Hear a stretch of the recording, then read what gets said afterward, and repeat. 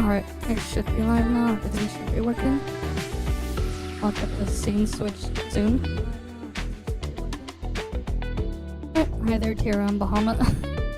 I see you there. Give me a sec.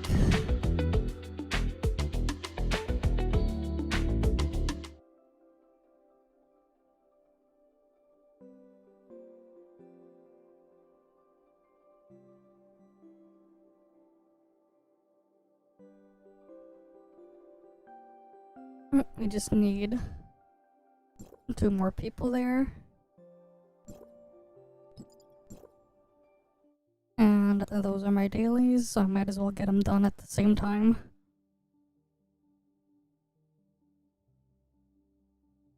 Okay.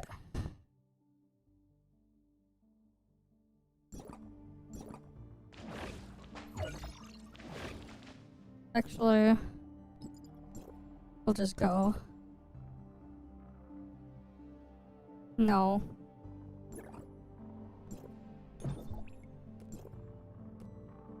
I have not.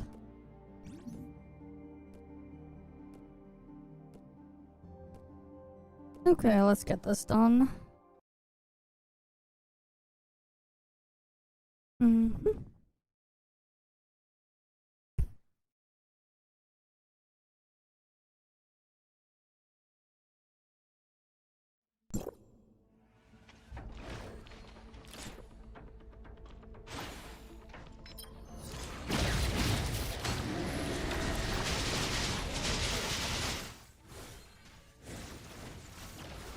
Alright, gotta kill the scorpion.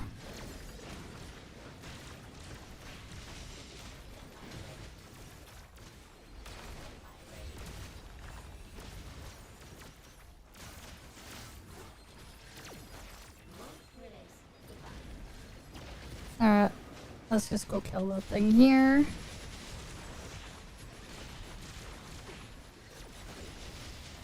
Alright, scorpion's almost edge.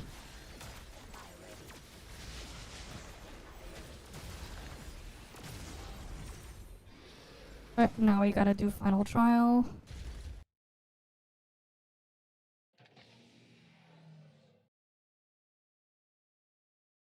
And then move on to the next thing. Okay.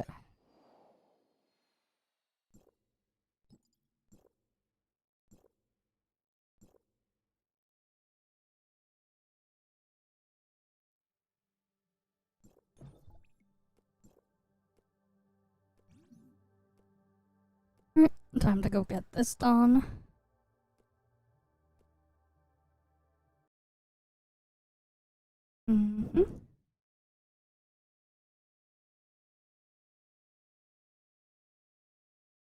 Alright, let's get on in.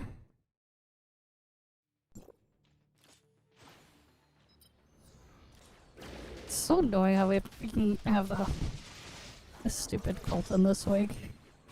Because the stupid iframes and the slow.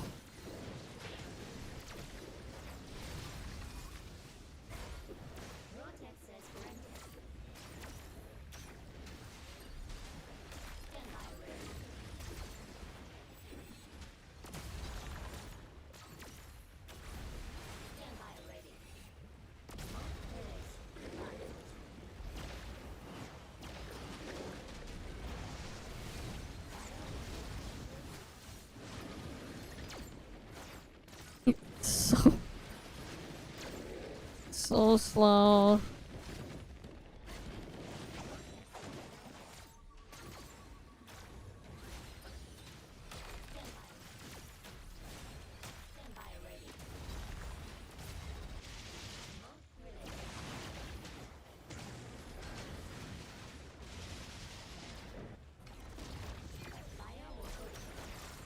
Alright, now to go kill Germangond. At least this stuff is quick and easy.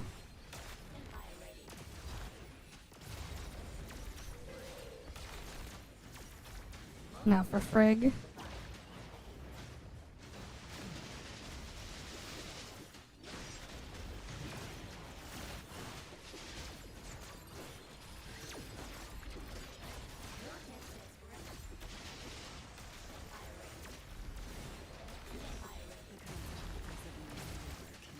Valkyrie's almost dead.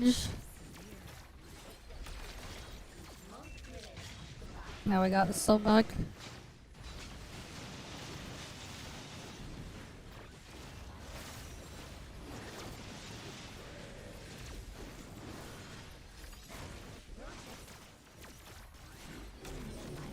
He's dead.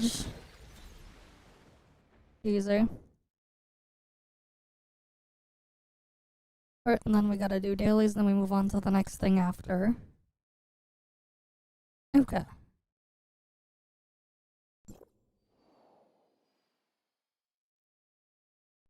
Alright.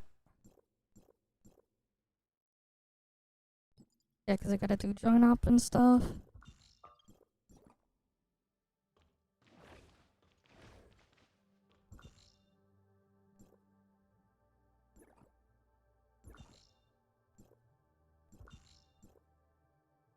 Alright, let's get the dailies done.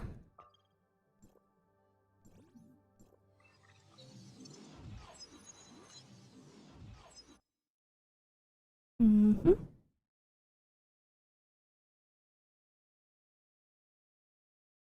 Alright, gotta get all the dailies and stuff done, then we move on to the next thing after. Okay.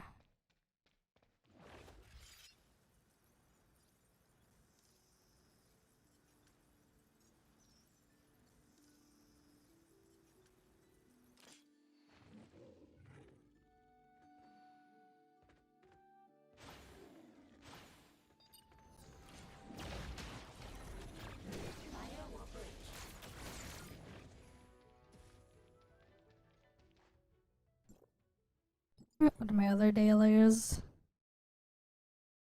Alright, cool. I can just go to that spot. The end more part. I think we're probably gonna like go through some of the Reacts backlog later. It's been piling up again. I haven't looked at it in weeks. So we'll probably go through some of that later. There's that, and there's also like another thing. I don't know if we'll do it today though.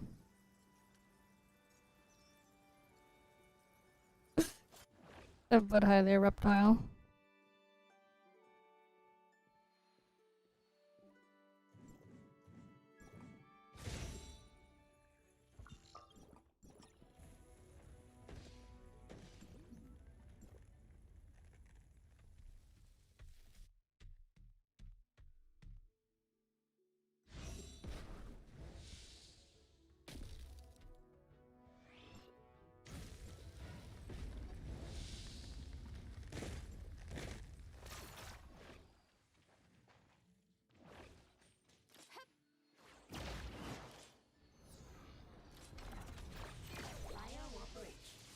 Alright, let's see.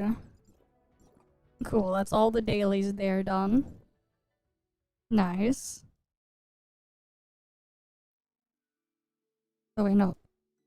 My ult needs the rattle scale beasts. I'll get that done real quick. Yeah, we have to like do heist farming and other stuff in NTE later as well. Okay.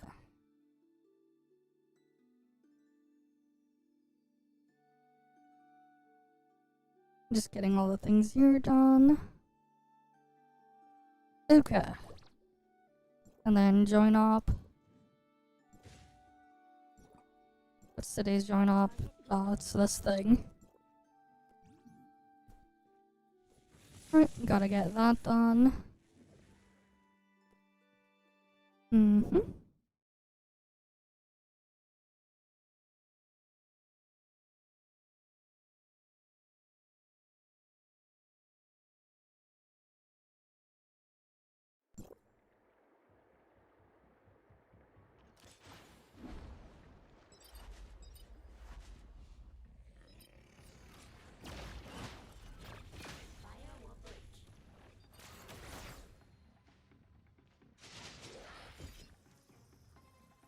Now we go all the way up.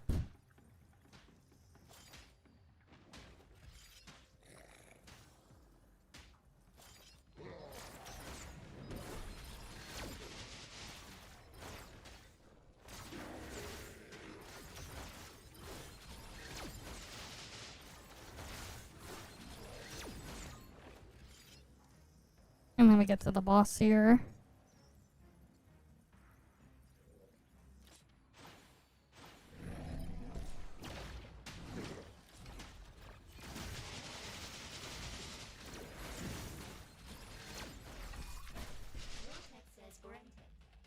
Alright, almost done with the stuff here. At least it didn't take too long to get a group and everything set up. At least. Mm-hmm.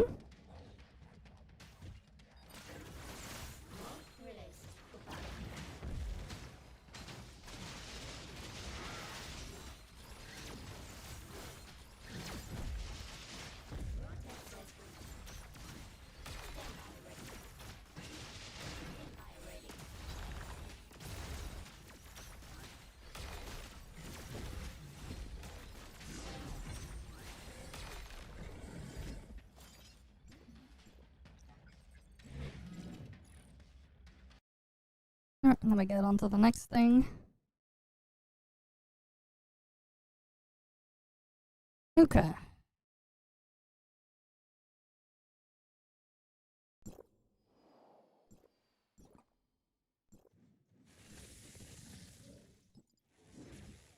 Alright, main daily things there are done. Cool.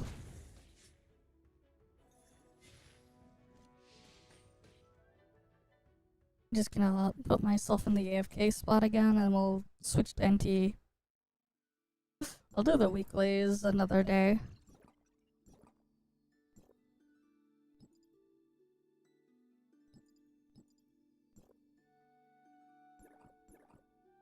Yeah, I'll get the weeklies done another day.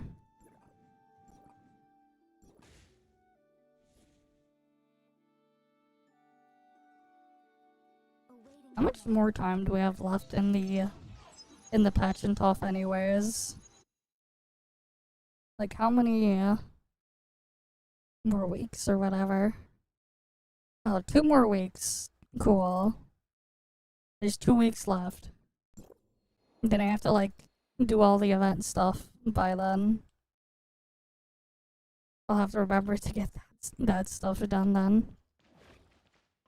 Okay. Hi Flagger and welcome. Alright, just getting everything here finished up.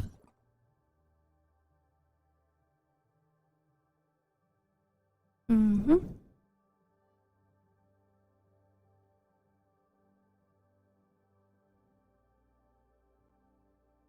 Okay. Cool.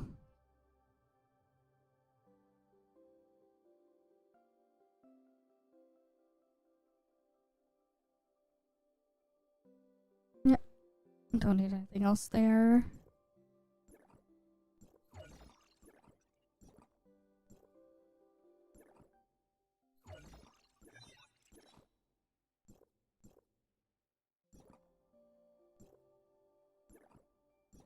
Okay. Let's switch over to NTE now. Let me get NTE booted up.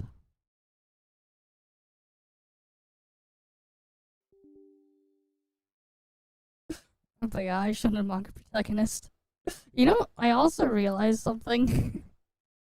One of the games I've been wanting to play also came out last week and I forgot about it. Or rather, things are just all over the place that yeah, it was on the 15th, like last Wednesday. We had remember that train game? The really funny train game we played earlier in the year, the demo? Yeah, that apparently came out. Maybe we'll play it later in the week.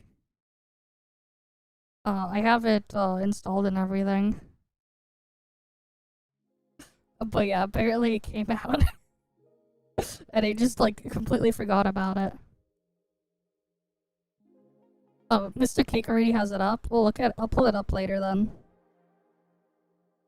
Oh, let me get Grey J opened up then. We'll go see if we can find it. Oh yeah, cause Cien's getting her soon.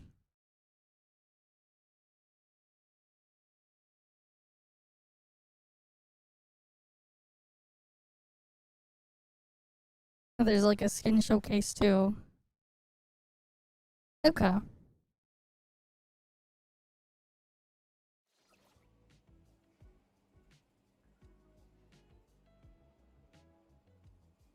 Alright. We got stuff to do here.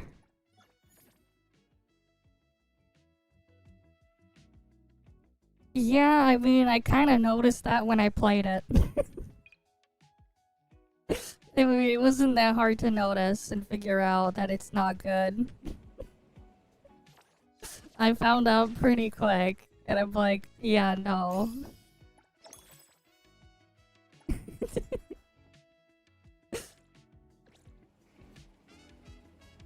I mean, the funny part too is, like, the guy who wrote, you know, the author for SAO, never actually played an MMO before.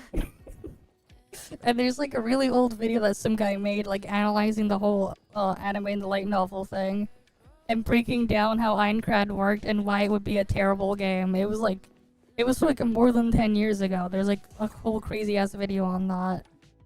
Surprise, surprise. What happens there, you know? It doesn't quite work, a lot of the stuff in there, and the UI ends up being like really bad.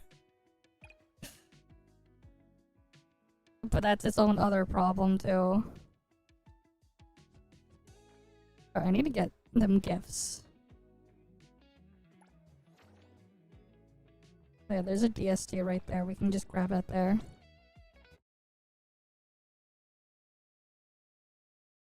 And I have to do my my mugging. My routine of mugging of the NPCs.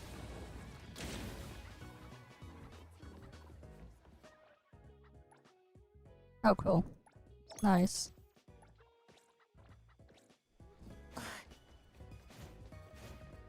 Plus 3,000 currency there. Yeah, I know. It's 2 times the rate to like that you get back, and not 2 times the amount total. It's like 2 times speed.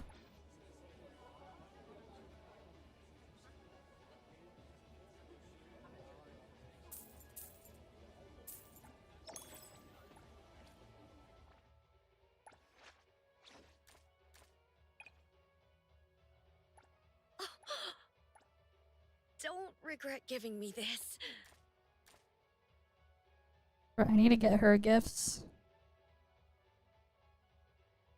Hers is on the pricier side too. Oh yeah, that's all the way over there. Yeah, it's the same 1 million limit. No gifts for dude. The problem is it's like I can only gift so many at once. So like I'm slowly going through the things. I'll have Shinku done at least. Exactly by the just before Eroi comes out. And then I have to work on Eroi getting her stuff up.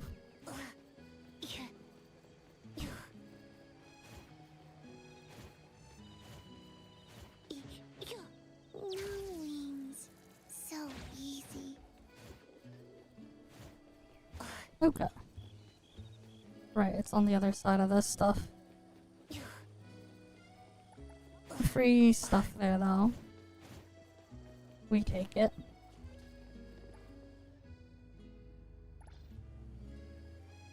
Alright.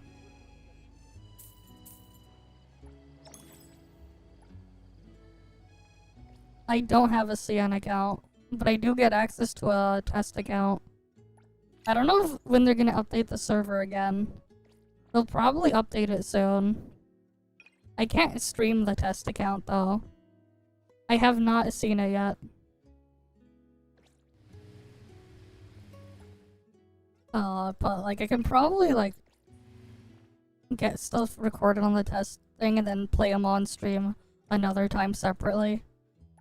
As long as it's not like live, I'm showing stuff in there, it's technically fine. But yeah, I don't have a CN account. Okay. I mean, it depends, man. We got the Shinku test thing an earlier build beforehand. Wait, let me check.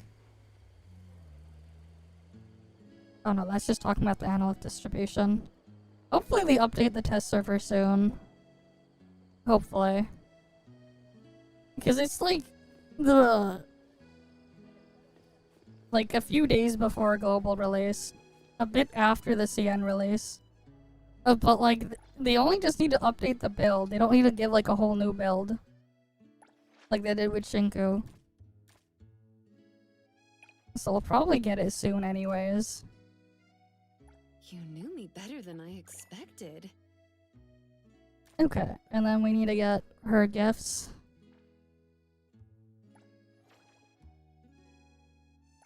Which are over there.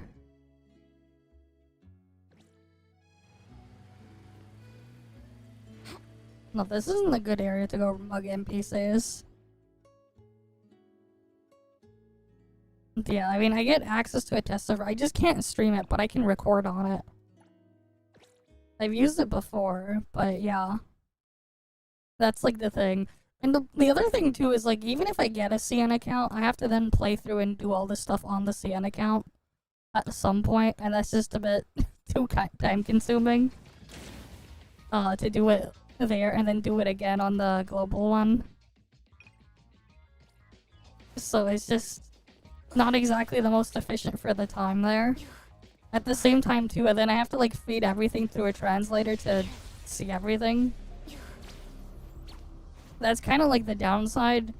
There is a way for me to like play through it and have translations working in real time. I did it before with an OCR back when I played the beta back in 2024. The CN beta, because I did get access to that thing. But yeah. Yeah, fair enough. Either Sig Manly and welcome as well. Alright, let's get the gifts out. You have the Gaminic translator? Oh no, it's fine. I have the... No, like, I used Mort. I've used it before to play games that are just not in English. And then, like, have it translated. I remember the first time I tried it, shit was hilarious. I remember when I was playing the CLE version, like, 3 years ago of, East 10. Because I wanted to play it early. So I was playing the Clouded Leopard Entertainment version instead of the NAS America version. Ooh. Because that wouldn't come out for like another year and a bit later. But like, it was pretty funny, the earlier version of like using the OCR to translate stuff. I had a bunch of good laughs on there. Like, it translated boyfriend as male homosexual. Which just made me laugh my ass off. Amongst other things. But then it got pretty good, like, later in that year, because that's when I played the beta for NTE, like, 2.5 years ago. It's not exactly the easiest thing to run either, because, like, you need a very strong CPU to, like, handle the thing in real time, because it's just basically spamming, screenshots on certain sections of your screen, and then sending it to something else constantly. And then, like, drawing up and, like, rendering an output for the translation that you can put somewhere. To use the OCR tool. Not really a problem on my machine, because I have the, 7950X3D as my CPU. So it's, like, pretty overkill. But, like, still. It's still a bit of a hassle to, like, do that type of thing. What's for dinner tonight? What does she even mean by that? Oh yeah, for sure. Yeah, like, if you know where everything is, that helps a lot. It's just that the thing is, at the same time, there's kind of, like, no point for me to, like, look through, like, the kit stuff in there. If, like, I then have to wait anyways for how they translate it to English anyways, if I'm just doing it to look at the kit. But, you know, I do understand what you mean there. Like, I have done a bunch of this stuff in NTE, like, multiple times, at least the earlier stuff. I've probably done it, like, 6 or 7 times. Because I've played in multiple betas and everything.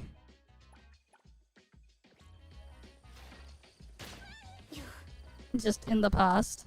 And then doing it on the live release.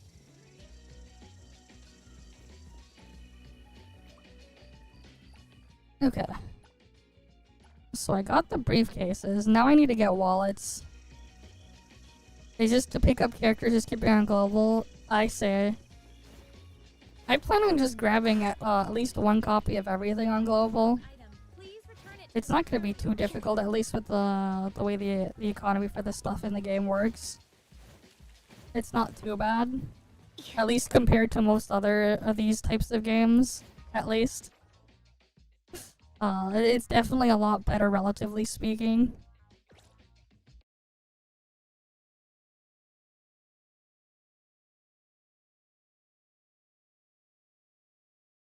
Alright, let's just get loaded onto the next thing here.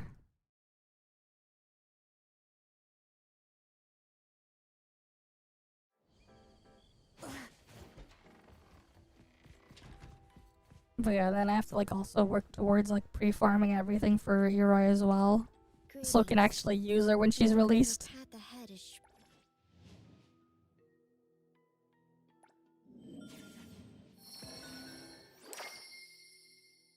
Alright, let's take all the buffs. But yeah, we'll look at the trailer that Mr. Cake uploaded later. After we get through the most important main stuff here done first. Today, Black Mimosa had a good poop. Alright, like slowly just like getting all my characters upgraded and raised up. Yeah, I'm going to need a lot of these bucks still. It's a nice trailer, raises a few questions, I say. Yeah, and then I have to work on her arc as well. Yeah, I'm gonna need a lot of those materials. You can never have enough materials. Wait, did I? Okay, I forgot to grab these. Take the... This is the part that sucks, so like, I can't get everything. Because like, there isn't enough. Like, even if you completely clearing out everything, you just don't get enough train logs to buy all the stuff here. I can get some of the hunter guides, but not all of it. Nah. I tried the demo, I didn't enjoy it, so... I don't really care to play Dragon Sword when it comes out, honestly. I didn't really like the demo, I played it a couple weeks ago. I don't really see a reason why I would want to play more of it. No. It plays, again, just like your...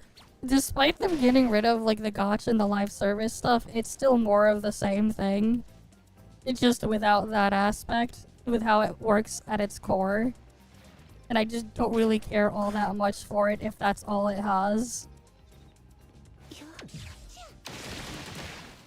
So it's just like, eh. It does. It feels exactly more like, again, like another one of them. I mean, there are reasons why I don't really feel like playing the vast majority of these games, because they kinda all suck. To varying degrees. I do want to play the Dench Attack game, though. Somehow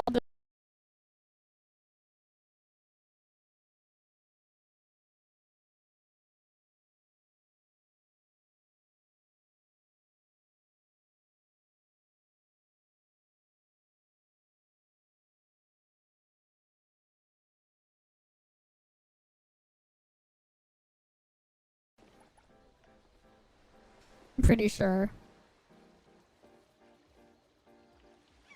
Did something happen to this thing?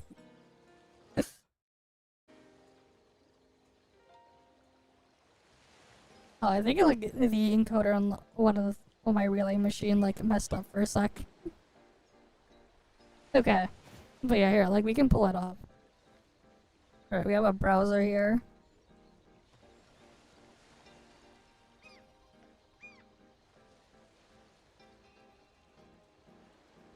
My, wait, freaking first link is where Rin's made. God damn it, that's the first link. That's crazy. Okay. Alright, Dragon Sword Awakening. This thing, right? I'm pretty sure this is a buy-to-play game. I'm pretty sure it's not live service. Like, they announced something about doing that.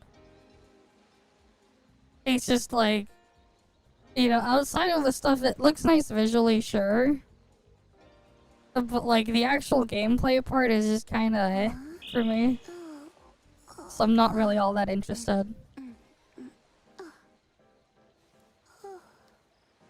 Like, it's just, you know, like, I don't really want to play Genshin again. Or something that basically plays like it. So, like, I'm good on that front.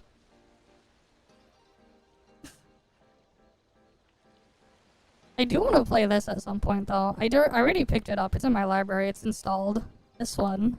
We played the demo. The demo for this thing was a lot of fun. This is the freaking train one. I do want to play this one. Yeah, sure.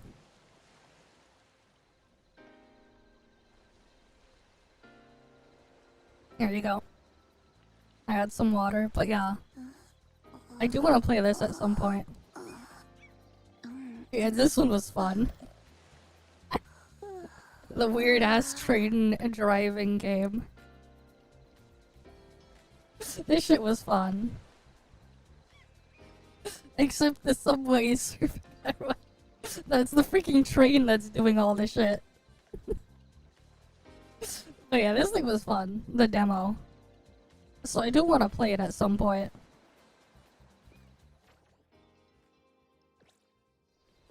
Oh yeah, we need to go back to mugging the NPCs.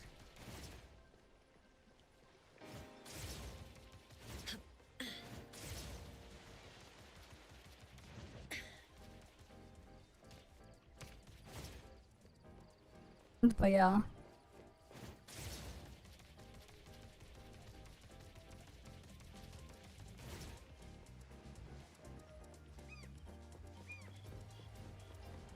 Shift change. Go rest now.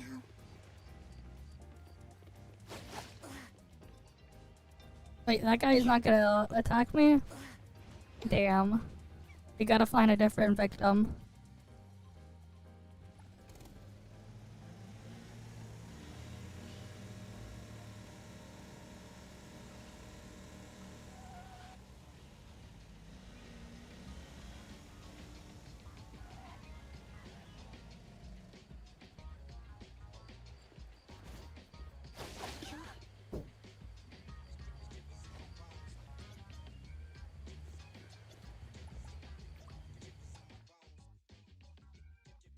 So we have more of these.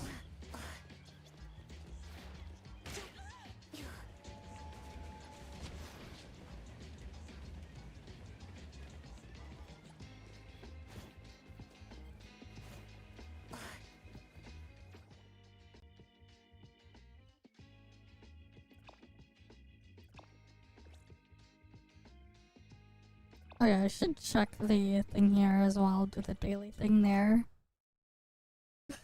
See what we got.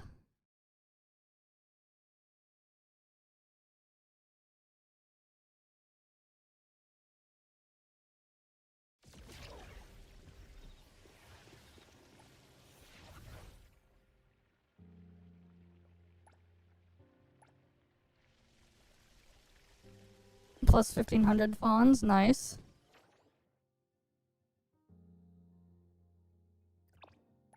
And then we got to get the daily stuff there too. Mm-hmm.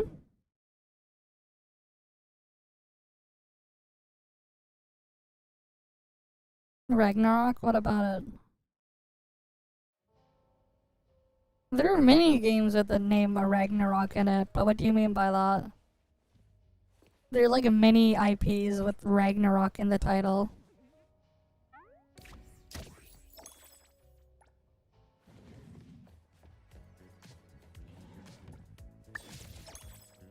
Which thing with Ragnarok? What do you mean? I've heard of many games with that. Oh, that one, no. Okay. We gotta go and get some more wallets.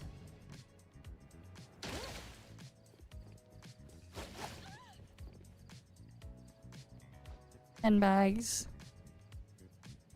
I say.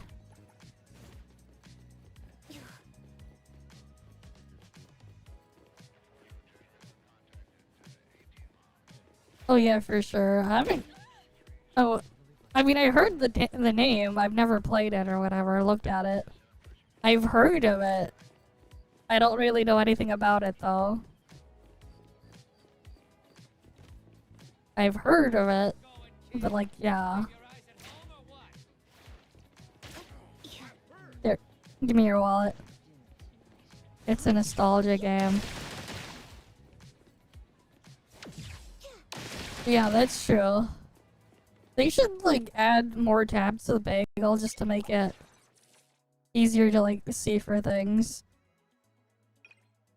Cause like there's stuff here, but like it's not. It's just there's like no way to like really just see the things though. You can search for posts there, but where's the blueprints?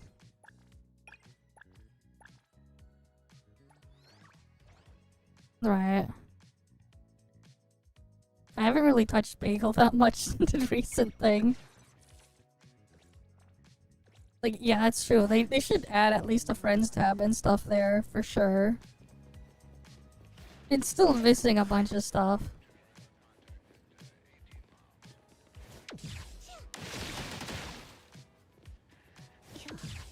At least I don't have to be the one making it.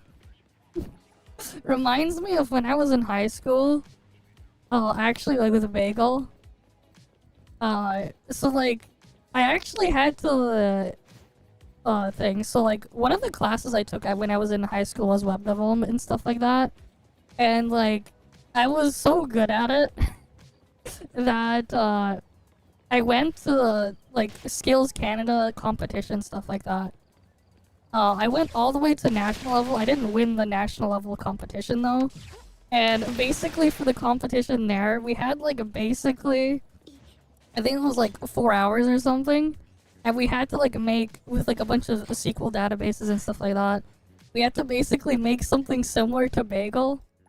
Except it wasn't with pictures there, it had to be with like various strings of text. Was kind of the thing. And we'd have to like design logos and all the other stuff to put in it and like have it laid out within the competition. I didn't win. I think I got like 11th place. This was like when I was in the 12th grade. It was about like a month before I graduated high school for that contest thing. The shit was pretty crazy though, cause like you didn't know exactly what you were going into or going to do. And then like they just spring it upon you, like you got like 4 hours to do all this shit. I was like, okay. It was quite something. Honestly though, like the time I was in high school though, things were just funny and crazy in different ways. Like the time I almost got expelled because they thought I was hacking. And the reason why they accused me was my grade's too good. And that was the reason. My grade's too good. And I spend a lot of time in the library or the computer lab. That was their excuse for accusing me of that. But yeah, it was something. No. Not exactly, no. Like, I like modding various things that I have, but hacking into things not so much.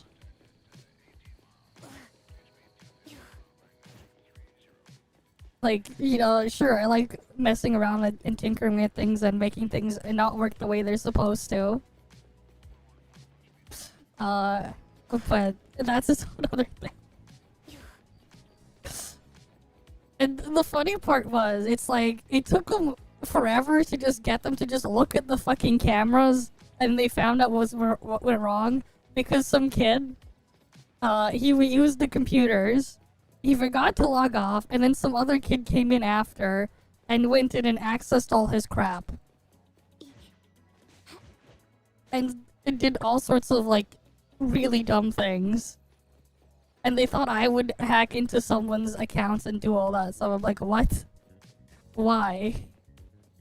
There's quite literally no reason for me to do so, and nothing for me to gain. I wouldn't bother. It's so stupid. It was like, it was pretty crazy, especially because this happened, it was like a couple of weeks before graduations. It was after the competition or whatever. It was like, I think like 2 or 3 weeks after I got back from that. So like, this was like end of May of that year. I'm like, what the hell? It was like a week or two.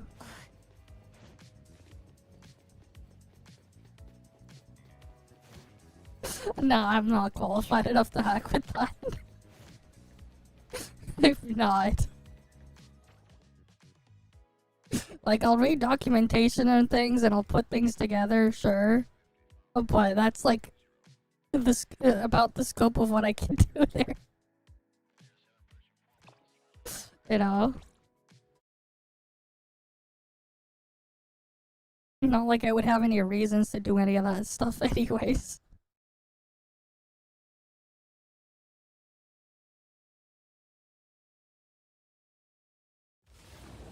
Okay. We gotta do our other things too.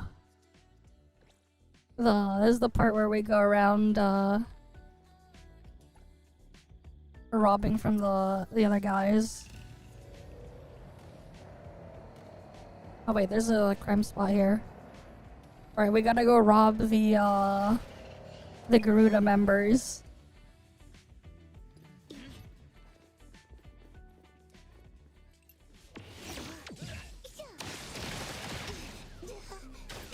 Yeah, you gotta rob the robbers.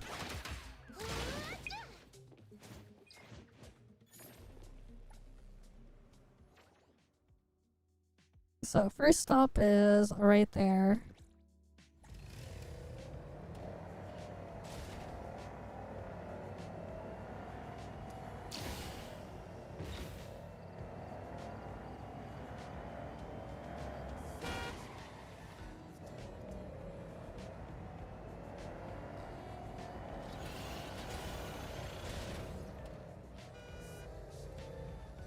Alright.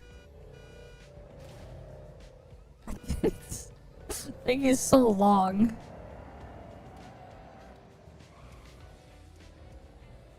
Alright, I need to turn around. Hey, you marked through their vaults and only scrape one cave vaults. I mean, I marked all of them. Because, like, might as well just get all of them.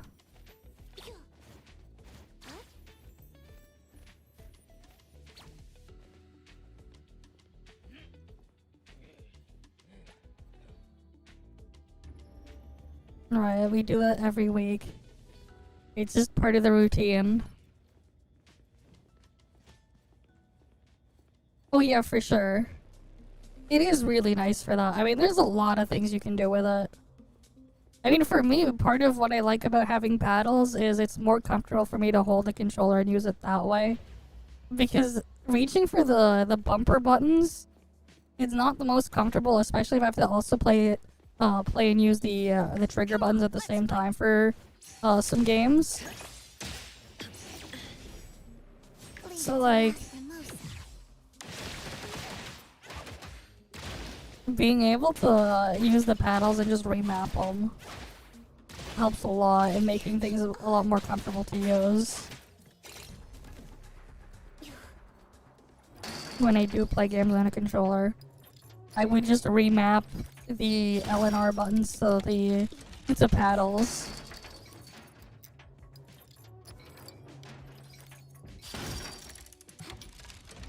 Alright, there's some fawns there. And we need to get more fawns. All the fawns. Be careful. Glass. Yeah.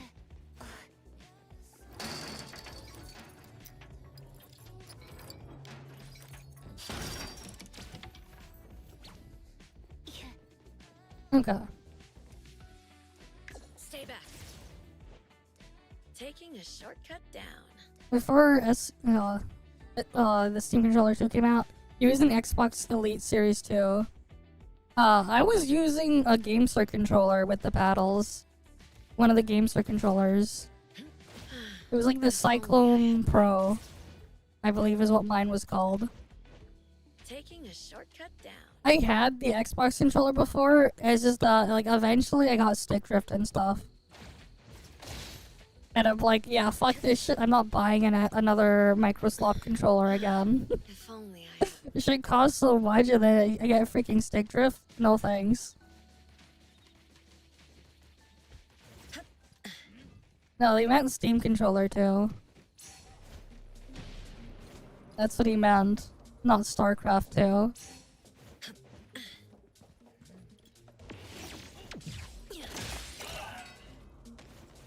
Lacrimosa can handle it.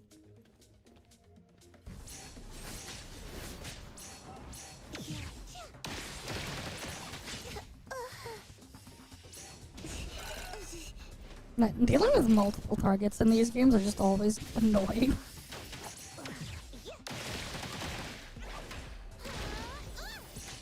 It hurts.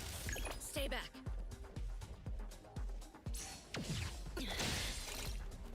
Alright, you're dead. Go rest now. Yeah. Like, the reason why as well, it's like the paddles are like a must-have for me, because like, when I do, and like here's the other thing too, it's like I don't even use the game controllers that much and eventually I get the stick drift. It reminds me of like my freaking, like the Joy-Cons on my Switch as well, a couple years back. After like 6 months I got a stick drift, and what I ended up doing is like I went and bought like replacement Hall Effect sticks from Gully Kit off of Amazon or something, and I replaced them myself. I thought about doing it to the Xbox controller as well, and then I realized, oh great, I don't want to freaking like desolder the whole thing and then put the other thing in there, because that's just so much of a pain, especially with how small the area I'm working with, and I don't exactly have a great workspace for that, because like I really don't like soldering a bunch of surface mount stuff. This shit sucks. No thanks. Yeah, your bumper broke. You took your thing off. The bumper's little input is like a plastic piece, no longer than a toothpick. Yeah, it's just freaking terrible how like how much they ask for these things and like how poor the actual internal construction of the stuff is. And then you just go and buy another one, because that's what most people are gonna end up doing. And it just gets worse and worse. But what's funny is like, you know, like an old PlayStation 2 controller I have in the basement from, you know, over 20 years ago works perfectly fine. The PlayStation 4 and the PlayStation 5 controller that I own as well, that I used, that I had like a mod on my Vita so I could like dock it and everything, that shit is drifting and like basically unusable too. Cause I did one of the mods on my PS Vita so like I could like dock it and like have it like blown up on a bigger screen, which was pretty cool. This is like a couple years back. I haven't used my Vita in years. It's somewhere in at the back of one of my drawers. But yeah. Like, the old game controllers, the same thing with the PS3 controller as well. Those things, the PS3 controller, at least the older, earlier PS3 controllers, those things were also immune to drift. And then, like, you know, they're like, how can we, you know, keep, you know, selling more to people? Like, all the older game controllers are way better. They didn't have the best feeling external build quality, but internally they're superior in some aspects.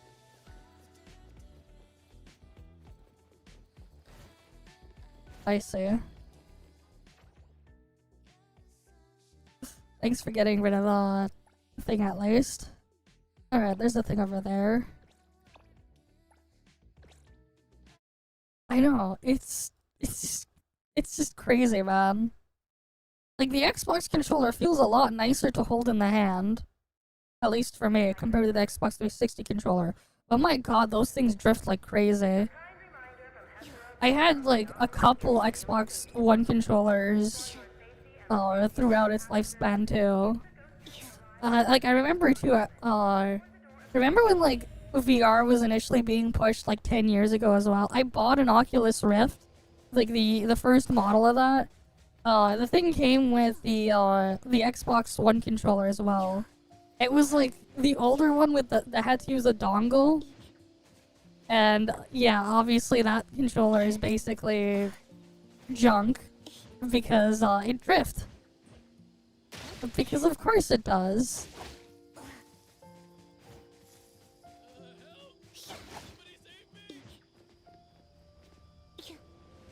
You know what's also pretty funny? And also just kind of sad? Like, a lot of these, like, cheaper Chinese knockoff game controllers, when, like, the ones with the wireless dongle, like, there's a lot of them have lower input latency than, like, a wired Xbox Elite controller or the Xbox controllers. Same with the PlayStation controllers. There was someone who did, like, testing, comparing, like, the actual input latency on a lot of controllers. There are a lot of wireless, like, Chinese controllers that are, like, pretty cheap, that have much lower input latency than using one of the, like, the freaking DualSense or the Xbox controller wired. Much less in their wireless mode, which is just pretty sad and also kind of hilarious. It's like, what the hell do they have going on that they have such high latency compared to other controllers?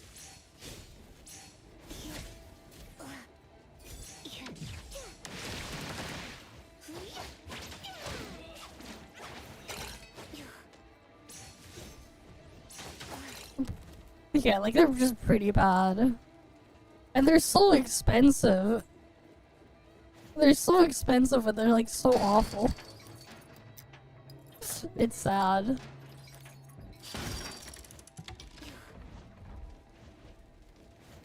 But that's just the reality we live in. It's quite unfortunate. Feels bad too, because the reality is that's what people are buying. Because for most people, what they see in the store is what they're just gonna get. They're not really gonna go looking around and digging and doing research or whatever. And they just go buy another one when they stop working properly. When they start drifting, they just go buy another one. And they're like, they're so expensive for what they are. It's just really sad. And then, like, it just ends up in the landfill too. It ends up being, like, super wasteful.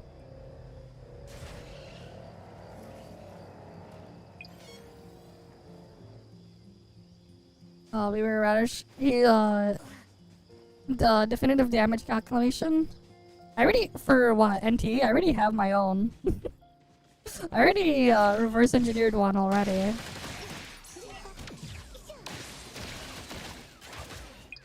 That I use for, like, testing stuff.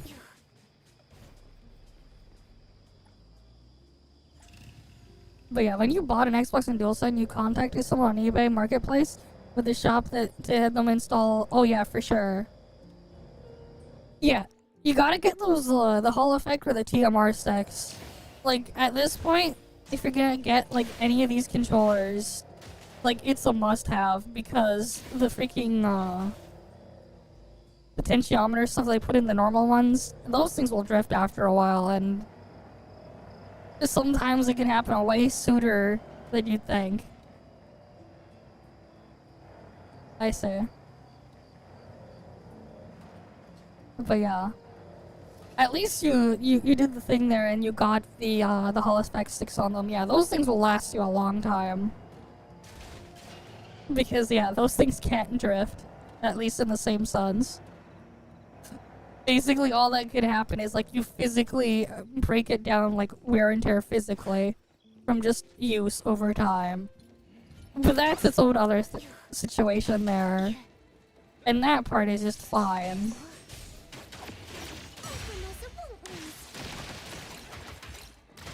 But good on you though for getting it modded to get the Hall effect sticks.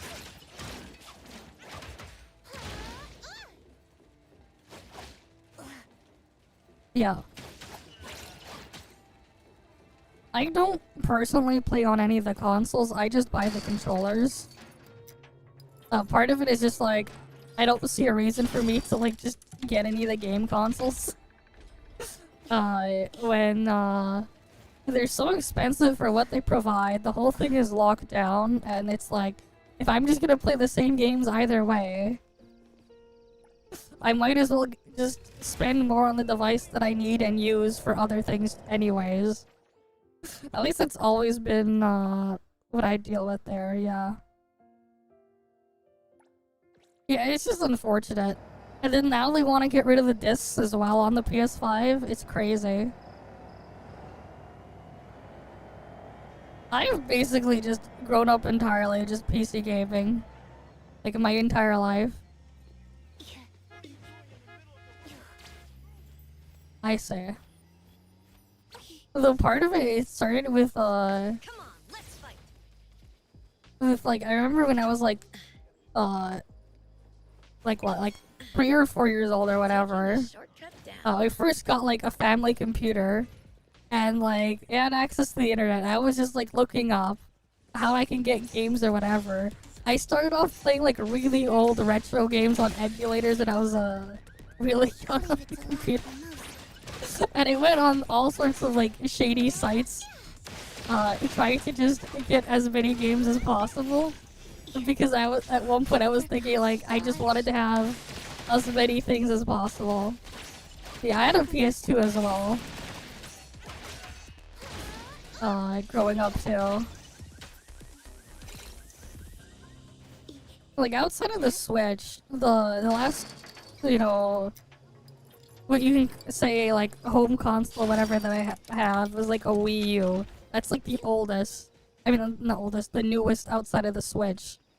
I haven't touched my Switch in like forever. Because like, same time too, it's like if I want to play a game portably or like if I'm traveling and I want to play games, I have a Steam Deck. I got one of the early units of the Steam Deck. I got mine in the second shipment they ever did on the Steam Deck. So like I've had my Steam Deck for years. And like I would much rather just take that with me than the Switch.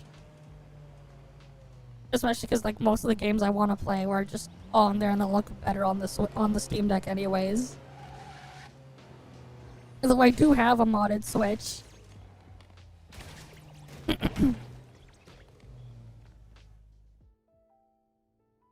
I see.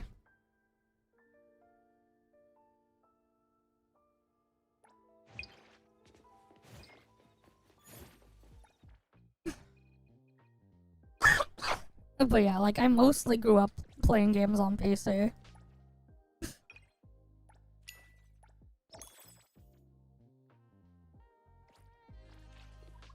And like the same time too, it was also just like cheaper as well. It's like when I eventually had money to go and do things, like it was just cheaper to just buy a graphics card and just put it in the PC and then to just get a console, and it was a lot easier to convince things to get money for it too. I remember when I got the first SSD I ever bought, or I ever got, I was like, I think it was in like 7th or 8th grade, and I somehow convinced my mom to buy a 240 GB Kingston SSD. This was like a SATA drive. This was a long time ago. Like a really long time ago. I somehow convinced. What was even crazier too was we even somehow convinced the store to price match that specific SSD with a different model to get it for cheaper, even if it was the wrong SSD. I just said like I needed it for school or whatever as a USB drive, because this SSD, it came bundled with like an adapter, so you could just plug it into like a USB drive and use it as a USB drive. I convinced her like I need this for school or whatever, and to go put stuff on. It was pretty pricey for the thing at the time. Like, it was like almost $100 for like a 240 GB SSD. It was on the pricier side. Again, this was like years ago. This was like more than 10 years ago. Way more than 10 years ago. But yeah. The SSD still works. It has like 80% of its drive health left. And it's now just used as like a boot drive for like the living room computer. But yeah. What was even funnier and like kind of like silly is the Kingston SSD, like the thing it came bundled with was this USB SATA adapter thing that could fit in a 2.5-inch hard drive or SSD. It was USB 2.0. Like it was USB 2.0 was like the adapter there, the SATA adapter for an SSD, which is kind of crazy. But yeah, like it was a long time ago.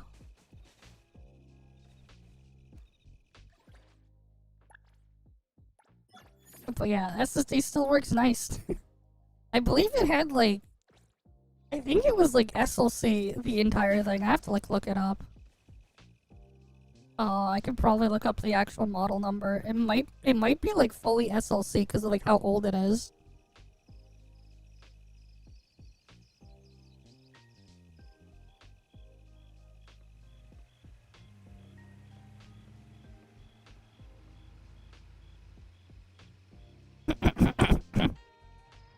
Like it was a Kingston SSD Now V100.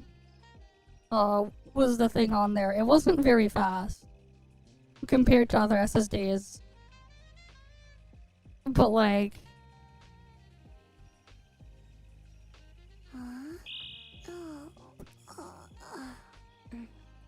it was like the larger capacity one.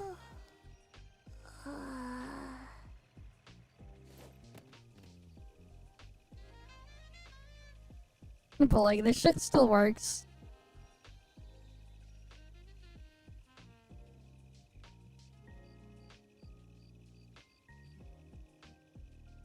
Is it SLC? It's not SLC, it's an MLC. Oh, okay. I just looked it up. It's an MLC drive. It wasn't a very fast SSD, but was also one of the earlier SSDs. What's funny now is like you can buy hard drives, enterprise hard drives, that have faster read and write performance. But yeah.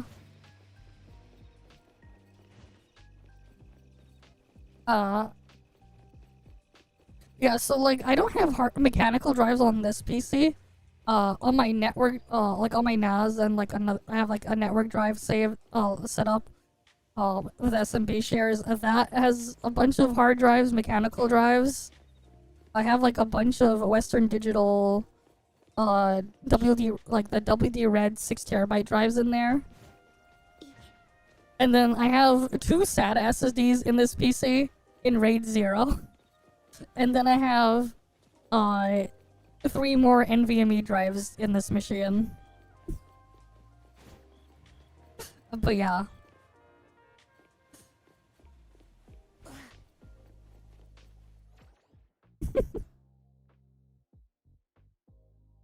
in the Matrix, just upgrading it constantly. Who knows? Who knows, man? Maybe we're already in there. Who knows? He's just getting more and more upgrades.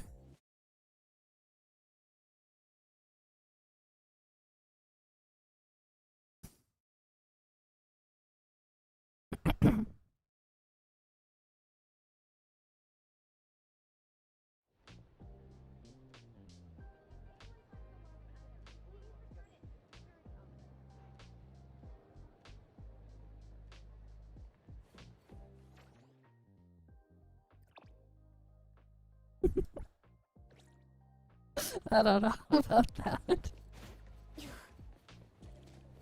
All right, take it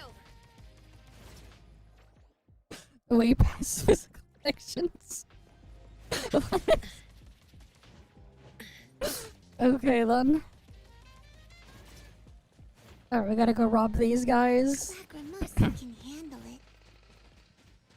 Let's get them all aggroed up.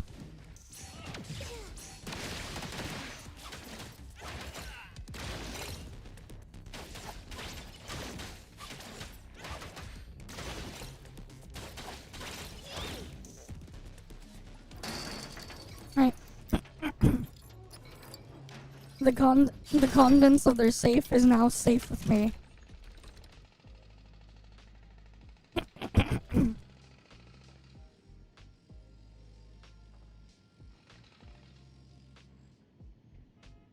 I've been meaning to watch Serial Experiments Lane at some point. I haven't seen it yet. It is sitting on my NAS though. On my Plex server. Because I do have that set up.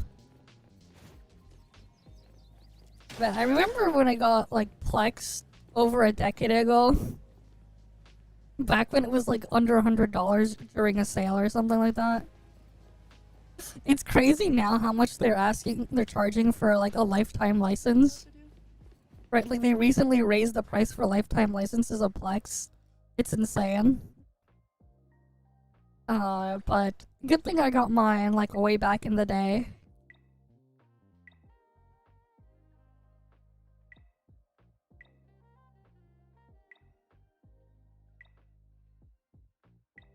Alright, I'm just gonna do an auto clear delivery. Is the best one only 32,000? Classic inflation. Yeah. It's one of those shows like Ergo Proxy, go back every few years and watch again. I see. But yeah, I have it on my Plex server. I'll probably watch it at some point. There's a bunch of stuff I've been meaning to watch that I've just been hoarding on my stuff there. Stay back.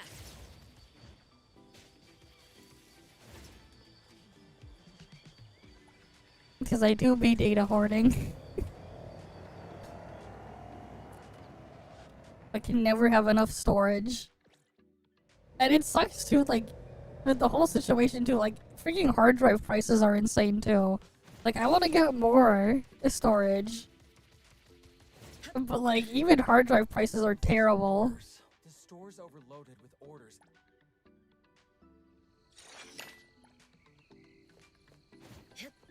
Like, it's so bad that, like, buying, like, some, like, the newer, like, a new mechanical drive, like, the cost per gigabyte on some of them, I can find used SSDs at, like, a similar cost per gigabyte, which is just insane.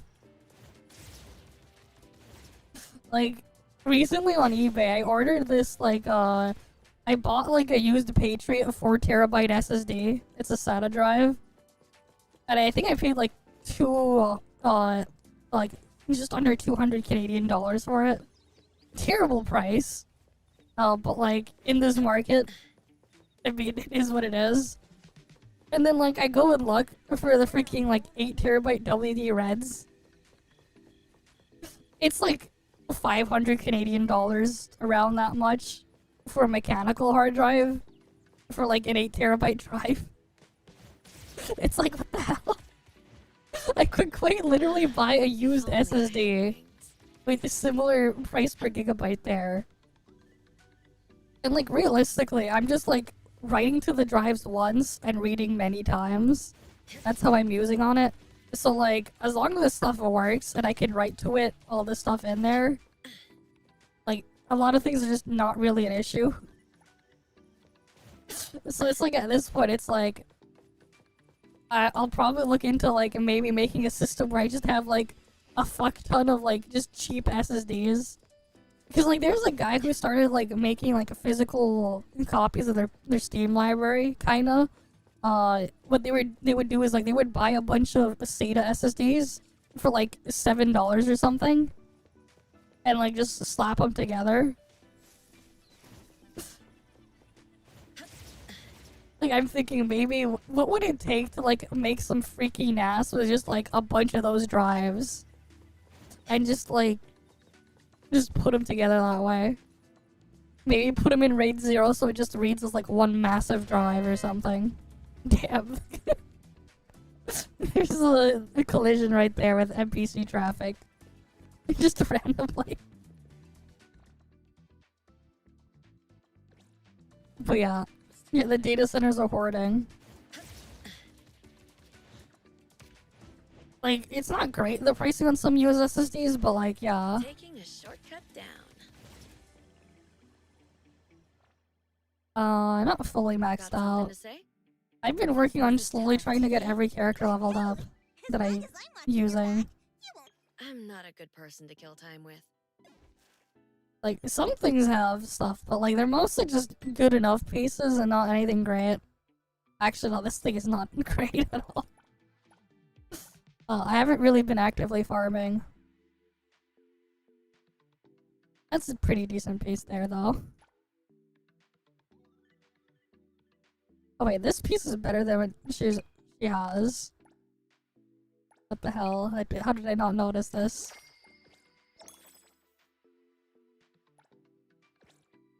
Alright, she can equip this one.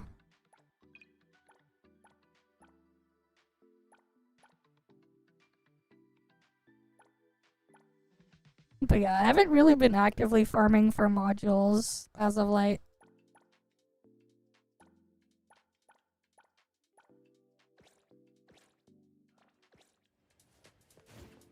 I mean, it's not like the game really needs it anyways. I've been more so just working on getting other characters like built up and everything.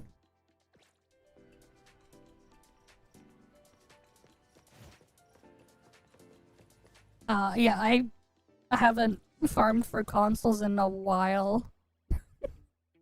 I haven't farmed for any of that stuff in a long while.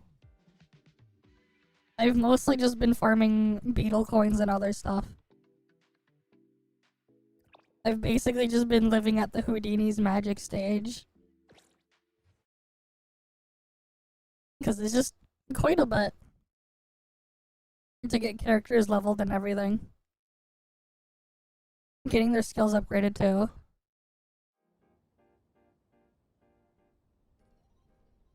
Oh yeah, for sure. But like, I don't have every character leveled up yet. And then there's some stuff I just haven't touched at all, like...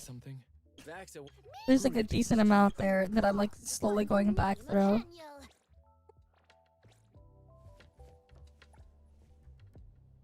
Alright, let's go get some of these. And then I'm gonna need a bunch more as well for an E-Ray comes.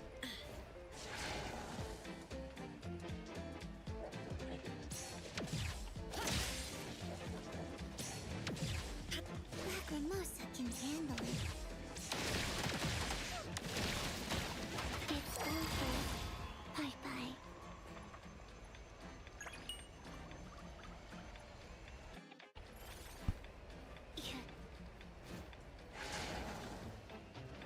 I see. It's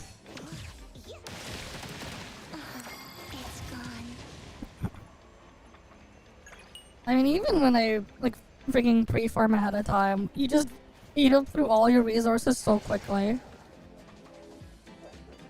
It's over. Bye-bye.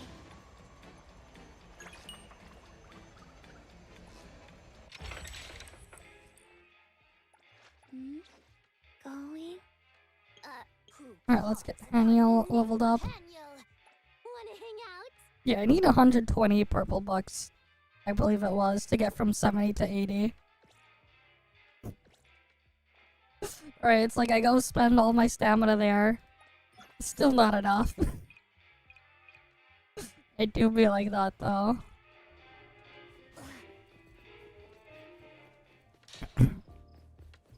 Oh, you've been max refreshing. I don't max refresh.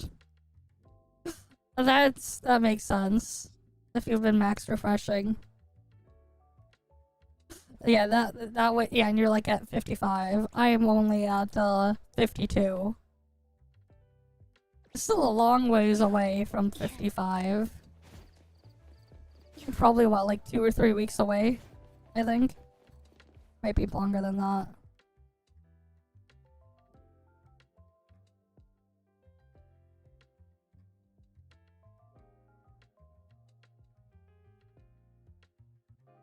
No, it's probably more than that. Maybe 4 or 5 weeks away.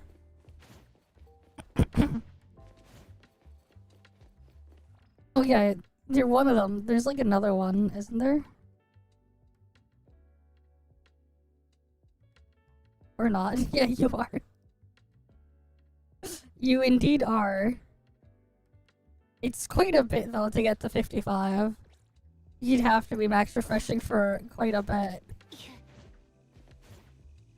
I just use whatever free stamina I get. And then just save all the resources. Yeah, it does suck that that's still a thing.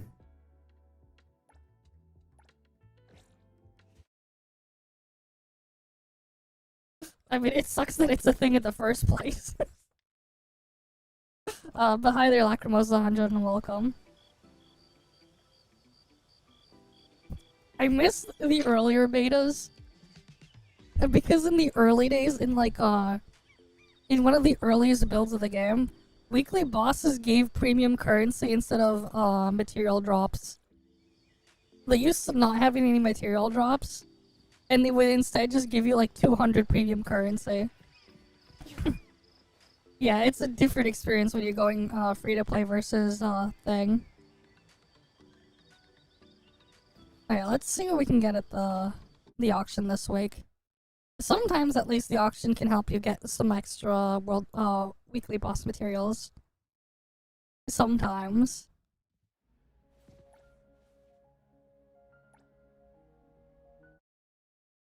And then sometimes it doesn't.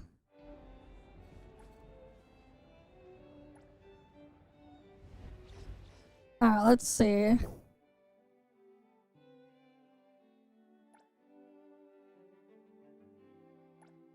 Nope. It's just that. I mean, I'll probably just take it. The good boy stamp.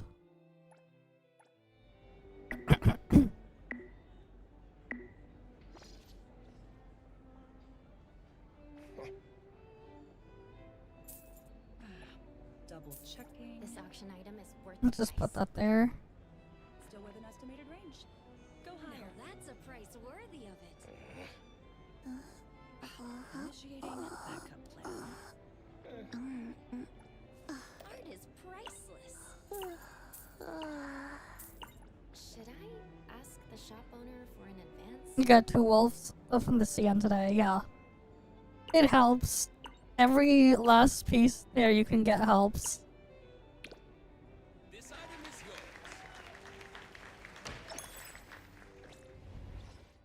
And I'm out of refreshes. It is what it is.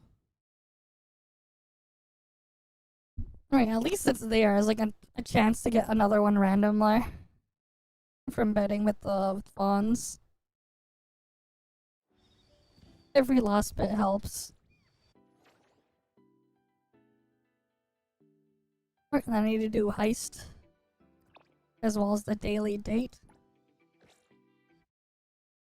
Gotta make sure I get that done too.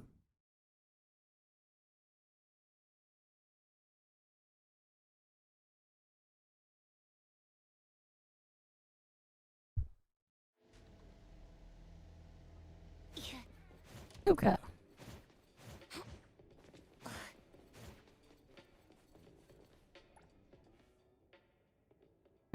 Here's the tickets. Let's go and with Shinku.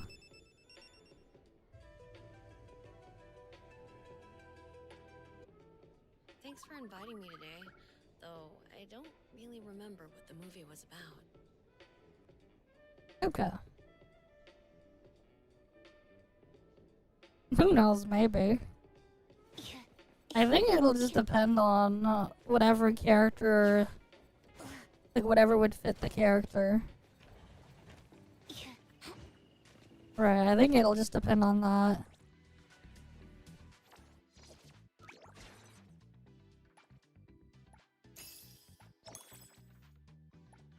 Right, I need to get like more traffic characters here to replace some of the Fawns ones here. Some traffic boosting ones. Obviously though, like Annual would stay for a bit, because Annual gets 3 passives there. But some of them with only 2. They need to get replaced. Need more traffic for more Fawns.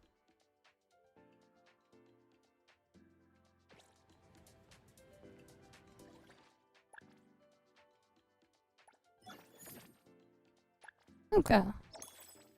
Let me grab that.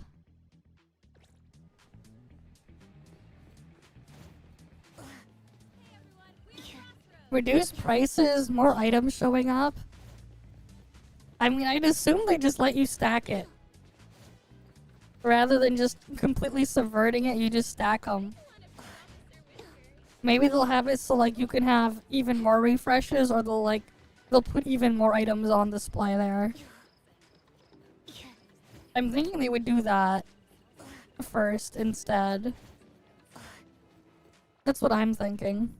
Today, Black They would Mimosa do. had a good dream. Woke up happy too. But You need me to step in. Don't forget to bill them for an appearance. Like fee. lowered prices, have more items in stock. Like we already have, yeah, sure, you get 3 extra items there. But like I can assume I wouldn't see why I don't see why they wouldn't just let you have more of these.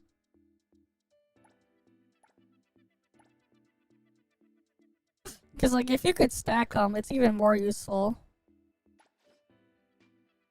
And you'd still want Hattori for her thing there too.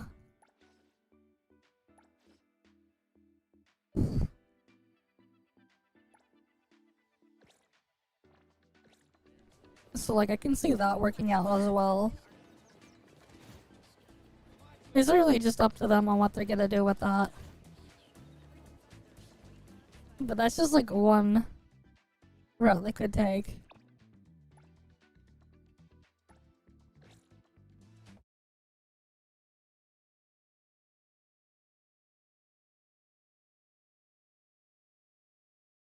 Yeah, percentage, yeah.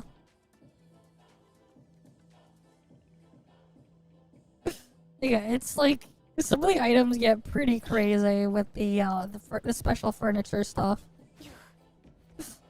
I can't even imagine bother trying to like bid for those for a while because it's just the sheer amount of fawns that they're going for. Especially when I end up using the fonts for all sorts of other things too. There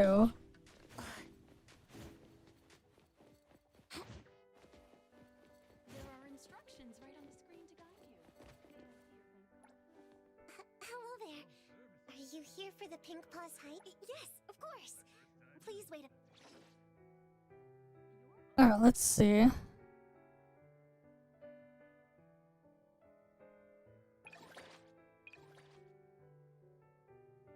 Obtain 6,000 Mammon. Oh, they actually want me to go kill Mammoth for once. Oh wait, no, that's wrong tab. Never mind, that was common. No, it's this thing. I need to get 1 Star Shaker. I need to defeat Mammoth twice. Damn, they actually want me to go fight Mammon. I usually just don't bother. Oh. Oh, you want to come in? Sure, I can, I'll exit out and then we can do that. Welcome, everyone, to the Pink Pop. I haven't done the co-op Pink Pause heist in, like, forever.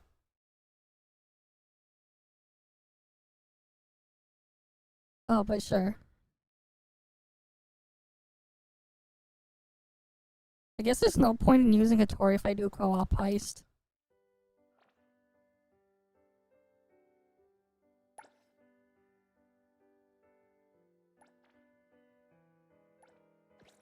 There. I'll change my formation.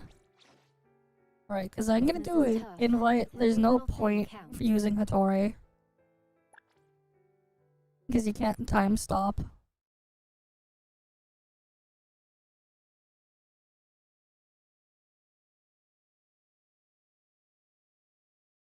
Machine 2 is great though. I still want to like pick up a bunch of stuff on the way.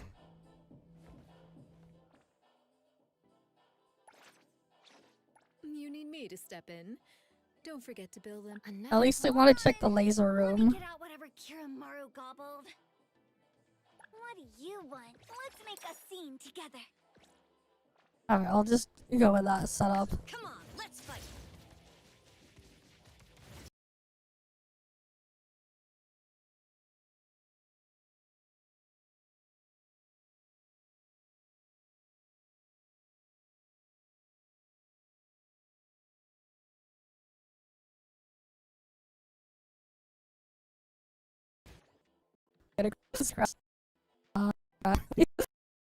And then, like I have Grey J open so we can look at the trailer later. Alright, let me get it opened up again. I think part of the problem is like it kept Microsoft kept raping my computer and just like forcing me to update Windows 11 and then I keep reversing it. I don't know if something broke. I'm getting more and more annoyed with Windows as like every day passes on. And I really just want to ditch it off of my main machine. Because it just gets more and more annoying. Alright, and let me just open it back up.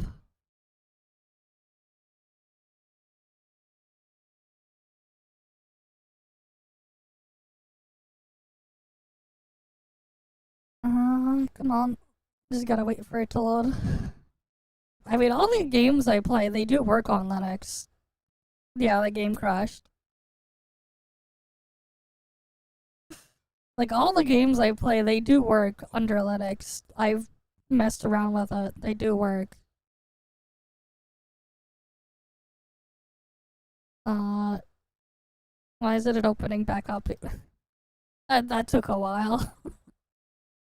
That took quite a while.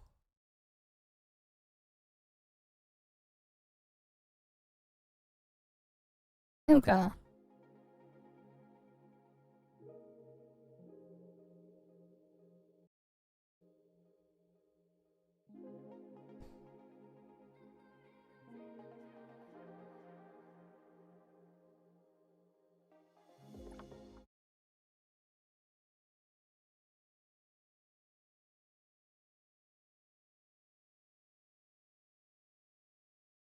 I already have I have both. I'm pretty sure I have both. I collected them, but like I don't go to Mammon because I don't get as much. I have to like re-invite you, right? Oh wait, you're in team, never mind. You're still in my world, cool. Even better. Yeah, I think most people just skip him because it just takes a while to kill him.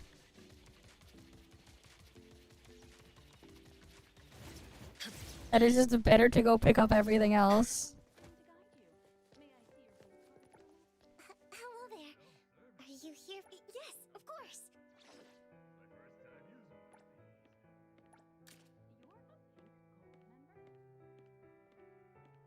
Alright, let's run through.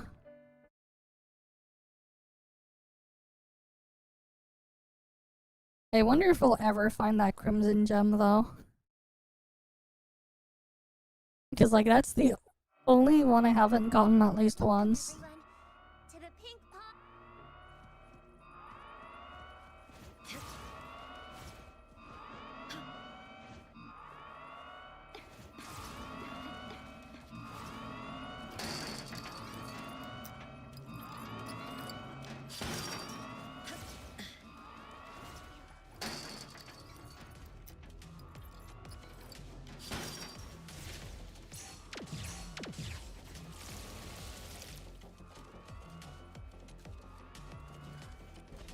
Coming through. Hey-ya! Leave it to luck. Stay there.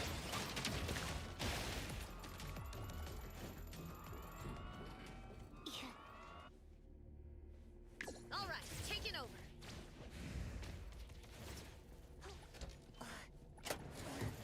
I'm just gonna quickly check through this room.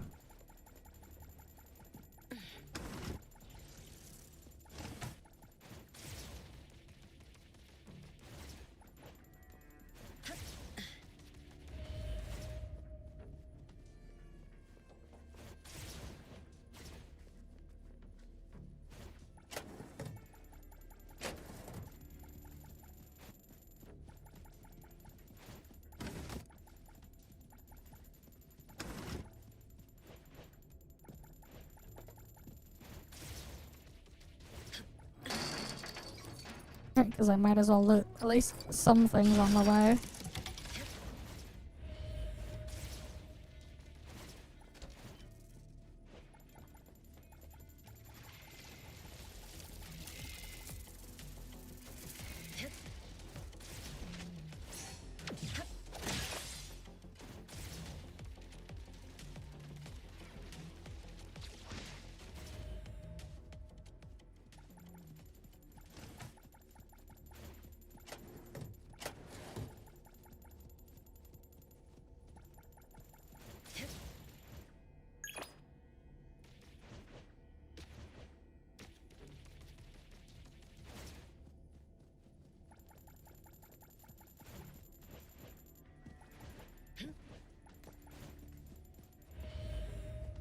Right, now I'm here. In this room. Oh, you already went here.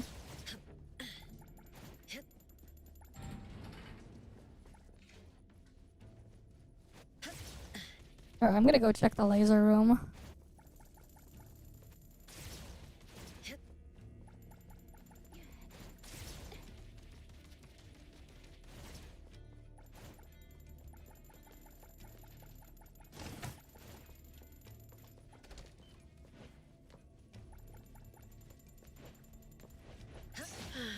If only I had wings.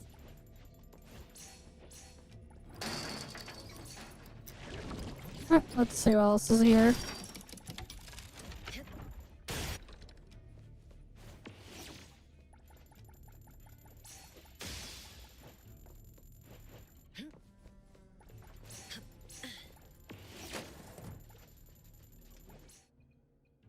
Yeah, I have 2 of the cores.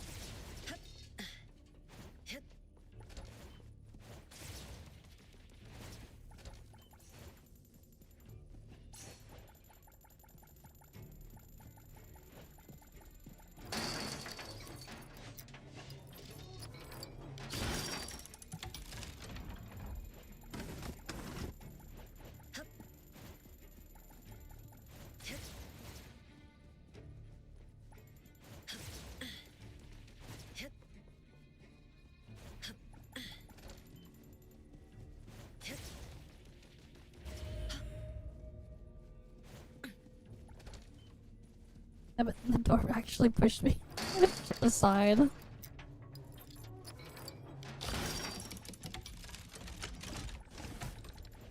Taking a shortcut down.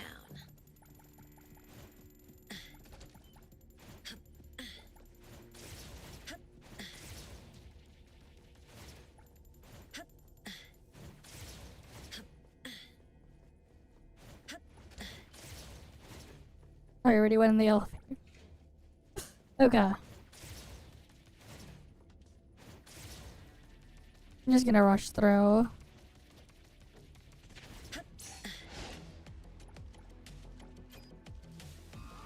Alright, it's opened.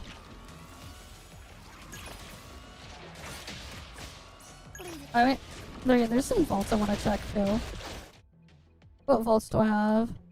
5, 7.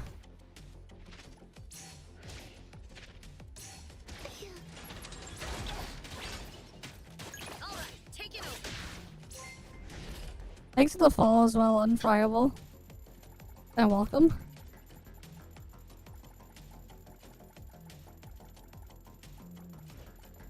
Yeah, pretty decent pickup of stuff in this one.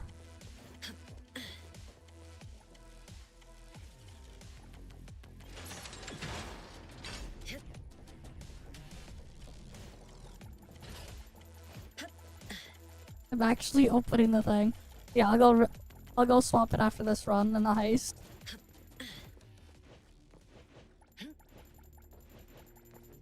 Which one do you want? Full blue or full red? Pick the color you want.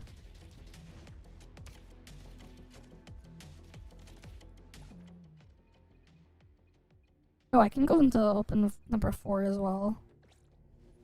Alright, sure, I'll switch it after we clear this. Leave it to Lacrimosa. Let's all go home. And thanks for the tier 1 sub as well. Get him, Hero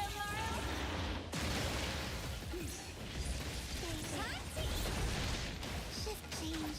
Go rest now.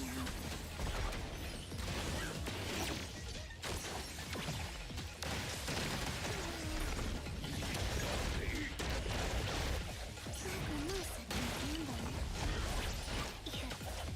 Alright, take it over. Can't follow me? Yeah, itchy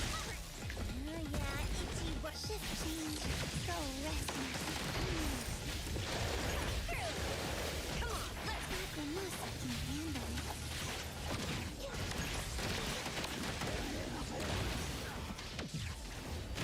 Shift.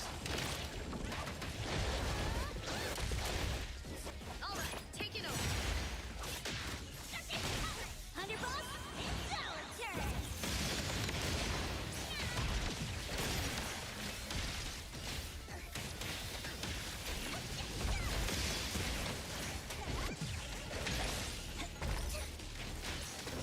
No, because Heist has a different multiplier for everything. Lacrimosa can handle it. Shift change. It's you.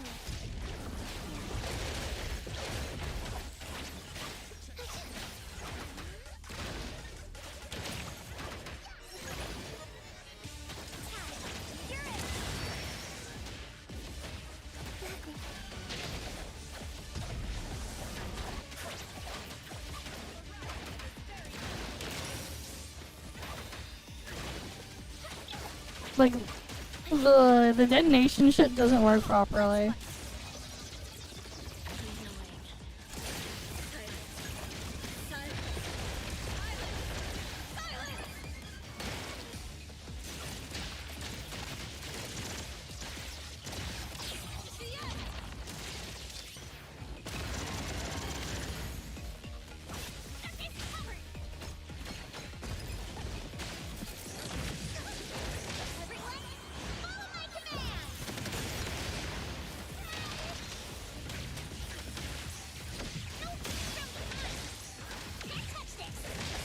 Like, level doesn't matter or anything in height for your damage.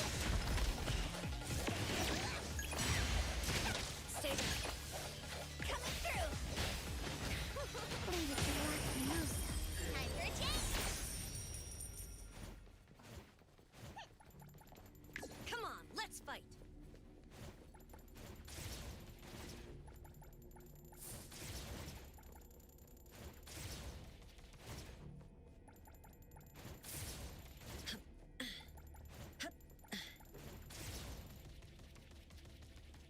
Okay, you can technically fly back out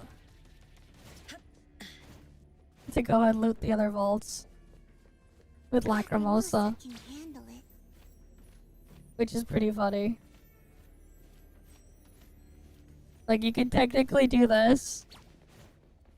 All right, take it over.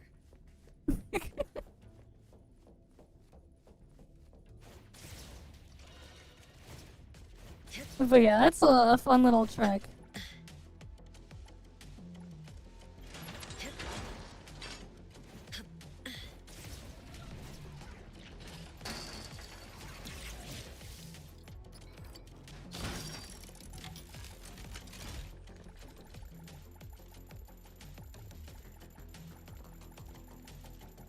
Yes, I need one more mammon.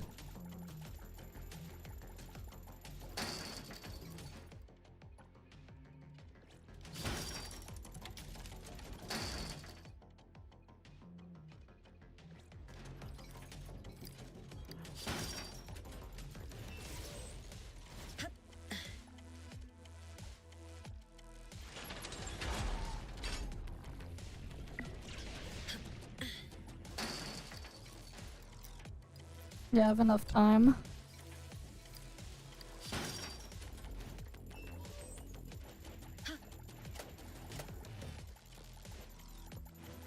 Taking a shortcut down.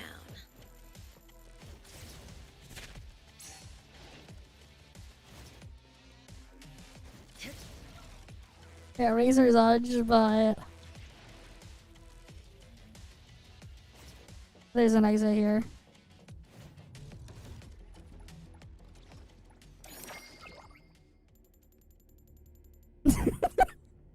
Look at it. It'll bring multiply to just under 1 mil. Did you see that? It multiplied to just under 1 mil. GG. That is crazy. Here, let me change it to full blow now.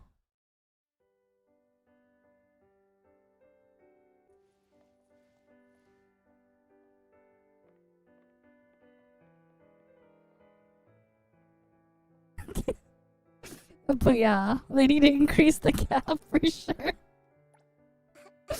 That's crazy. For the Pink Paws heist?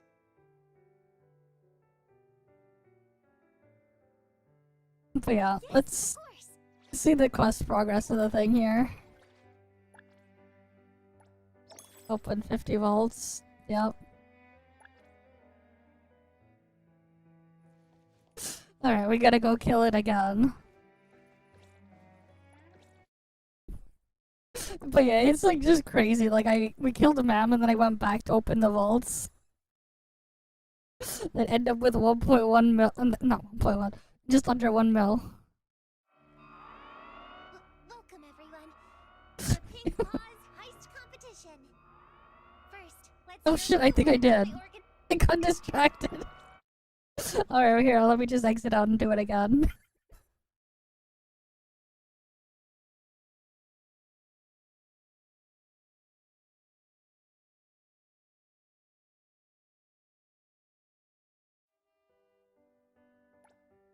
Hello there. Are you here for the... Yes, of course.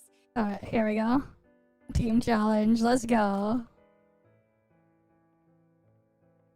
Oh yeah, if you want to come, we can restart the thing. Or we can do another one. There's missions to do anyways. Good thing I have another core as well. Welcome everyone to the Pink... Oh, I see.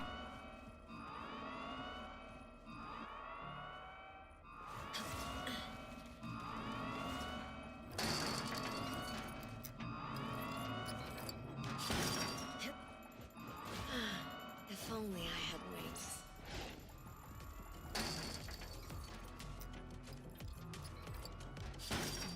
Oh, you've been using her as a healer or something? Like messing around with healing the Tori build? Tag, you're it! Shift change.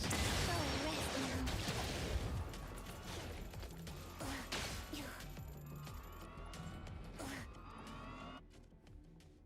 Come on. I mean, it doesn't really matter, because, The damage calculation inside Heist is different than normal. Taking a shortcut down. Ah, that's fair enough.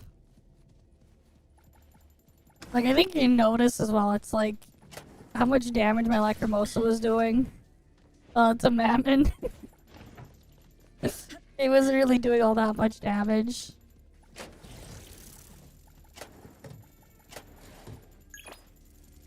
Because part of it is just this game mode. Lacrimosa can handle it.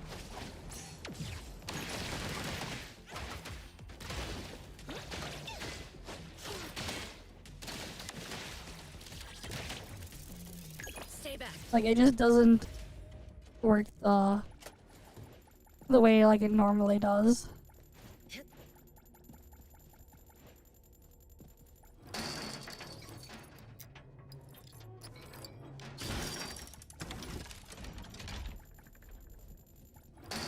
Let's go back to looting everything.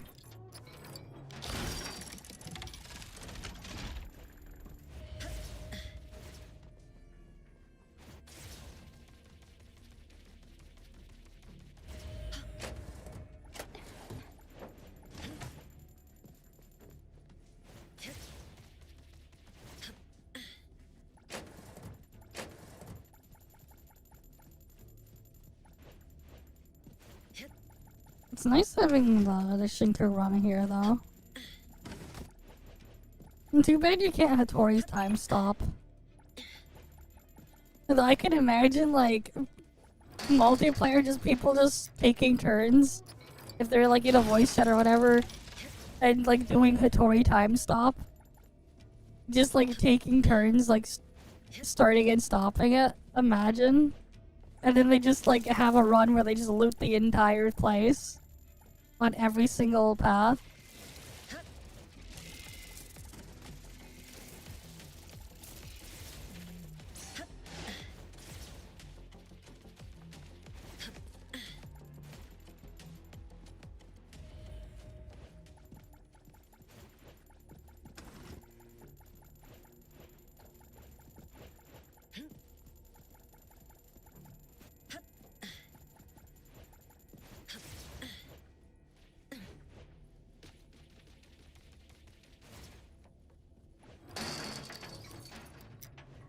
It's like YouTube thumbnailing a big heist in 1 second. Max spawns earned. That's what would happen if people could like alternate and take turns using Hattori. You just all get in a voice chat. And it's just like you just take turns, you all move together. Like it'd be great for like a clickbait content as well. From that. We beat heist and got everything in 1 second.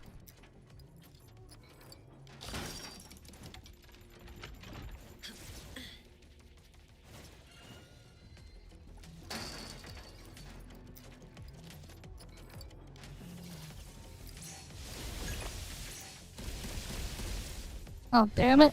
Did they fix the bug? Or does it just not work in co-op? Shit, I accidentally copied the wrong skill there.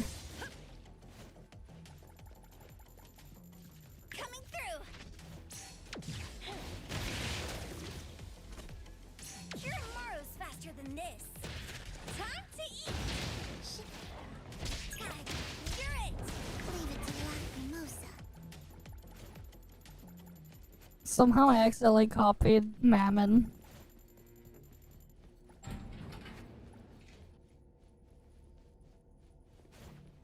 Damn, that's pretty big. That's pretty huge. For a boost there. Stay back. So it makes sense as a support unit gonna have big support buffs.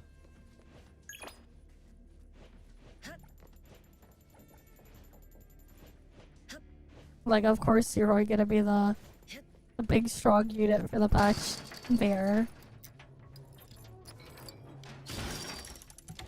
Alright, cause like what, it's out for CN now?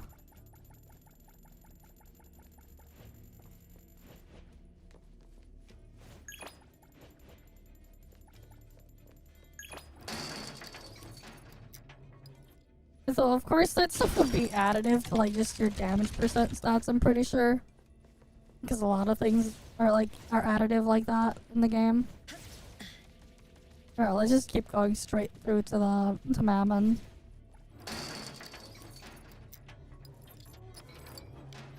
There's only 5 minutes left on the clock.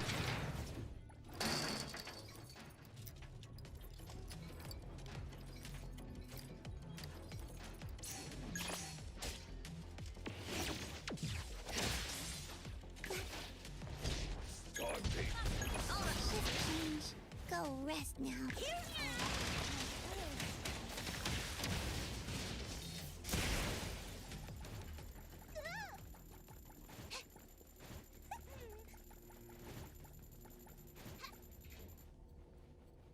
Come on, let's fight. I could probably loot the vaults at the same time.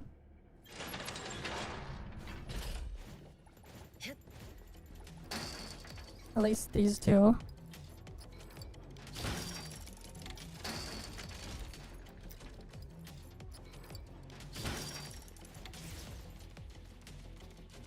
This run obviously not as good as the previous one. The previous run was like pretty crazy. Getting almost 1 billion funds in one run. Like that's like pretty insane.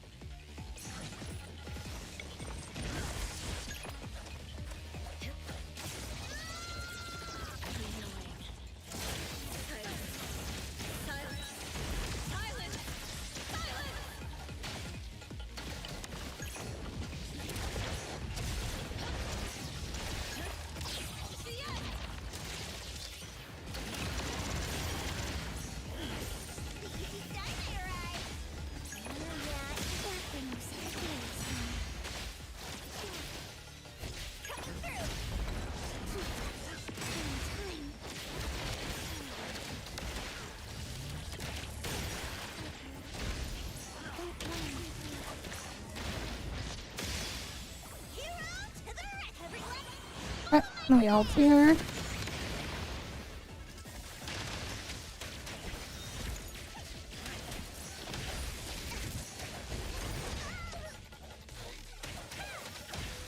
Probably. Come on, let's fight. You can try harder. I'll have to see what her kit does.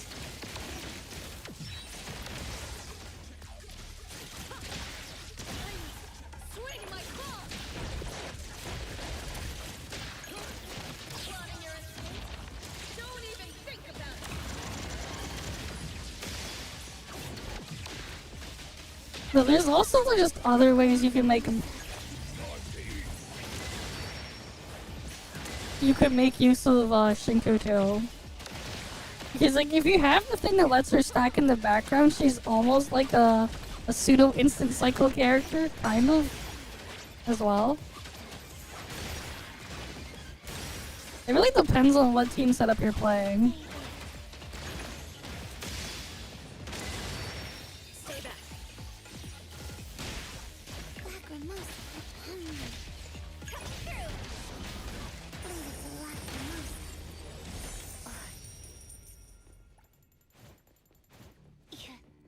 But hey, like more flexibility and options to play around with is always good to have.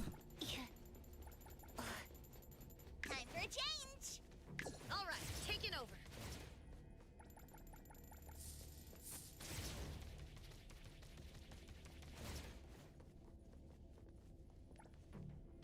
Yeah, I wonder if they're like gonna try to push for a hex setup with Zenko. I wonder if that's what they're gonna try to do. Give Zenko a kit around the hex thing. Either her or what's her name afterwards. Right? Because like we're getting another anima character and then we're getting Incantation. So Incantation plus Anima is the hex one. Oh yeah, for sure. There's just a crazy amount of input lag in co-op. I can't as easily just stack the stuff for the dodging and everything.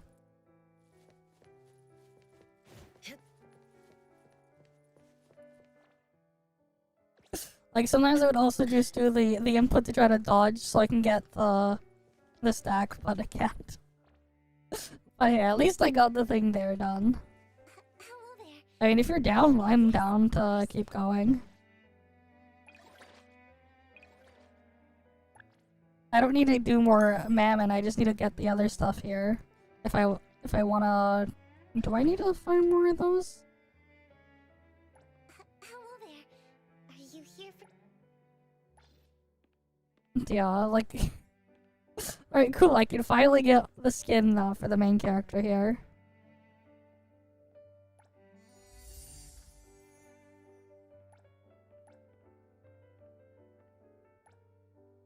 Alright, I finally got the off-duty skin. Still a couple other things to grab here. I can technically get...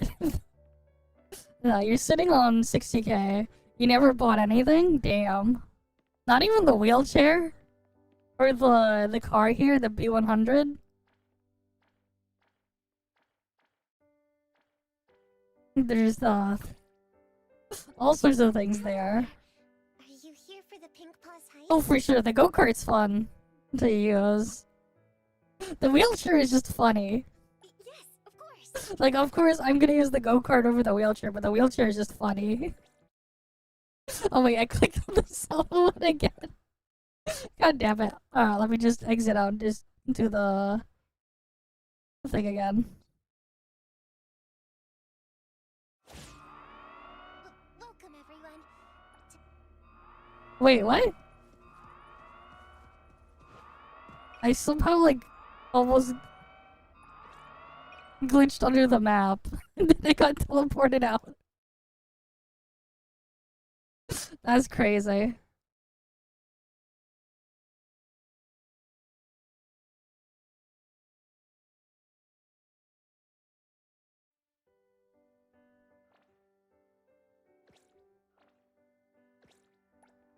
Hello there.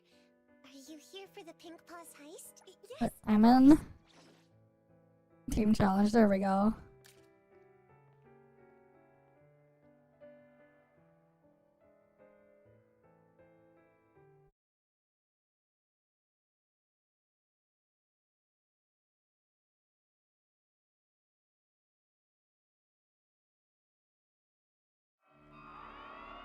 Welcome, everyone, to the Pink Paws heist competition. First, let's hear a few words from the organizer, Giovanni Dvorak. Okay. Oh, you got the skin on Shinku.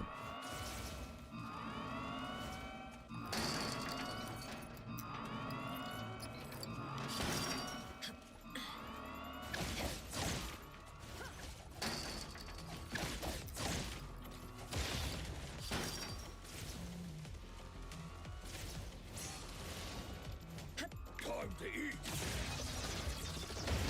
Oh, damn it. Stay back. Coming through. Come on, let's fight.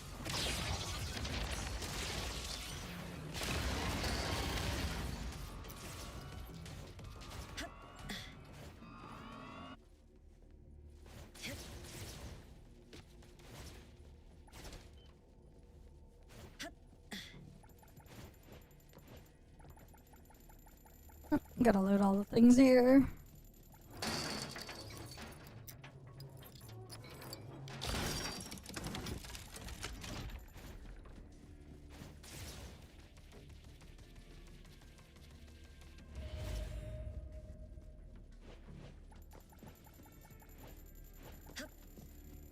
Lacrimosa can handle it. Stay back.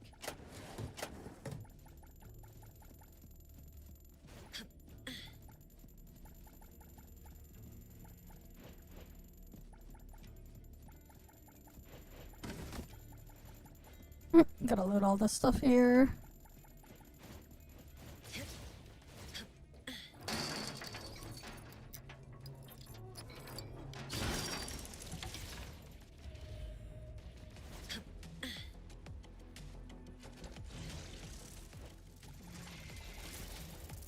Oh, geometric is just on the floor. Nice.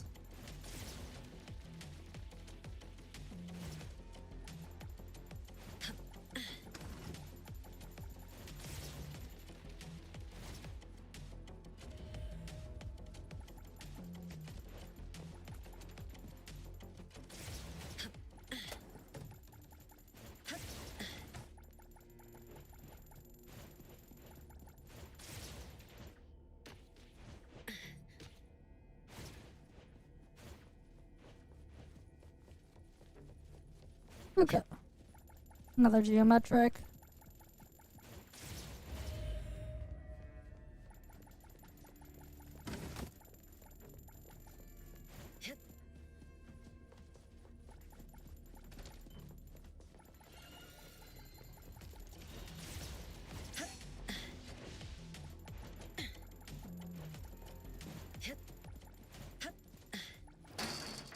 Interesting how, like, in some of the locations where they would be saves, just like half of them just end up being like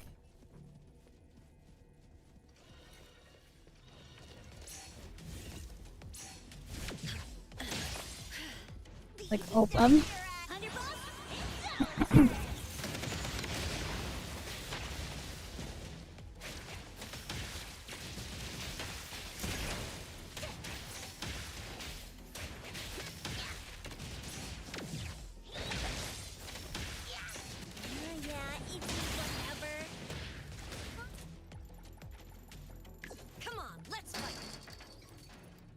And loot this one.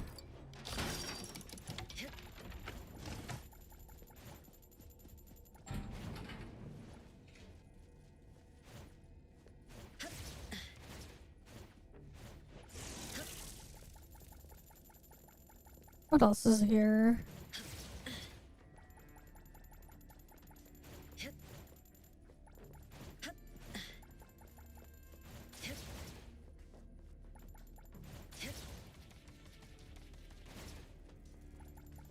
Just a random deep forest just clipping through the floor.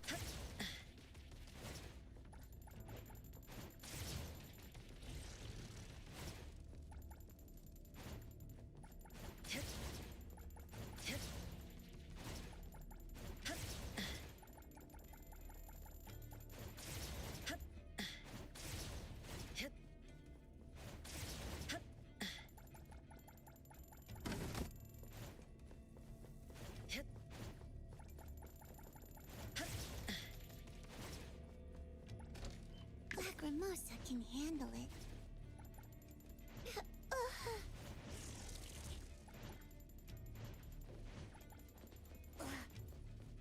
I gotta loot everything in this room.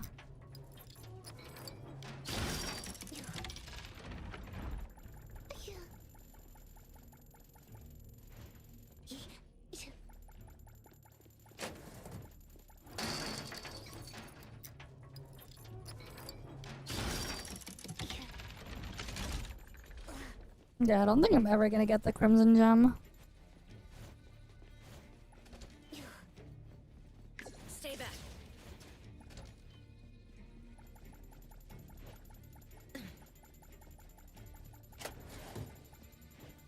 Okay.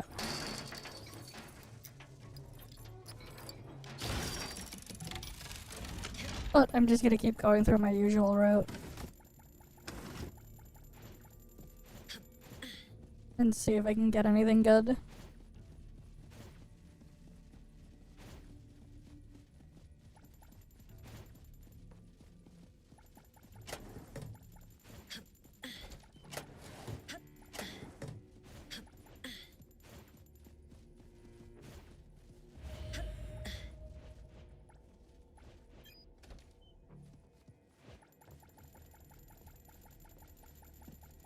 Gotta look this stuff here.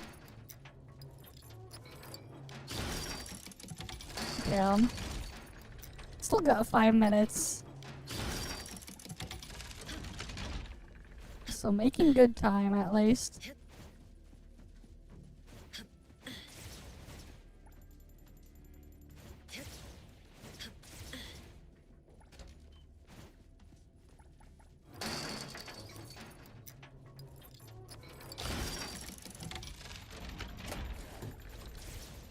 Okay.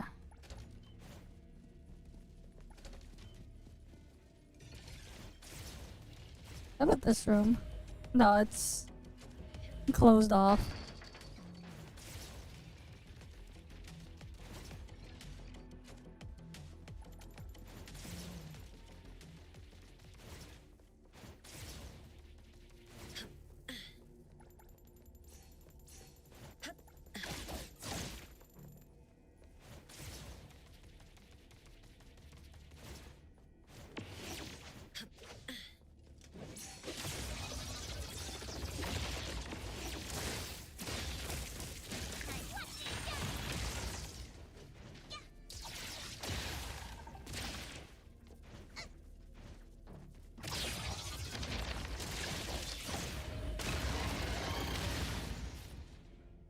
Oh, I don't have the key for that.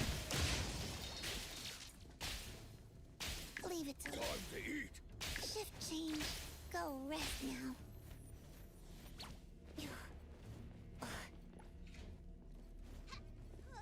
Come on, let's fight. Time to just shove these keys in here.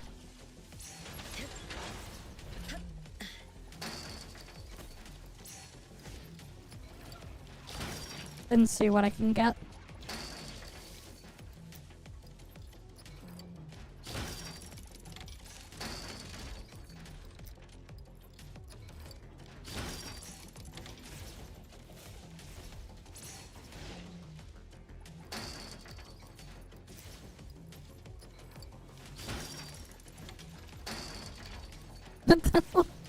They're kind of glitched with the vaults in co-op.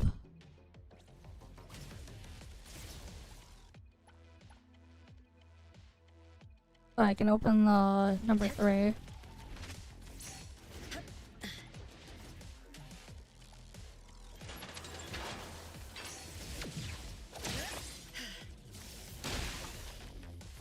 Leave it.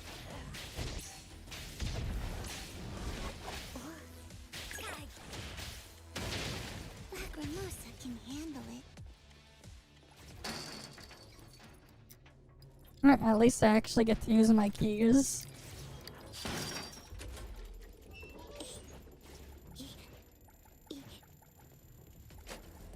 No wings. Be careful. Glass. No wings. So easy. Yeah, I should get to the evacuation point. Take it over.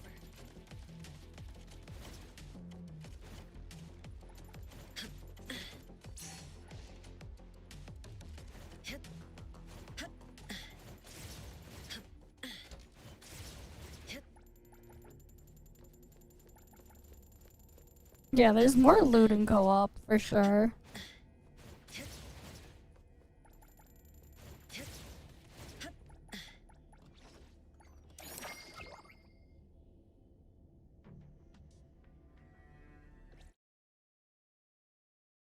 I see. Oh yeah, that's right. Cause Eroi is out there now, right? Have fun with Eroi on CN then. Right. I'm assuming what time does like their thing come out? I guess like it might be out already. But either way, at least I got Hello there. the main thing with the fawns Of course. there. Yeah. I still need to finish working on the Shinku one. I just got like I just procrastinate so much. I like got too addicted to the Pal World again. Pal World Pal World's the problem. I'll probably just like modify the Shinku one to include Eroi in parts of it. On how I would work in the team. At this point. Because, like, yeah, either way, if you have the Awakening on Shinku, which one was it? This one.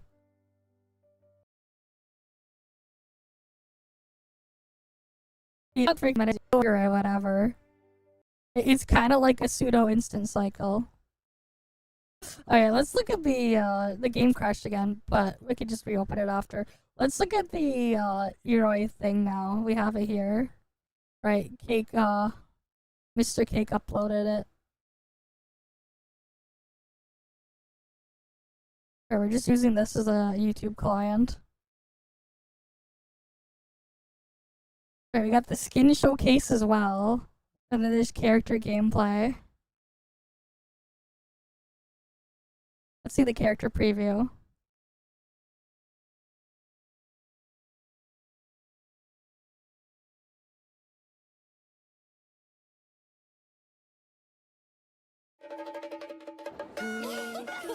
Morning, kiddos.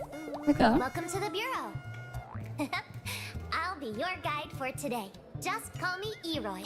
Alright then, let's go. Look here. This big guy is called the Wertheimer Monitor Sphere. The changing numbers tell you where anomalies are getting active. Well, that's one big and ugly ball. Ugly?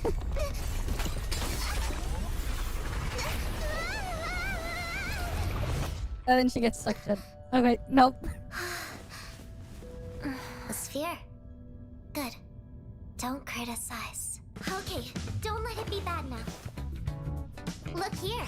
This big guy is called the Wertheimer Monitor Sphere. That's one. The changing numbers tell you where anomalies are getting active. Huh?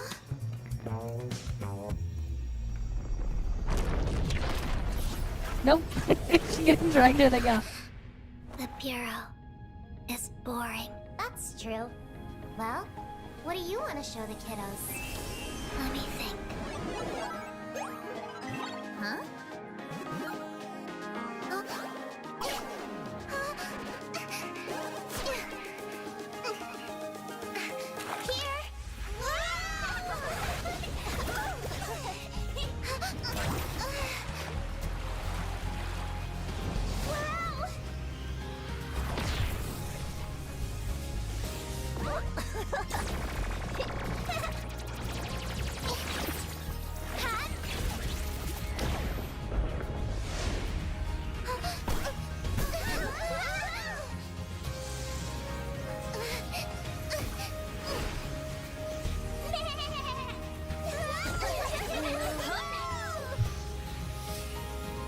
Okay.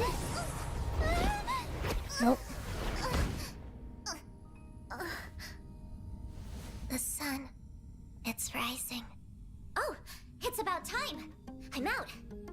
The practice. Hopefully will help.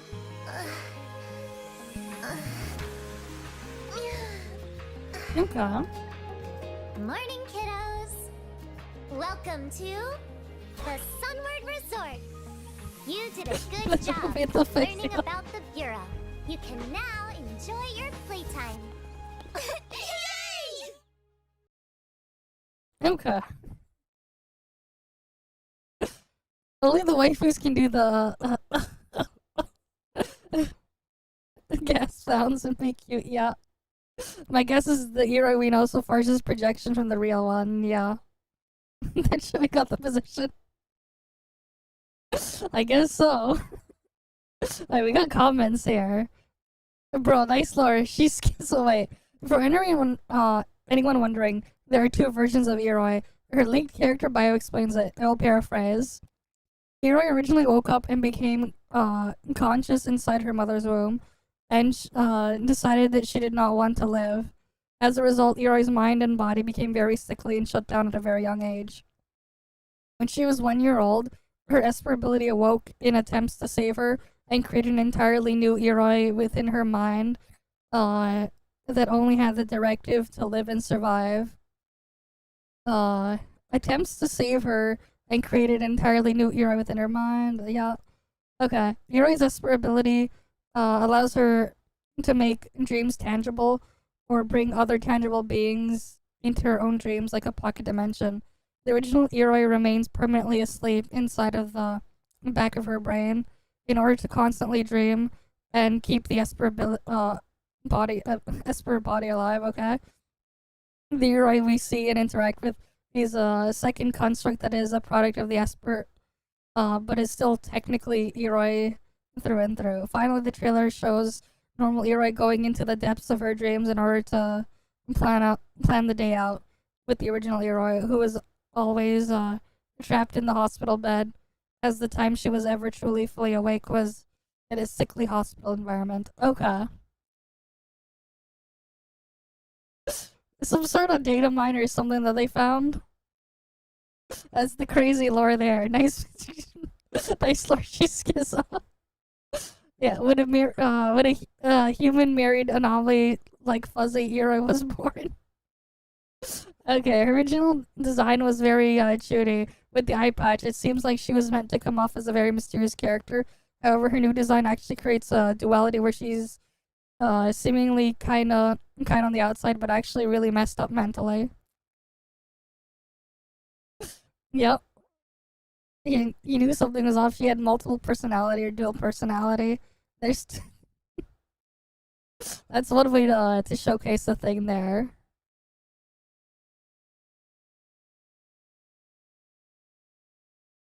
Okay. I think there's like another CN video that we had here. Wait, there's another thing here. The skin showcase. I don't think so. They didn't mention anything there. We'll have to see when we get her, if we read her stuff, her bios maybe.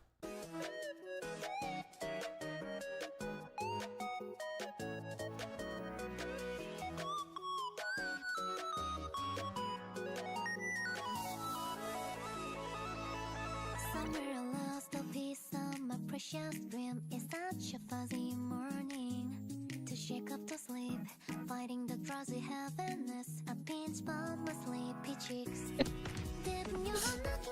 I think one of them she was actually wearing. Okay, the swimsuit she's actually wearing is at least flip flops there. Not. It's kind of funny. It's actually funny. She's wearing nothing, and then the swimsuit she actually wears something there. That's actually kind of funny.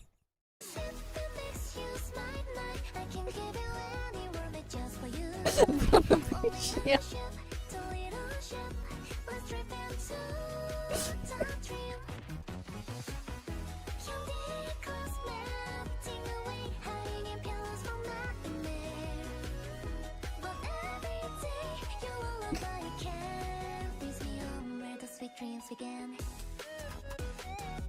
Okay.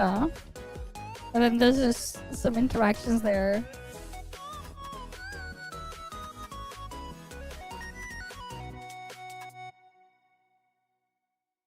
Yeah, I heard so too.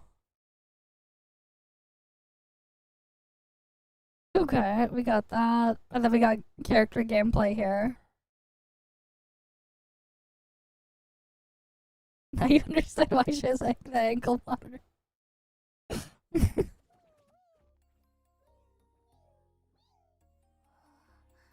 Oh, the volume's not that loud. I'll turn it up there.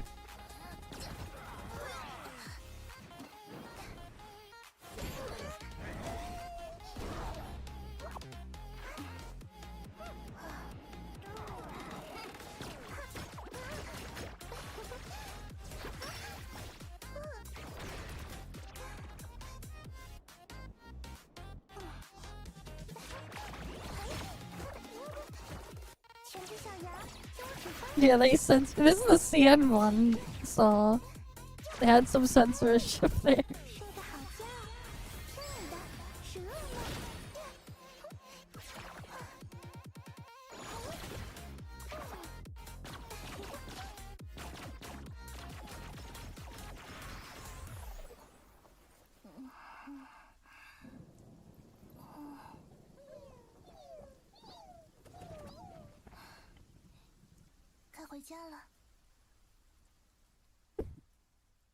I know, it's just...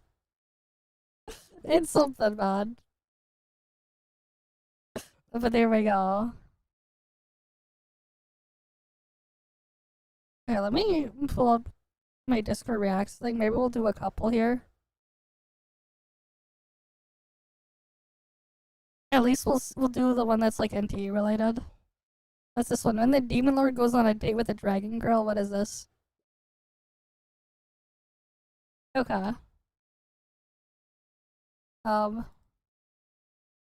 Do shorts not work properly in Grey J? I don't think Grey J can play shorts properly. Alright, we'll go do the other one.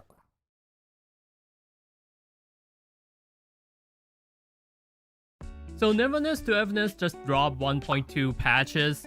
The 999 night. Yep. I'm like 2 hours into the game, and I gotta say that there has never been a gacha game has ever came out with the event this fun. Yes, I see the trailers, it looks good, but I thought the game mode gonna feels like gimmicky. It gonna comes with few smaller maps with a few hours of content, or just filling in with the visual novels that takes forever to go through, the story that people doesn't really care. I've never seen any single gacha game turn a AAA game, but in the quality I wouldn't call it like AAA a game, decade but ago, sure. but a really good one, into an event. Anyway, I mean, my it's name is permanent, Josuke. it's I not do an event. commentary about the gacha game, so do drop like and sub. I'm currently mainly doing the Arc Knight, Sunless Zone Zero, and Neverness to Evanescence. I am so blown away by this, and I've got some question about this event, not because I'm not having fun with it, but because I have a tons of fun. But how are they gonna make money back from this? Cause the map is like so freaking large. It's too big. I believe that there are like 4 dungeons. I just I'll get put NTE started down with here. the first dungeon, and it's freaking Because some of amazing. it, they're just talking This over is not it. a few hours of event They content. gotta farm some This is a 999 20 hours full-blown RPG game. Neverness to Evanescence just set a precedent on how a big event should be done. That's why I'm giving it 12 out of 10. Cause I've never experienced anything like this in any other gacha game. The other really good event that people has been talking about is the Wuwa and the Cyberpunk collabs. I don't really play Wuwa. Correct me if I'm wrong, but I assume that it's probably doing the same ice thing cream on doesn't different exist, I map, know. on a different setting, but with It an doesn't. exceptionally good storyline. If that's the case, Doesn't then really it's still exist. the typical gacha event. Usually when gacha game, when they came out with an event, it's gonna be the combat with your existing character in different game modes, but you're still playing the same game. But Wait, actually, maybe it does exist. It's just not on this map. Like, here, let me pull it up.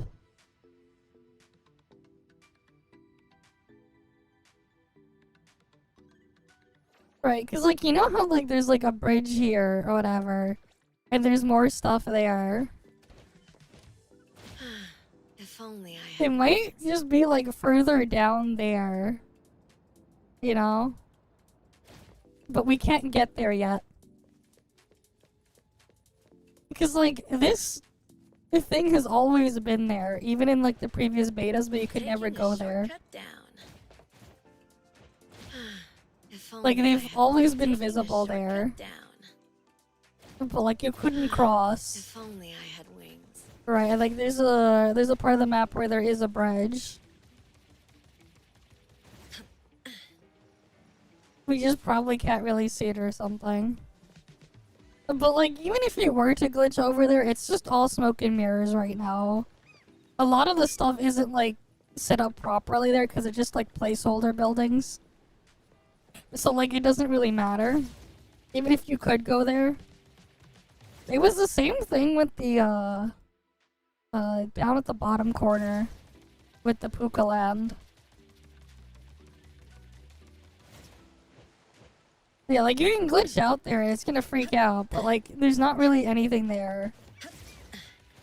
But it's still simulating traffic in and out over there. Taking a shortcut down. In one of the earlier betas, I was able to, like, glitch out all the way to the end and see exactly where the vehicles spawn. I don't remember which stream VOD it was when I did that.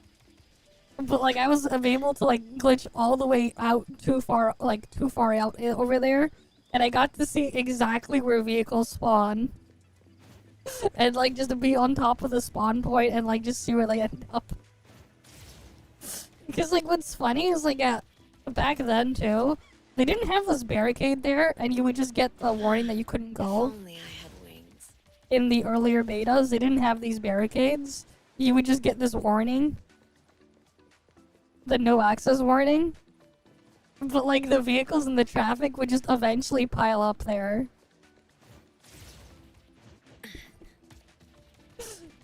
I mean, kind of, but not really. The traffic AI is still working there.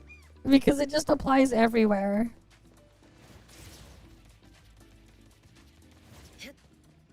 But yeah.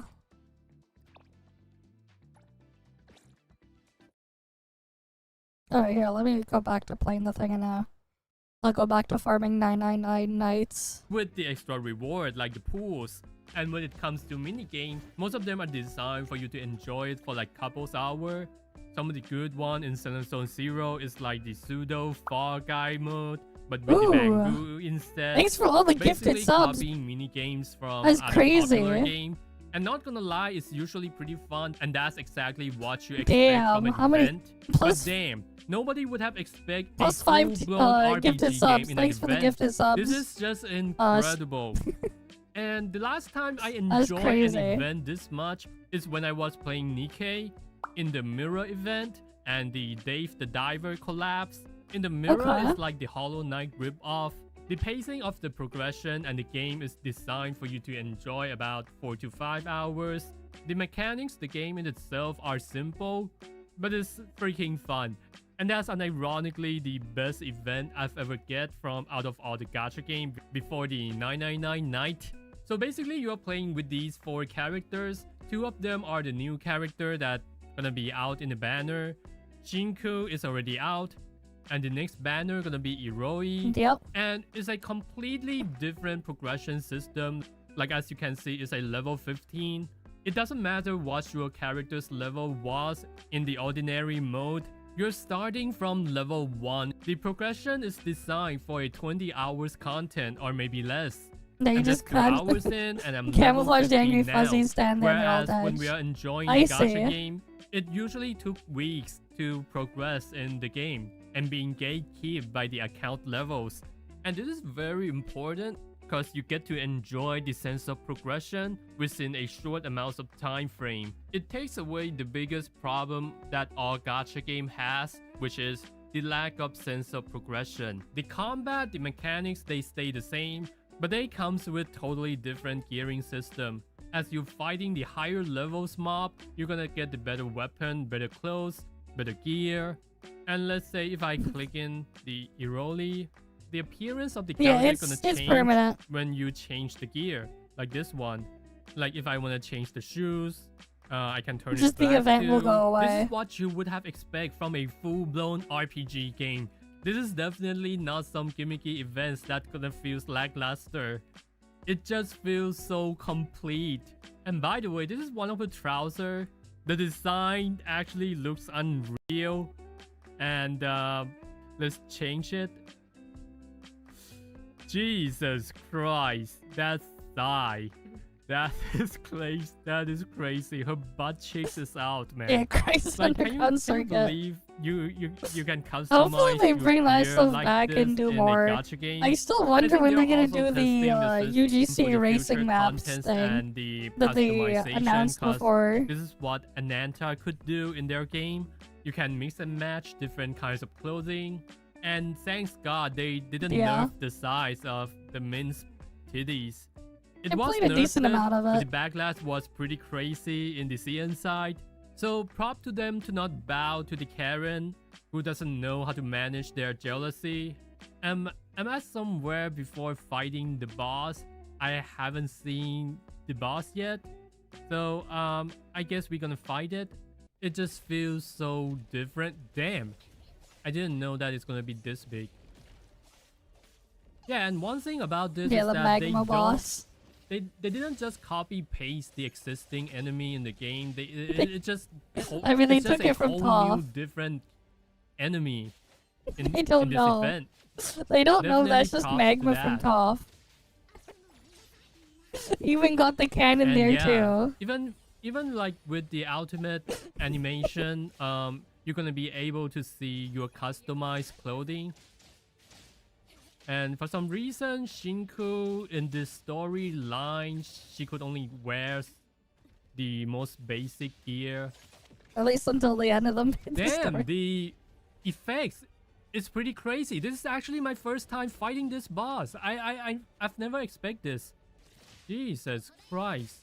I think this is the best time that you could come back to just play this Yeah, we game should mode, keep it because that way. this They is like don't know. a whole new different game than the Neverness to Everness in itself, than the main game itself. Oh shit, I died.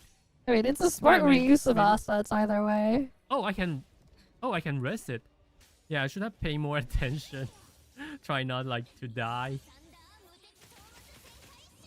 Jesus Christ.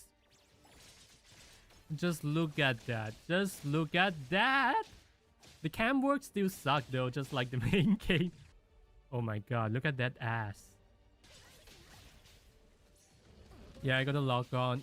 Jesus, I died again.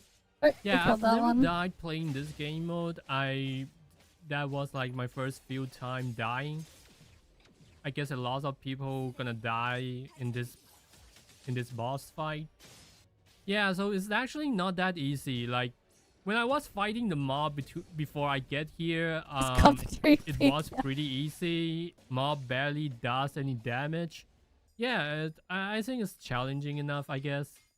And if we get back in, we're gonna see that the current difficulties, the story. So I do think that there's gonna be a lot of replayability in this game mode. Yeah, that's another way to Ranging farm from, materials. Like, easy, I mean, like the story mode is like the easy mode to like normal and the hard mode. I can't believe that I actually looking forward to this event and can't wait to clear the other part of the dungeon. I just want to say that this is not your typical gacha event. If you haven't played Neverness to Everness for a while, I think this is the game mode that 100% worth your time to just skip through the main story and get to this event. It also applies to those who never play Neverness to Everness. The game in itself is already pretty good, it's pretty decent. But the best thing about this game is still the urban environment exploration. So I'm 120% recommending this event. I think it feels even better than the honeymoon phase with the gacha game that you just start playing, because you need about like weeks to progress in the game. I mean, he's not wrong on that part. You got all the progression and have all the fun in a needing to short spend weeks to period amount progress. of time. But also it is time limited. But in return, you're gonna get the skin. So, but nonetheless, even without the skin, it's pretty damn fun for me at the moment. Yeah, so I guess that's the first dungeon. I mean, this is the navigation mode. Like, where you can go different part of the map. And I really like how they do it. You're moving around in a pretty interesting way. Yeah, I think there are like 4 areas, like the snow area, the castle, the forest, I guess, and the one with the volcano, which we just finished it. And yeah, 100% recommending it. Don't forget to like and sub, and see you guys. Okay. Yeah, let's go get the next one then to react. We have NTE in the corner there anyways.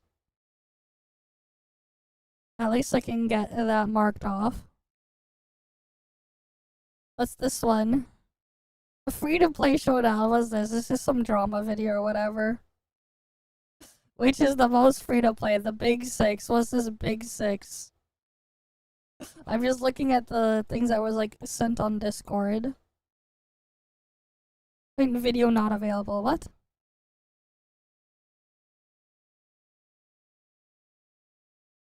Alright. First video not available. The other day, during a live stream, I've made this list, right? Where I ranked the games from like most free to play to less free to play when it comes to like pulls versus PD value, the rebate value of the shop, the weapon banner, free battle pass. I even included the paid battle pass because some people, even though they don't spend on like packs and anything, they still buy the battle pass. Meta, power creep, free to play options for the characters, free to play options for the weapons, the weight of the dupes that you get for the characters, and the gearing time requirements. Okay. And the conclusion that we reached after like that 6 hours of a live stream, address my presence.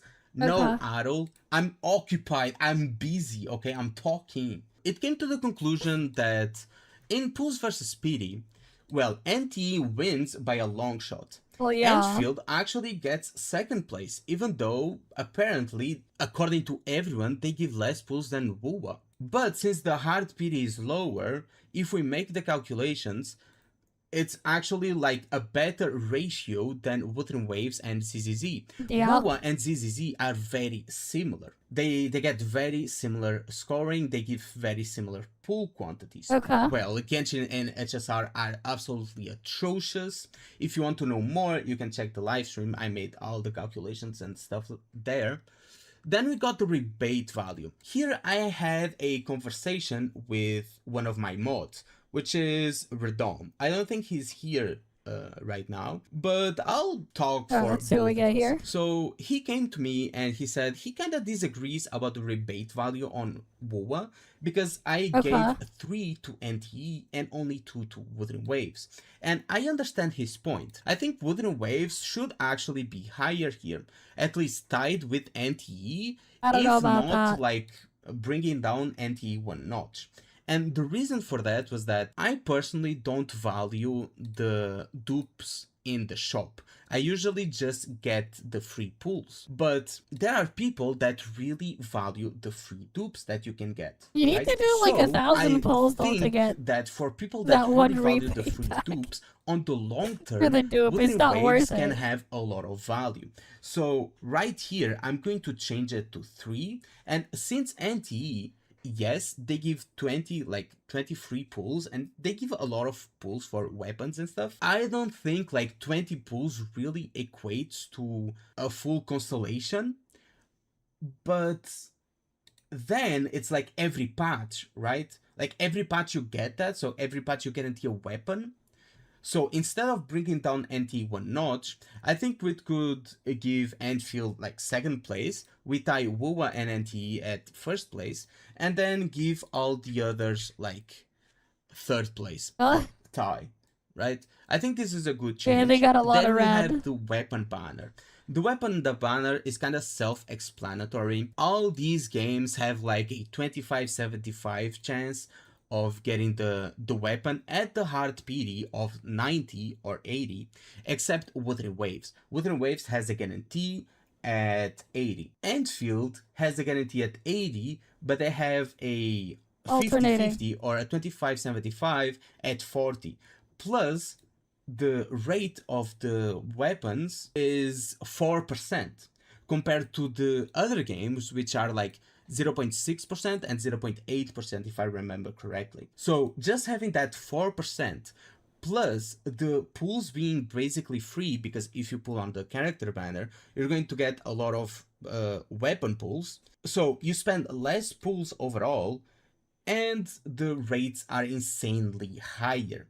Now, NTE is a 1st place, obviously, because, well, the weapon banner, they just give you the weapon for free. Like, basically.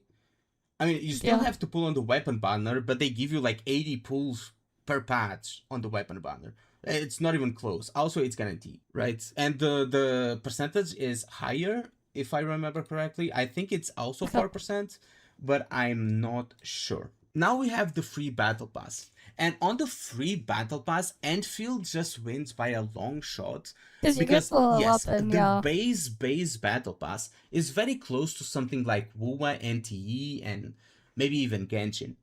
But they have the mid-term battle pass, which you can get as a free-to-play. I've gotten some early a couple times. But like, at least they give a decent amount by just playing the game. And they return all of those to you and Is this more, Shinku so was you just can paying. keep buying the battle pass over and My over Shinku again pull and session was still terrible. get pulls out of it. Not For those that including that remember. when you finish the battle pass, you keep getting auto battle every time Yeah. you level up one extra level. They also give you a 6-star weapon, and if you get like the paid battle pass, you get 2 6-star weapons plus a 6-star weapon upgrade, which you can use to refine a 6-star weapon from the battle passes.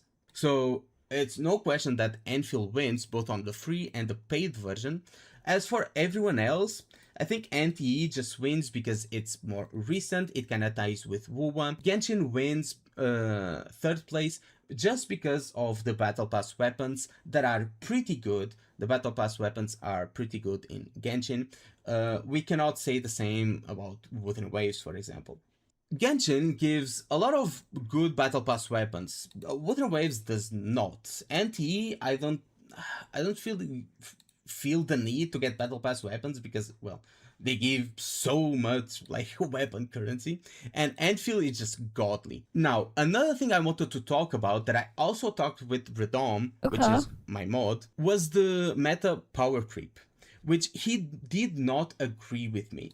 He said that Wuthering Waves does not deserve to be in last, and after hearing his reasoning, I'm inclined to agree with him. So But it's already put it last. I am going to bump it up to 2nd place, and I'm going to bump down HSR and ZZZ to 3rd place. Or maybe I'll tie. Because we did talk about tying all of these at 2nd place and not give 3rd place to anyone. And the reason behind that is that, yes, the way that I did the comparison for the power creep was a bit unfair, because while ZZZ and HSR do have more, well, premium options at the Apex tiers, and like even 4-star options at the Apex tiers, the discrepancy between certain characters is pretty big. Wuthering Waves does have a big problem with HP inflation right now, but it doesn't have that much of a power discrepancy, even though they have less characters at the Apex tiers. So I agreed with him, which he is a pretty big Wuthering Waves fan, if you have less, that we probably should like tie them a big gap either way. He plays ZZZ extensively, by the way, because you're I don't asking play me any if of those he plays all anyways. these gacha games, and I'm saying he plays ZZZ extensively. ZZZ I don't know how and you could play all Wuthering Waves those are the two games at he once plays the anyways. most. So if we are giving like 2nd place to ZZZ, he told me that we should give the same place to Wuwa at least, because from his experience, from doing all the end games, both in ZZZ and Wuthering Waves, he has a harder time doing it. I can kind of see where they're going for the Genshin one. I don't know how it is. We do have fully. more Apex options in ZZZ. But I do remember, at least in the first 2 years when I did play it, at least on the, if you're comparing whale speedruns, there was a massive difference. Like, a massive difference between early 1.x Genshin units and, like, the 2.x Genshin units. There was, like, a very massive power creep, at least in terms of whale speedrunning, where, like, you have stuff from 2.x, like, clearing things at, like, more than twice the speed. At least from what I remember back then. So, like, there was stuff like that. And then, like, early on, I remember stuff like, remember how I mentioned how I had that C6R5 Yaibiko, that thing?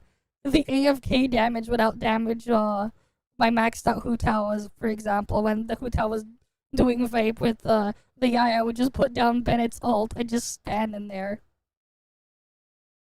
I was doing more damage just standing inside Bennett's circle with the turret damage.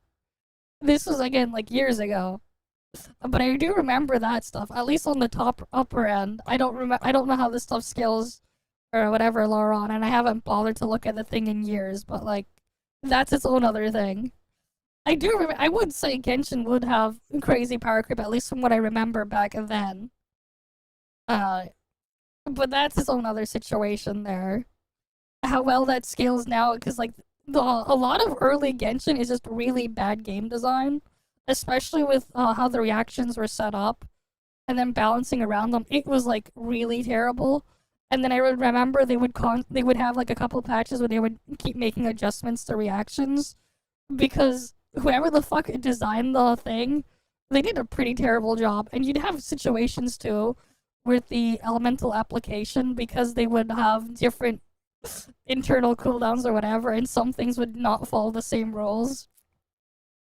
You'd have characters that couldn't, at least in their early days, if you were using reactions on them, if you couldn't just keep spamming them outside of an internal cooldown, their performance was just dog shit. So you'd have things like the ult damage from like from just Zhongling's spinning fire thingy that goes around you is way higher DPS than just D-Luke doing whatever. Regardless. And like there's also some other just really dumb things going on in there, because a lot of early Genshin was just really bad game design. From what I remember. Just really bad design.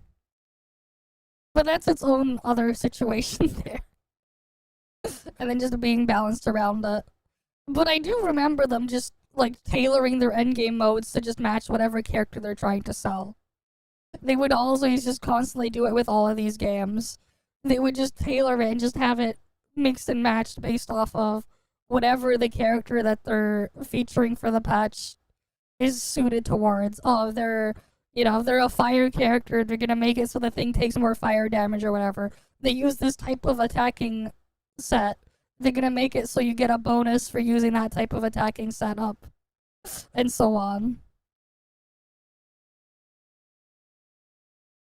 Yeah, there's all sorts of things like that. I haven't bothered with it in years.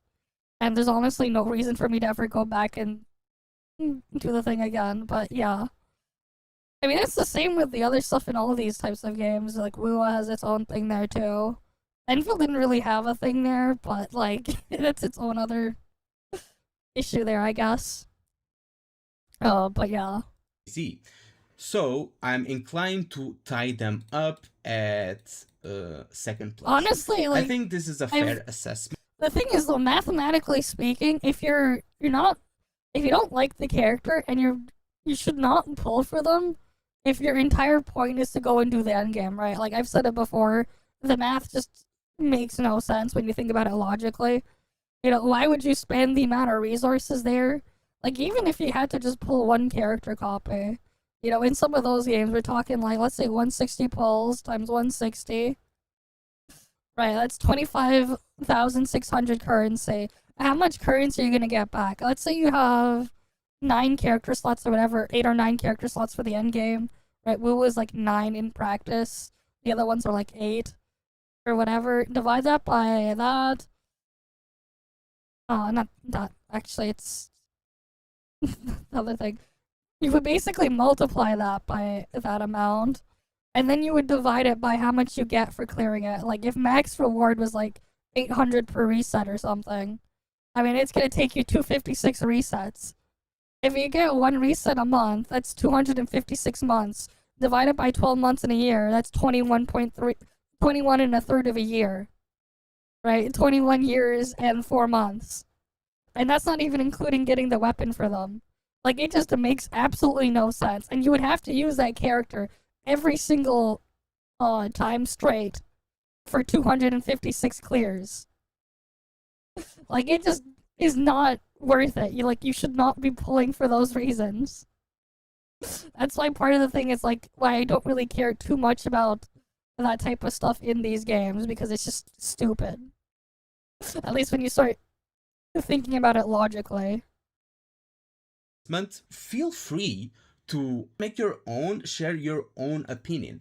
This is the opinion I came up with my chat and the other day with my mod, and I think this is the most fair I can be, at least personally. You can disagree, that's completely fine, and I encourage you to disagree, make your own list, and maybe we can talk about it and why we disagree on certain stuff. That's completely fine. Now, for free-to-play options for the character, there's a note here. Free 5-star characters that are given away are not counted for, and same for 6-star characters in EnVtuber. So we're only counting 4-star characters and 4/5 stars in EnVtuber. And here for free-to-play options, Genshin actually wins. Because Genshin just has so many 4 stars. Good, very good 4 stars. Even like 4 stars from 1.x that are still incredibly good. That's only because, again, the really terrible design. Because I remember the early 4 stars in Genshin were good. The later ones are fucking terrible. I remember like seeing the stuff like in EnVtuber, the 4 stars they would add there. They're like, what the fuck is this shit? And you compare it to what they had in the other thing, it's like, why the fuck do they put all this like weird bullshit things to just make them dog shit? Yeah, there's like a Bennett Zhongling and then the Jingshu guy, right? And then like you look at the freaking things they had in 2.x for theirs, and it's just like, what the fuck? So you make a more convoluted character that gives an attack buff, similar to Bennett. Their attack buff is less. They're even more convoluted. They're very convoluted to get set up, and they have a shorter duration for the attack boost. And you have to like stand in the thing to pick it up or whatever. It's like, what the fuck? With whatever her name was, she had like the bird thingy. It's just like, what? Good to this day. One example, Bennett. 2 examples, Fischl. Even Diona can be used and still be pretty good. So I think Genshin actually very much deserves the free-to-play for characters. Then we have the rest of the they got unlimited suffering, yeah, which are tied with Wuthering Waves. They do have good like 4-star characters. For example, Wuwa with Sanwa. HSR has a couple of options and ZZZ has a couple of options. They wouldn't really be the first picks to do endgame, but you can kinda use them. As for EnVtuber, we have a lot of 5-star characters and 4-star characters that are very powerful, and NTE just came out, so the 4 stars are actually also usable. So that's why they get 2nd place. As for free-to-play options for the weapon, I'm not counting 6-star weapons that are given for free on the battle pass, and I'm not counting 5-star weapons from other games that are given up for free. I'm not counting 6-star weapons, even though you can get 6-star weapons in EnVtuber for free from the battle pass. I'm not counting them, but that doesn't really change much, right? And the same as for free 5-star weapons in other games. So Wuthering Waves gets an absolute 0. Like 4-star weapons in WoW, yes, there's 1 or 2 weapons that you can use on random supports, but that's it. That's it. Like the 4-star weapons in WoW are complete dog shit. HSR is very close to WoW, but there are a couple more options, mainly because the game just has been out for a longer time. Then we have ZZZ that does give some 4-star options. Then Genshin, like the 4-star weapons in Genshin are just insane. So yeah, there's no competition for Genshin when it comes to 4-star weapons. Unless we're talking about something like EnVtuber and NTE, which are pretty recent games. So yeah, and you can also buy weapons in EnVtuber from the store and shit like that. So now we talk about the dupes weight, and I gave Wuthering Waves actually a 3rd place, while giving HSR, ZZZ, and Genshin last place.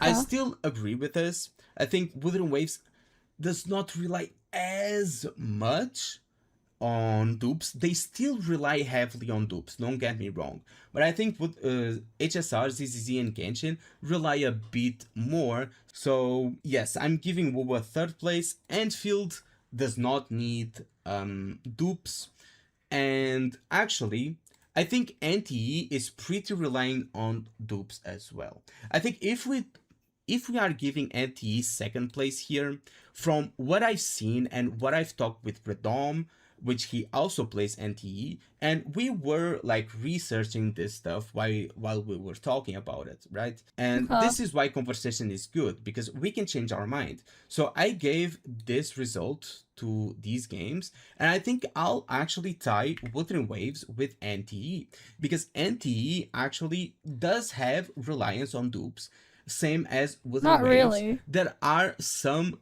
characters, for example, in Genshin and HSR, that actually do rely very heavily on dupes. And I'll give a very old example in Genshin Impact, which is Hu Tao. Yes, you can play Hu Tao like without dupes, but it feels so shit that pretty much everyone that wanted to get Hu Tao got her C1. Let's not kid ourselves. Right? Yeah. So I'm giving them like this score. The end score, I mean, it didn't change much. I guess it put like Enfield in first place, higher than NTE, which was not the point of this. It was actually to bring I already had a little bit higher. Pretty sure. So yeah, the end result of the updated list, after having a little bit more thought behind it, and actually talking in a voice chat with someone that really disagreed with me, like in some points here, I think this is, to me, a fairly accurate representation. So yeah, that's basically it. For anyone that wants to, well, make their own list and share it with everyone when it comes to this free-to-play tier list, you can there's a couple, go to I remember. the tweet or the link that I'm going to post in the description, and you guys can make your own. There was a couple I remember back then. In my personal he just freaking straight up mentioned Hu Tao C1 as well. When it comes to the most free to play. But again, I haven't like touched it in forever. When we only consider like pools, like getting characters and pulls and rebate and banner, and NTE wins by a long shot. But then Enfield has some extra points when it comes to the battle pass, to the dupes and stuff like that. I already mentioned that. I have like a freaking one single point. Then we have Genshin in third place. Well, very far away from second and first place, but still third place nonetheless. Then we have Wuthering Waves, 2 points behind Genshin Impact in fourth place. After that, we get to ZZZ, which is only 1 point behind Wuthering Waves. So yeah, the Wuthering Waves doesn't seem to be that much free-to-play friendly than ZZZ. Then at last place, I don't think this, well, was anything to be surprised by. HSR being last place, which we kind of all know that HSR is not very free-to-play friendly.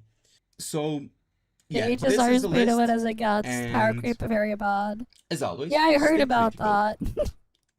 And that's it. Never bothered to like look at it because like as a game, it's kind of shit. I'm not going to watch the Saint video right now, bro. I still have the Wuthering Waves story to play. Hearing like, what the hell is this? This animal. He's still going through the thing? This mammal. Okay. Well, let's just go to the next one and the reacts then. I shouldn't have just kept the game muted. I should have just kept it going. Let's see. There is this one. 1.4 billion RMB changes everything. What the fuck is this? Let me get it loaded up. Wait. What the hell? Why did it just open up as a YouTube link? Let me reopen it. I tried to drag the video in from Discord to Grey J. I mean, it's basically just some weird modified web browser anyways. Alright, I need to use the washroom, so what I'm gonna do... Never missed it. Okay, we'll watch it when I get back. I'm just gonna quickly use the washroom. Okay, I'm gonna be right back.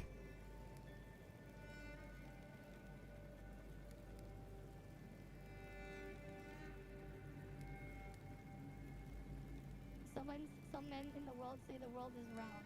I guess they were talking about their girlfriends. I mean, hey. Yeah, sometimes, you know, we do have the roundy boing boing. Right? It doesn't really work too well, the jiggle physics on my model, but they're kinda there.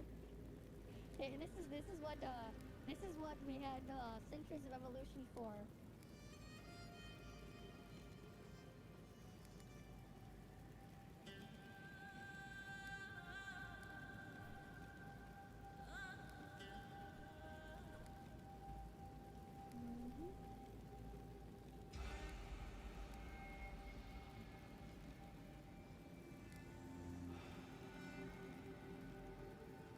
I think she is Tanner there. You want to max your Corpus Lyra? Yeah, make sure. There we go. Let's get to see it. The much? What? What the fuck? What the hell was with that momentum? I let go of the stick, and then he just launched himself to his death. What the fuck is that momentum?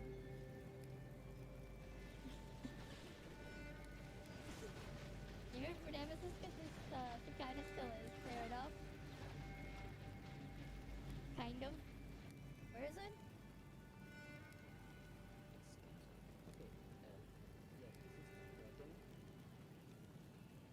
I don't see it. Yeah, I can't see it.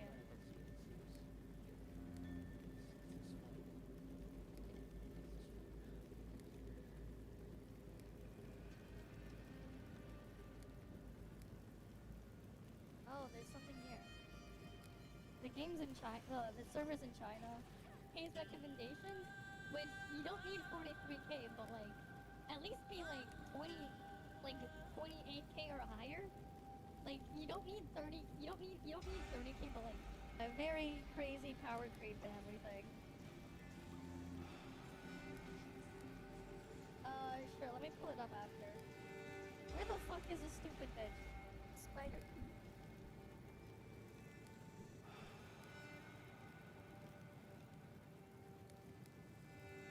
Okay, hopefully it's up.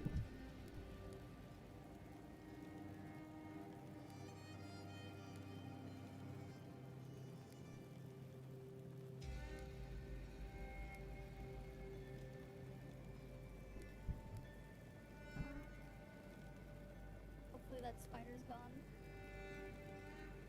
And don't.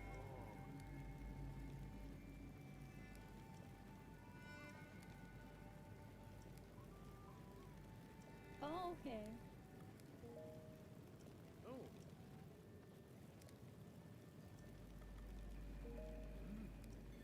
I'll have to catch the horse and drop it then.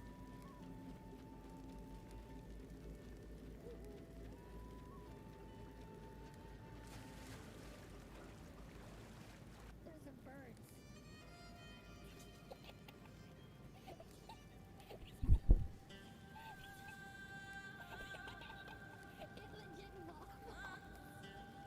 Okay, I'm back.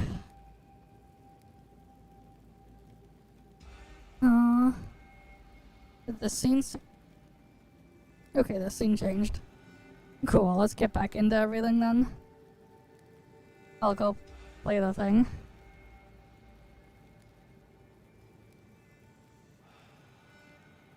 Alright. Neverness to Everness just received its first major official commercial update. Perfect World says NTE passed 1.4 billion RMB, and that's in global player spending through June. More than 60% of that came through official sources like PC and just Android, May but that same report also forecasts a short-term loss. Today I'm breaking down how both can be true at the same time, what this says about version 1.2 and NTE's future, as well as what these numbers still do not prove. Before 1.2. What's up, World Utopia here, back with another video. Today we're checking out all things Neverness to Everness. First off here, I want to clarify, this is not another sensor tower at Magic or even community estimate. These numbers come directly from Perfect World's official half-year fiscal financial report. So these are basically their earnings calls. I do cover these with a lot of my other games. They actually do tell a lot about the future of a game, and I do believe this one gives a clearer picture for us as well. So this is their revenue estimates their through forecast. June 30th, where NTE had generated more than 1.4 billion RMB. That is just over 200 million USD, to kind of put that in perspective,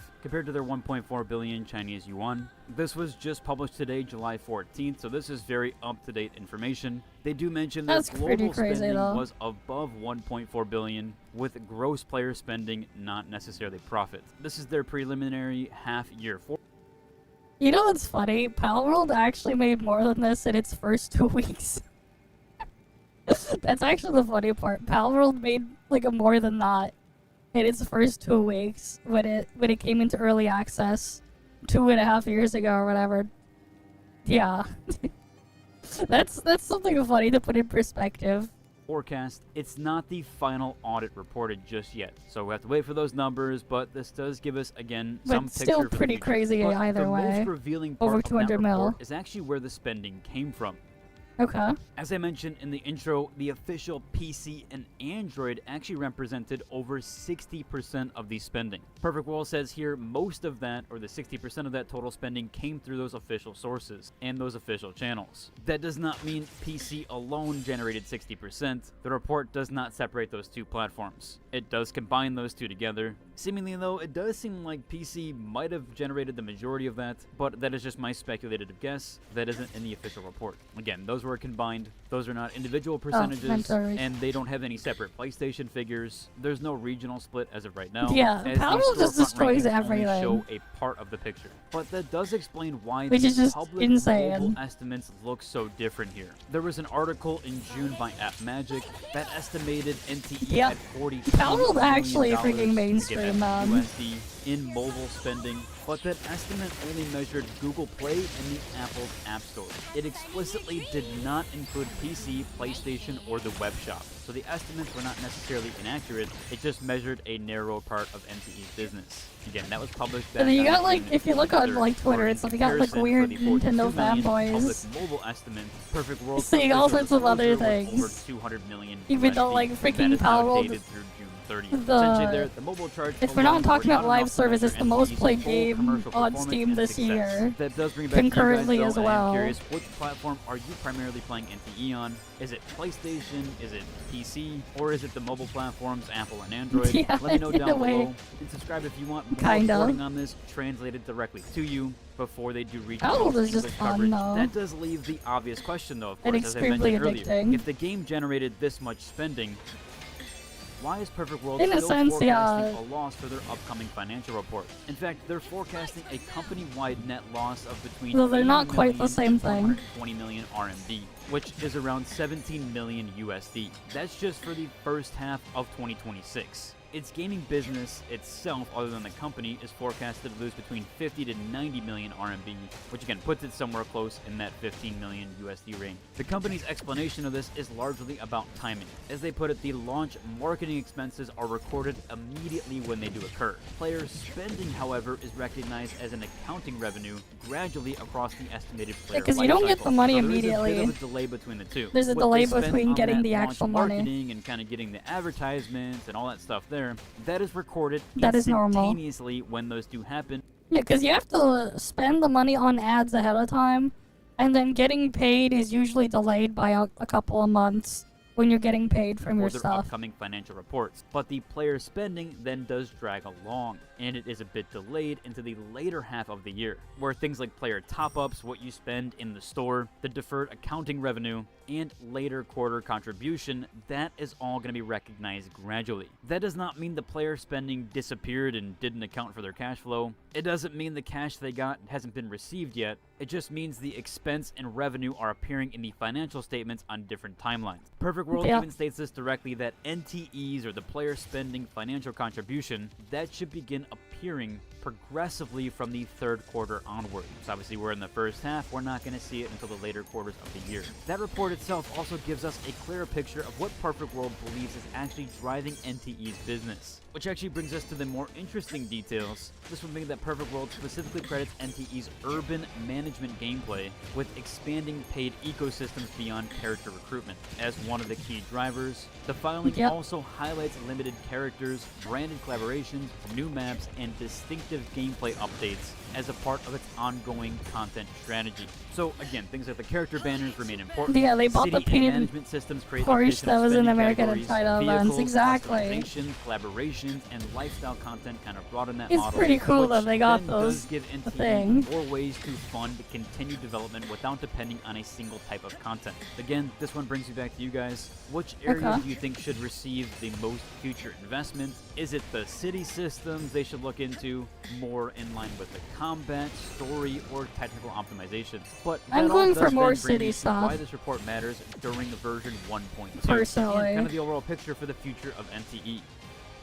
This report arrived directly while version 1.2 is actively expanding NTE's characters, events, and broader city content. Perfect World says maintaining this investment focuses on player reception and approaching NTE as a long-term live service project. Now, of course, the revenue figures do not guarantee that every update will land perfectly, but it does confirm that NTE has established a substantial commercial foundation to continue its ongoing development. That does hit a bit differently than Tower of Fantasy, which was their previous game and that kind of had a bit of a drop-off. NTE does seem like it's going to be getting continued development for the future, as they do hit on it being a long-term live service project for them. The real test It's here too now costly. is how clearly Yeah, that success exactly. becomes visible inside future updates. There are also several conclusions that this filing does not fully support just yet. It of course confirms commercial scale and continued commitment, but it does not provide enough information to calculate NTE's standalone profit, retention, or exact platform breakdown. So this should be treated as a strong milestone,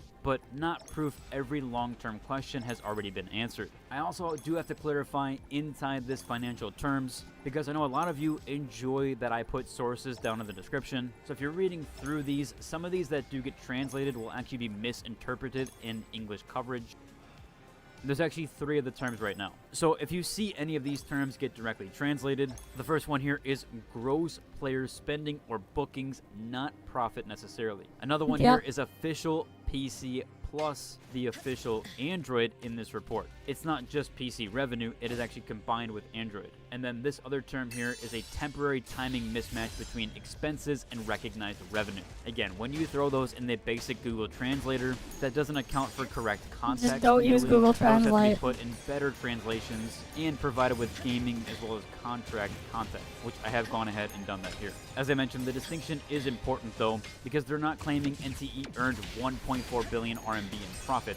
That is just their gross revenue. It's also reported that there is more than 1.4 billion RMB in player spending. Yeah, it's their golden all of that ghost accounting now. is going to be contributed and recognized in later periods. But once you have those terms separated, the report becomes much easier to understand. As there is some creators kind of conflating that, I did want to address that just to kind of clarify that to you guys. I know for some of you that might have been a little bit complex, so I do kind of want to give like the overall arching of what this actually means, the bigger picture. As the real headline here is not that NTE made 1.4 billion RMB or 200 million USD in profit, and it is not that Perfect World somehow lost that entire amount. As I mentioned, the official report states that that's how much was cumulative in player spending. More than 60% came from PC and Android channels. However, the contribution of that is expected to appear progressively through the third quarter. Essentially, they're just not reporting all the spending just yet. As I mentioned, it's kind of like on a delay here, so the spending they did for marketing is not meeting player spending because it's delayed. They're reporting the player spending later, and they're reporting the marketing stuff first, because those are delayed tracks between the two.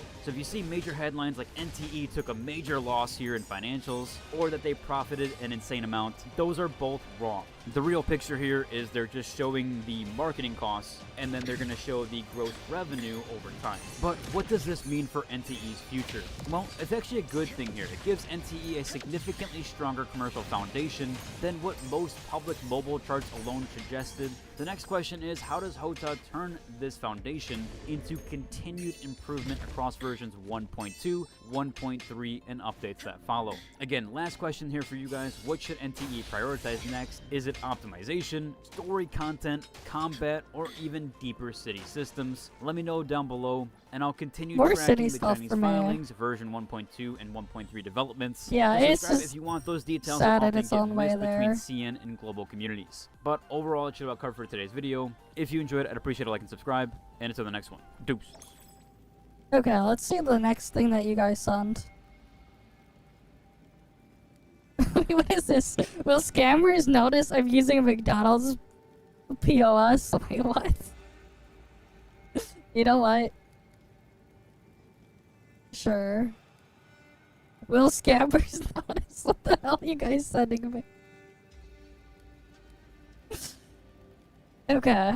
So, last week I received this very interesting email here about suggesting if I could connect scammers to a McDonald's ordering kiosk. You know, the machine where you actually make your order at McDonald's, choose what you want, get your 15 Big Macs, and then you get charged $600. But unfortunately, this person had a setup where the McDonald's computer was actually hosted on Mickey D's infrastructure, and I didn't actually want to get sued by them or get this person in trouble. So I didn't want to do that. So I did the next best thing. I set up an old McDonald's point of sale system from 2015, and I'm going to have the scammers connect to that as if I'm in the drive-thru working at McDonald's while trying to cancel the refund scam that they're trying to scam me with. Yeah, that's what we're doing today. So let me give a little bit of an overview of what I have set up here, and also huge shout out to this person here, Tame. Sorry if I'm saying that wrong, but all credit for this idea goes to them. Thank you for sending me that email, and hopefully you enjoy this video. Let's see what I have set up here. Okay, so what you're looking at here is a fully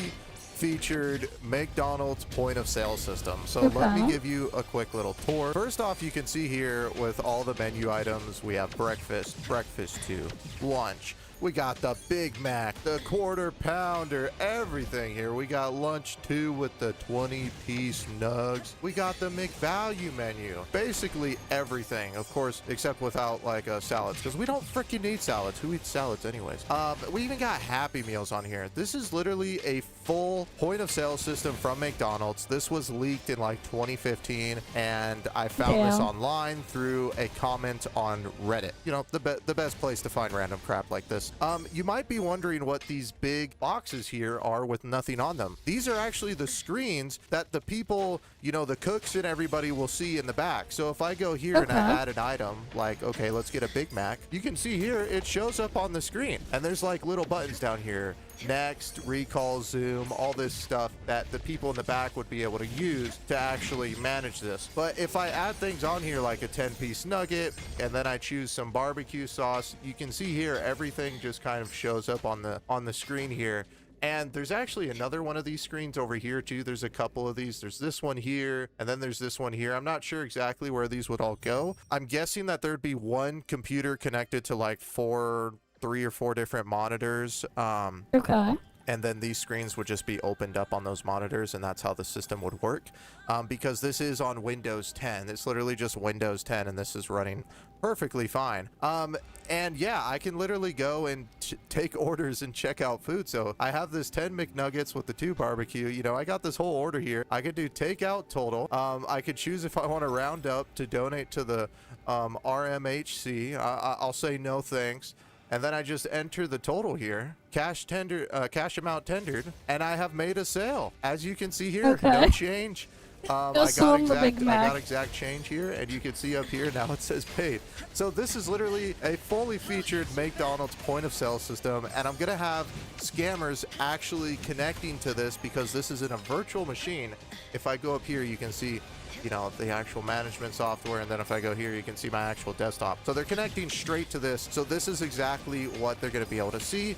And I did a couple of things. I hid all the icons on the desktop. So this is what it looks like when the scammer's actually connected. It looks like this. So they can see all this stuff open here, but they can't see that. And then I have the taskbar to auto hide. So it looks, you know, it doesn't look exactly like Windows 10 right from the start, and the scammers aren't that smart anyways. So I don't think that they're actually going to notice this. But yeah, So this is what's going down. Basically, for all of these calls here, I'm gonna fast forward right to the point when the scammer connects to the computer, so you guys can get the full experience of right when they connect and they see everything on the screen. And I also have some background noises going on to make them think that I'm actually working inside of a McDonald's in the drive-thru. I really hope you guys enjoy this video. It was a blast doing these streams live on my second channel. That will be linked in the description below, along with my Twitch, which I streamed on there too. So if you guys ever want to join the streams, make sure you come out and say hi. But other than that, let's get into this video. I really hope you guys enjoyed this one. Here we go. Click on login where? I'm trying to see if you can see my screen. You say PayPal, fast, secure, and PayPal fast and secure, PayPal fast payment option. He can see my screen. He can. Oh, so you can see the screen? Is it your work computer? No. He can. I Okay, can't. let me put you on speakerphone. Sorry, I got someone coming through the drive-through real quick. Hold on. I gotta handle someone's order really quick. Sorry, 1 second, sir. Yes, what can I get you? A Big Mac? Okay. 2 deluxe spicies? Got you. And a large fry. Okay. Would you like any drink with that? Fanta orange? Okay. Will that be it? Okay. Like Lington lads. Would you like to donate to Roundup for the RMHC? No? Okay. Your total will be $19.67. Thank you. And here's your change. You can just pull it to the next window. Thank you for ordering at McDonald's. Okay, hello? Yes, are you there? Okay, so what do I... Yeah, sorry, I had someone coming through the drive-thru. Just a role play. The McDonald's computer, sir? Oh, yeah, I'm working the drive-thru today, so I thought it'd be fine if I use this computer. Is that okay? Yeah, I'm just at work right now. I saw this charge come in, so yeah. Is that fine? Yeah, that's open okay, up your right? Google Chrome, sir. Open up your Hold on, I'll open it in a second. Someone else just came through. Hi, sir, what can I get you? You just want a coffee and fries? Oh, sorry, hold on, 1 second, sir. Something seems to be going on with our system. Hello? What's going on with the computer? Hello? Yes, sir. I'm here. He did that. He's taking over. What's going on? I need to check this person through the drive-thru, and something just came up over the whole screen. Hello? What's going on? Did you just do this? Oh, okay, he's back. Oh, okay. Sorry, sir. What'd you want? You said you wanted a coffee, a decaf. Okay. Okay, you want decaf coffee and fries, a large fry. That's it. Just a decaf coffee and large fry. Okay. Would you like to donate to the RMHC? No. Okay. That'll be $4.55. Hey. Yes. Hey. Okay, pull it to the next window. There's your change. What are you trying to do? What are you trying to do? What do you mean am I trying to do? I'm just trying to do trying to do? I'm trying to do my job and cancel this charge. Do you think I'm a fool? Do you think I'm a fool? What do you mean do I think you're a fool? I'm just trying to I'm trying to cancel my charge and get my work done. Why are you saying that? Yeah. I think you think I'm a fool, right? What do you mean? What do you mean? What do you mean? Do you think then why you're not listening to me? Why don't you log into the PayPal? I had someone come through the drive-thru. I have to get. I mean, if someone comes through the drive-thru, I have to get their order. You have to log into your bank right now and check. I'll pull up the PayPal. You have this. I'm just saying, like, if someone comes through the drive-thru, I have to take their order. I can't just like leave them sitting in the drive-thru. Exactly. I mean, what do you expect me to do, sir? What do you expect me to do? Gotta take their order. Just log in. No. Just log into your PayPal. Someone else. Oh, the screen's gone again. The screen. Okay, sorry. Okay, hold on. Someone else is coming through the drive-thru. Hold on, let me get this person. Hello, thank you for coming to McDonald's. What can I get you today? A Big Mac? Okay. 1 Big Mac, quarter pounder, and a filet of fish. I got you. Large fry. I got that. And for drinks, sweet tea. Okay. Dasani water. All right, I got you with that. Would you like to round up to donate to the RMHC? You would? I appreciate that. Thank you. Your total is $22 even. Cash or card? Card? Okay, you can just tap right there. All right, thank you. Okay, you can just pull up to the next window. Thank you for ordering at McDonald's. Okay, hello, sir. Sorry, I had someone else come through the drive-thru. Okay, so you said I need to log into PayPal? Hello? Yes. Okay. I don't know why you're yelling at me. I'm trying to cancel my charge. I'm at work. I mean, I think you can understand. You've worked you've worked an honest job before, haven't you? You work an honest job, don't you? Log in. Okay. Log into your PayPal. Oh crap! Hold on, my manager's coming. Hold on, my manager's coming. Don't say anything. Hold on. My manager's walking by.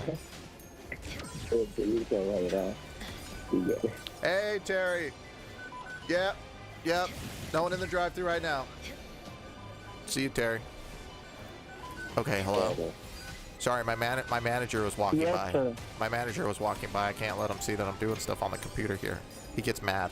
Okay, log in now. Log in. Okay, look. Yeah, his acting is pretty good. Oh, hold on. Sorry. Someone else is coming through the drive-thru. Hi. Welcome to McDonald's. What can I get you today? You'd like 3 Hung up. Proceeds to tell me, you take me for a fool, and then stays on the phone for what? 5 or 10 more minutes after the fact? That's crazy. Hello? Yes. Yeah, our call got disconnected. It's me, it's Paul. I'm calling from my manager's phone. Hello? Yeah. Are you okay? I'm still trying to cancel my charge. What?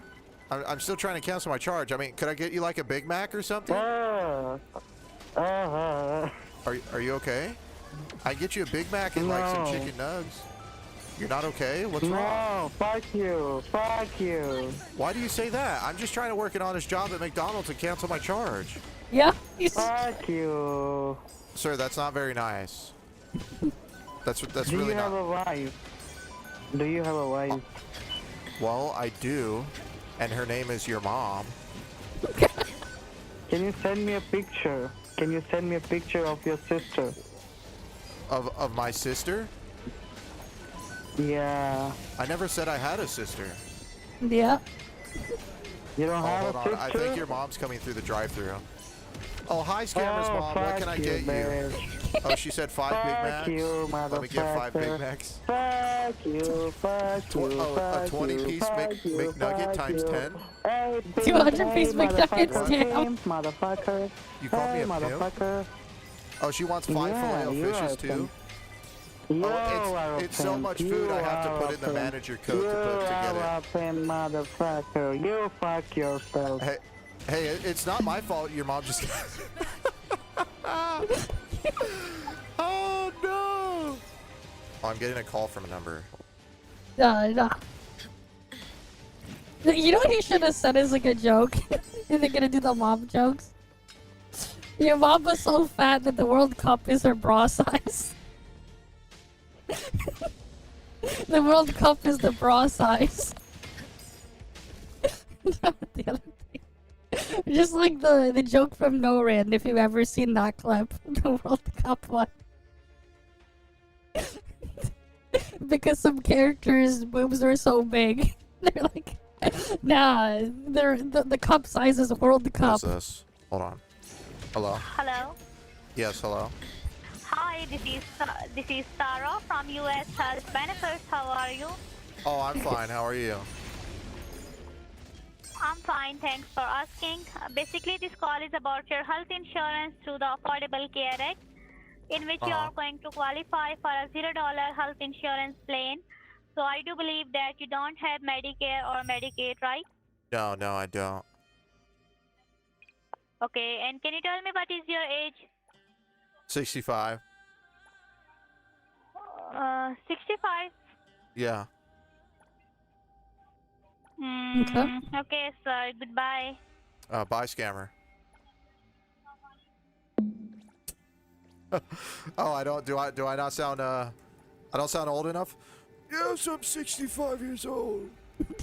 On speaker, it's kind of hard to hear you. Is that okay if I put you on speakerphone? Yes, you can put me on the speaker. Okay, I got you on speakerphone now. Oh, I see it disappeared. I see the ordering menu again. Okay, so what do I need to do now? Oh, hold on, it's loading. It's connected. Oh, it's loading? Okay. Sorry if it's a little bit loud here right now. It's a little busy right now. Your Trump accent would have convinced her Your true. computer is very slow. Oh, is it still loading? Is it loaded yet, or? Is it your work computer or is Oh it your... yeah, this is my. I'm at work right now. I thought I'd just get this done. You know, there's nobody in line right now, so I just thought I'd get it done now. I'm working at McDonald's right now. Oh, you work for the McDonald's? Yeah. Yeah, I can get you some food if you want. I can get you some food here if you want. I don't know. You're ordering a food? Yeah, I got food. I mean, we got Big Macs, you know, quarter pounder, bacon, quarter pounder, you know, quarter pounder deluxe, filet fish, you know. Like, you trying to get a large? Okay. You trying to get a large, a medium, or a small? Like, what are you trying to get? No, I don't want the food. Oh, you don't want like a Dick Spicy? You don't want a Dick Spicy? Dick Spicy. Yeah, like a Dick Spicy in your butt? No, no. No? Okay, so how do we cancel this here then? Is there a way? Huh? Yes, there is a way. Imagine being a scammer, you catch the guy's pieces out of nowhere. No, I just work at McDonald's. Yeah, Dick I'm just a McDonald's cashier. You know, it's pretty Hey, busy one here, Big but there's Mac, nobody one in the Dick drive-thru Spicy right now, Crispy. so you know, I'm kind of just chilling. You know what I mean? Yeah. I see like there's like stuff moving around by itself. Is that normal? Hello? Got it. He's trying to control. Yes, that was me. Oh, it's you? Wait. Oh, that's the manager portal. You don't want to mess with the manager. Just hold on. It's asking for the manager login. Should I log in? No. I can log in No. for you. I don't know. Maybe you can cancel the charge. Like there, you want me to log into the manager portal? What I can do with that manager? Well, I don't know. If you're trying to like check the reports or something, I can log into it. You need to log in. Yeah, log in. Okay, let me log into the manager portal. You gotta like check the reports or something. Okay, Yes. there. That's the manager portal. Is he actually gonna mess with it? Where did you save the data? My data? Like for the manager stuff? Yes, the Oh, it's client just- data, the people who are ordering that food. Oh, it's right here in the manager reports. I think it's in the tickets. We can see like the cash reports and stuff. Okay. Here. Yeah, it's all in these manager reports. Click on it. Or you want to like, or you mean like the cash drawer? Because you can go here to the manager too. If you go here, and you could go here into the manager options too. You could do like a McDelivery and stuff. He's trying to get access to the client data. So you are handling like you are sitting on the cash. Yeah, I'm just at the drive-through window right now. There's nobody. They're doing a little bit of construction on the drive-through right now, so there's nobody coming through. So it's just me chilling here, you know. Yeah. Oh yeah, Craig, you're going out. You're checking out. Okay, see you later. Sorry, that was just Craig. He's leaving right now. Alright, just hold. Just hold on. Oh, what's this? I see something's moving on the terminal. Yes. Hello? Yeah, what's Yes. going on? I just see like stuff just moving hold on on. the terminal. Can you like? Is that your email, Tula? Oh yeah, that's the local. That's the manager's email that he's just logged into on here. That's the manager's email. I don't think we're not supposed to open that though. Yeah. That's the manager. Yeah, we're not supposed to open that though. That's the manager. Okay, I just closed that manager one. Okay. Oh, okay. And like, you don't have your personal computer? My personal? No, it's just like all on here. You know, like we go here. I can get like the quarter pounder, Big Mac, chicken nuggets. You know, we got Happy Meals, the McCaff, the drinks, desserts. Like you want to get like an apple pie? I can hook you up with an apple pie if you want. Where you save all that customer data? The customer data? Oh, it's in the folder here. I mean, I could show you. It's all in this folder here. Okay. So if we go here, I think it's like in, I think it's in this folder. If we go to like the full suite. Oh yeah, it's like all here. Like here's all the kiosk data. I think it's Kiosk full data. though. Oh, this one here. Yeah, like this one. This one has a bunch of data in it. All of these ones here. If we go to like the way web. Oh man, did you close something on it? It's not letting me. It's giving me errors. Hello? My screen just went away. Hello? Yes, hold on. Yes, What's going on? I can't place the orders. I'm giving you the page where you can order. Just hold on. Where I can order, but sir, I already work at McDonald's. Yeah. He's trying to get a count. McDonald's? Yeah, I'm at McDonald's right now. Sir, I got someone in the drive-thru. I gotta make an order right now. Is like, what's going on? Add password? What is this? Create password? Hello? No, he's just remoted in. Changing password. Sir, what's going on? I don't think we're not supposed to put a password on here. Wait. Sir, I'm gonna get in trouble. We're not supposed to put passwords on here, sir. I'm gonna get in big trouble with this. Sir, what are you doing? Well, I'm gonna get in trouble because we're not supposed to, this is the point of sale system. Okay, I'm removing it. Yeah, can you remove the password, please? Passwords. Wait, it just said there's another it just said pin set. Does that mean? Wait. Is that a password? So, are you trying to hack the mix system right now? Yeah, he's trying to hack the thing. Are you trying to hack the mix system right now? No. Sir, are you in Kolkata, West Bengal, India?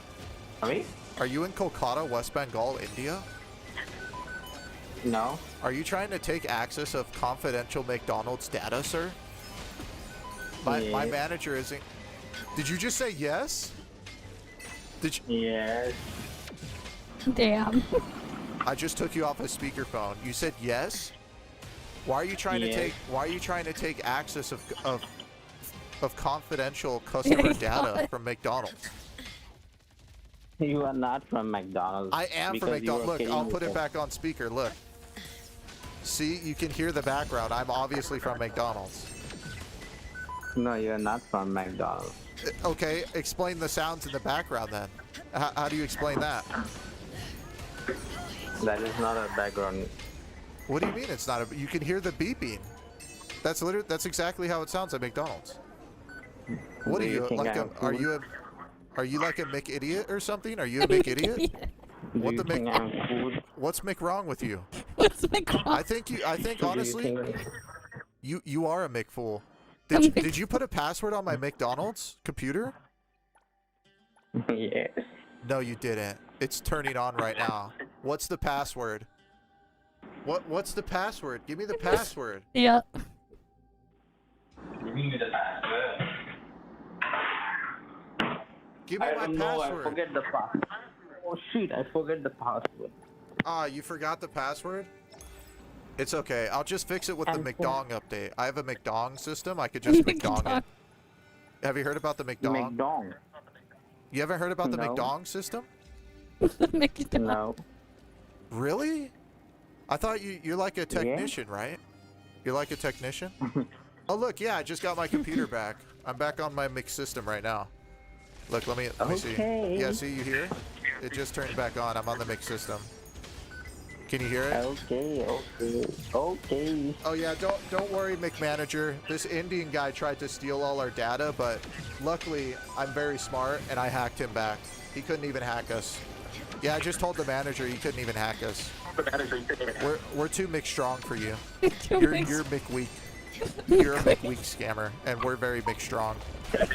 Tell me my location. Yeah, sorry, I'll take him off his speakerphone. I know, he's making the customers want to throw up from the sound of his voice. I'm sorry, I had to take you off a speakerphone. You were disgusting. You're making the customers like really disgusted. Tell me a good way to earn money. Stop being a Mick scammer. How do you stop that? Tell me a good. How do you stop it? You just be like you be a Mick decent person. You just be a decent person, yeah. I will be a decent person, but I wanted to do something. Like, if I will quit this job, definitely I have to do something, right? I don't know. Go work at like a McDonald's. I heard they're hiring. They will not gonna pay us more. Yeah, I heard they're McHiring right now. McDonald's will not pay too much money, brother. That's Mick bad. Maybe we should make cry about it. Cry. Are you gonna make cry about it? Damn. Definitely. Oh, he's make crying. Can I hear you cry? I want to hear you cry. Okay. Can you make cry for me? I really like the way you were talking to me, and I'm really enjoying you. No, he's just role playing as if he was a drive-through worker at McDonald's. Well, I just wasted He got the 32 point of minutes of sale your Mick thing. time. So you don't make any Mick movies. I have too much time. I know you're an Indian Mick scammer. Indian Mick You can talk to me 24/7, brother. Connect back to my Mick computer. You think you got me, but you didn't do anything, Mick scammer. You're a Mick idiot. You can't even scam. You can't even scam. You're too dumb to scam. I already judged you at the beginning. That is the reason I haven't completed that procedure. Oh, he knew the whole time? Is that what it Welcome. was? I knew the whole time! I Mick knew! We're just reacting to this. The whole Mick time! This guy I knew it from the beginning. Oh, the scamming beginning! the scammer with a McDonald's machine. He knew from the beginning! Yes, brother. Oh, yes! He knew from the beginning! How much did you know? How much did you know? Tell me again. Did you know it all? Did you know it all from the beginning? Yes. Yes. You knew it from the beginning? Oh, that was probably, you heard me talking to your mom earlier, huh? That's why. Me and your mom were planning that dinner date before I called you.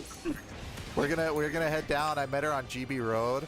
So we're gonna go out for a date later in Delhi. Okay. Yeah, she always tells me that. She's always like, yeah, my son's always telling me he knew from the beginning. That's what she was telling me. She was like, yeah, he's kind of, she told me that you're like broke right now and all you do is scam people, like you can't get a job or something. Yeah, I felt kind of bad for her. I understand your frustration, how much Indians fuck your ass. I was like, it must suck to have a son like that. I understand your frustration, brother. It's alright though. She told me you were doing some work on GB Road for a while too. How was that? You were doing some work on GB Road? Brother. I want mine, brother. You don't mind having a McDicks in your McButt? McDicks in his mouth. You don't mind on GB Road? Cry baby. Do you not mind? Do you not McMind? Cry baby. Gandu. Oh, he's so, look at him, he's so butthurt. He can't steal from me. He can't do anything. Crybaby scammer. Oh, you gonna cry about it? Oh no. You have to be a little smart, brother. No. Oh no. Come on, cry for me. You have to little cry smart, for brother. me. Cry for me, Mick Scammer. Come on, Mick Scammer. You're so butthurt, aren't you? He's so McButthurt. He's still sitting on the phone. He's still doing the How long have you been a broke scammer for in India? I'm enjoying you, brother. How long have you been a broke scammer for?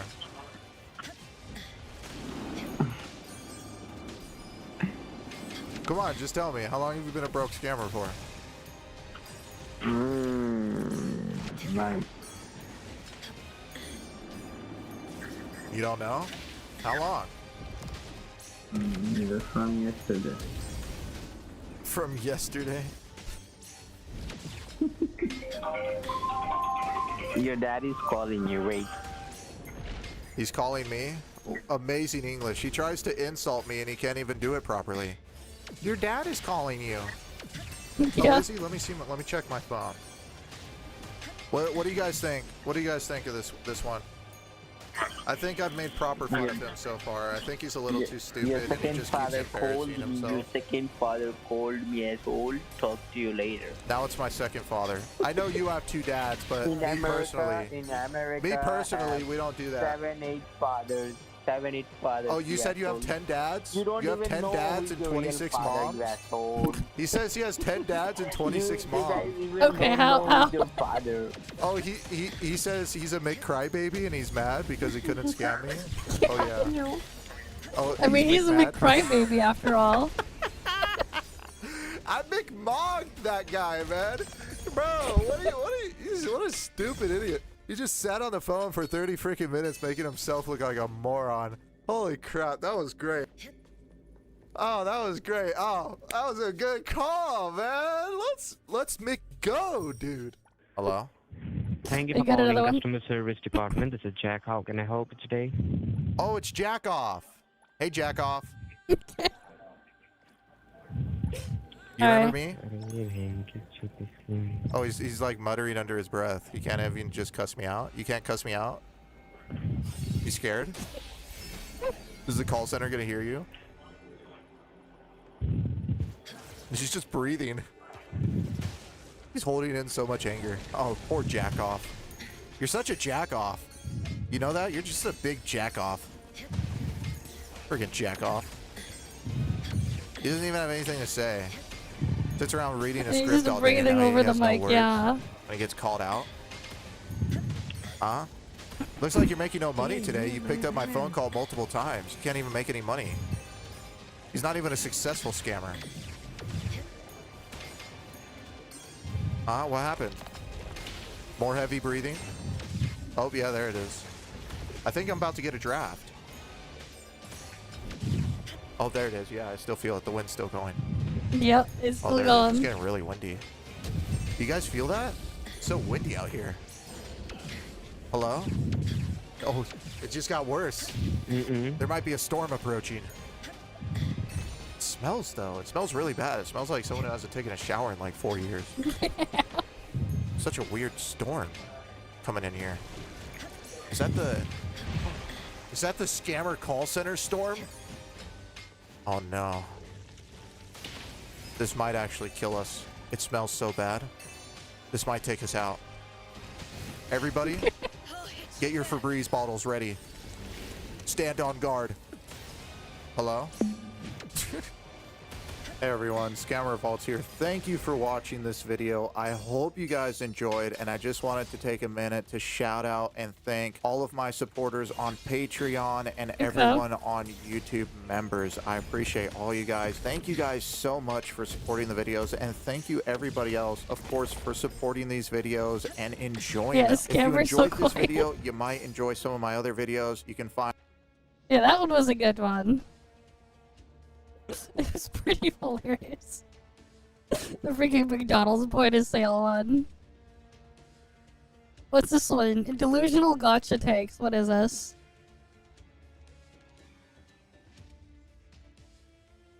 Let me see if we can get it to open up.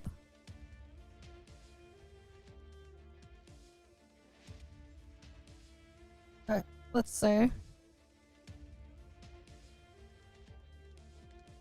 Do not glaze coin flips is what's in the title there. Alright, let's see if it loads.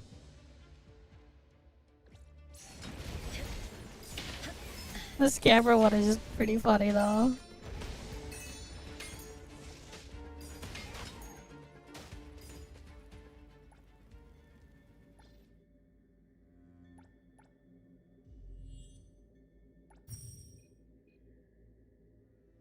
Alright, let me try to close it and then reopen it again.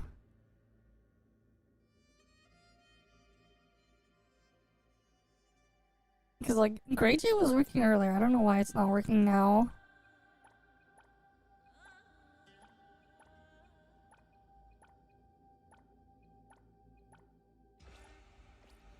Okay. Let's go for another round through here.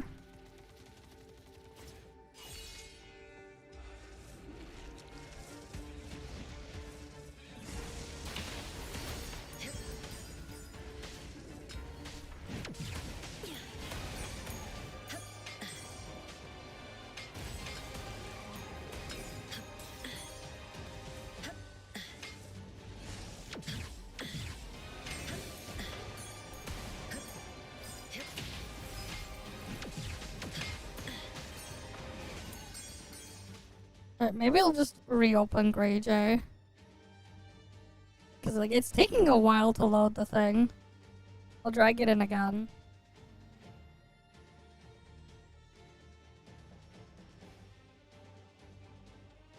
If not, we'll try a different video. I don't know why that one's not loading.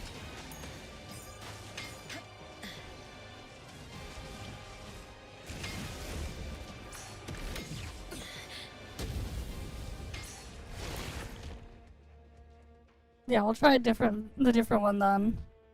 They try to put me back in jail. What's this? Unless now just Grey J is just broken. Which would be weird, because like it was just working. And then now it's not. Okay, I'll pull up the web browser.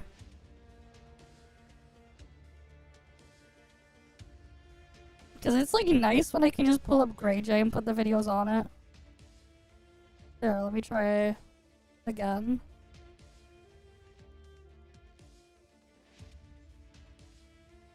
Oh. Now they want me to sign in. Bruh. They want me to freaking sign in. I can't even have the thing open that way.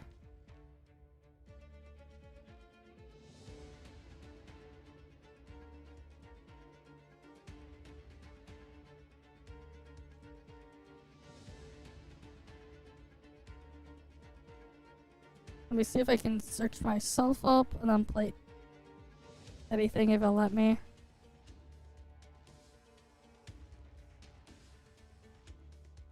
Now it's the freaking YouTube is treating me as a bot. God damn.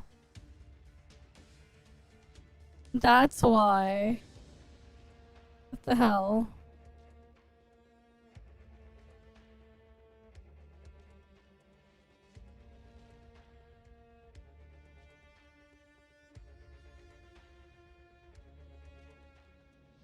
For some reason now they're just treating me as a bot.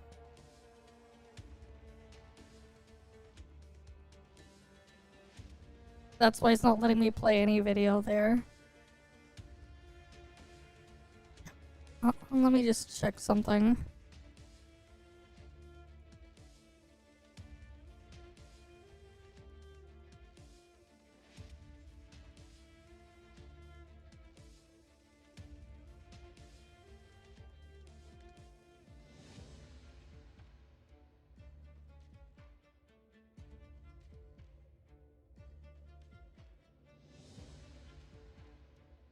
Alright, give me a sec.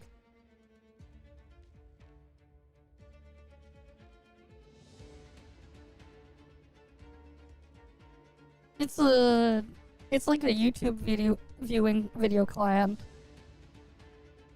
It's able to do certain things.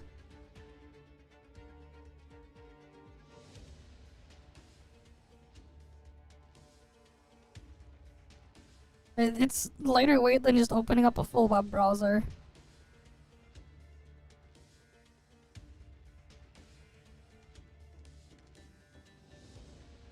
Okay.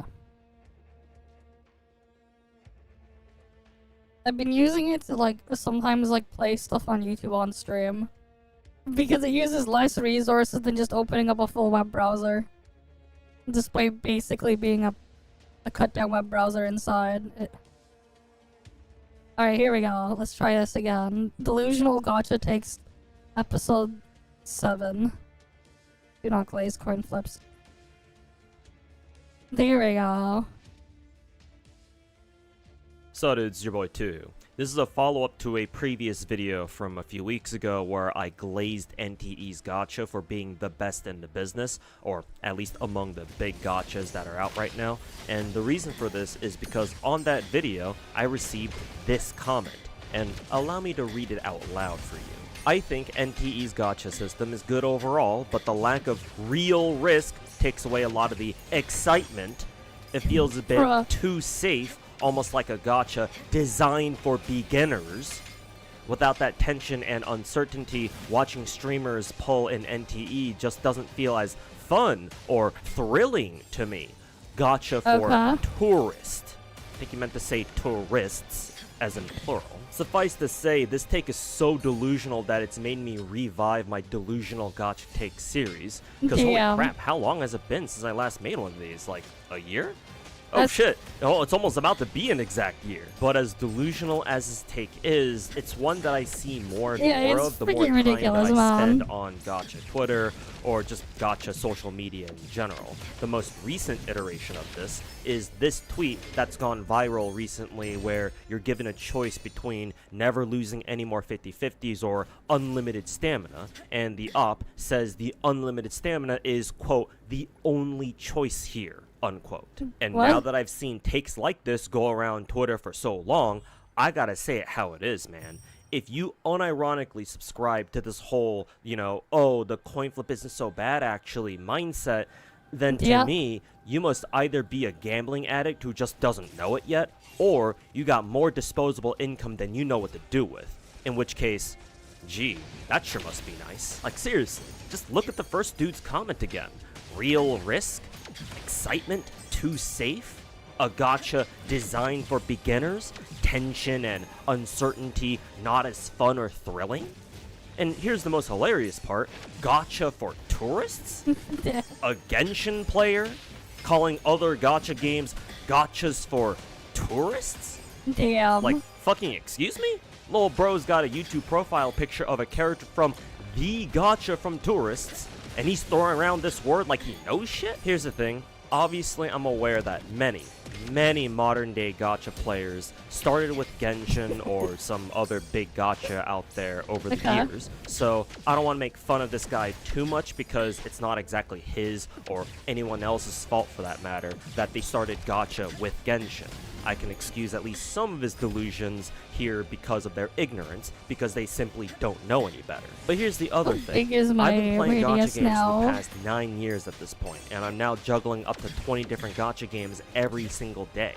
I that's even pretty go so big. far as to call myself the god of Entire gacha, map. something that other gacha larpers out there, like that trailer trash Tectone and his little cocksucking midget pet Saint Tontus, have tried roasting me over. Too bad they both got court cases shoved up their assholes this past year. I've spent more time and more money than the vast majority of gacha players out there have ever put into their own gachas, whichever ones they play. And I can confidently tell you that if you are a true fan of gacha games, if you truly appreciate gacha games for the kind of experience that they alone can provide, then eventually you won't put as much emphasis on the gacha itself like that dude from before.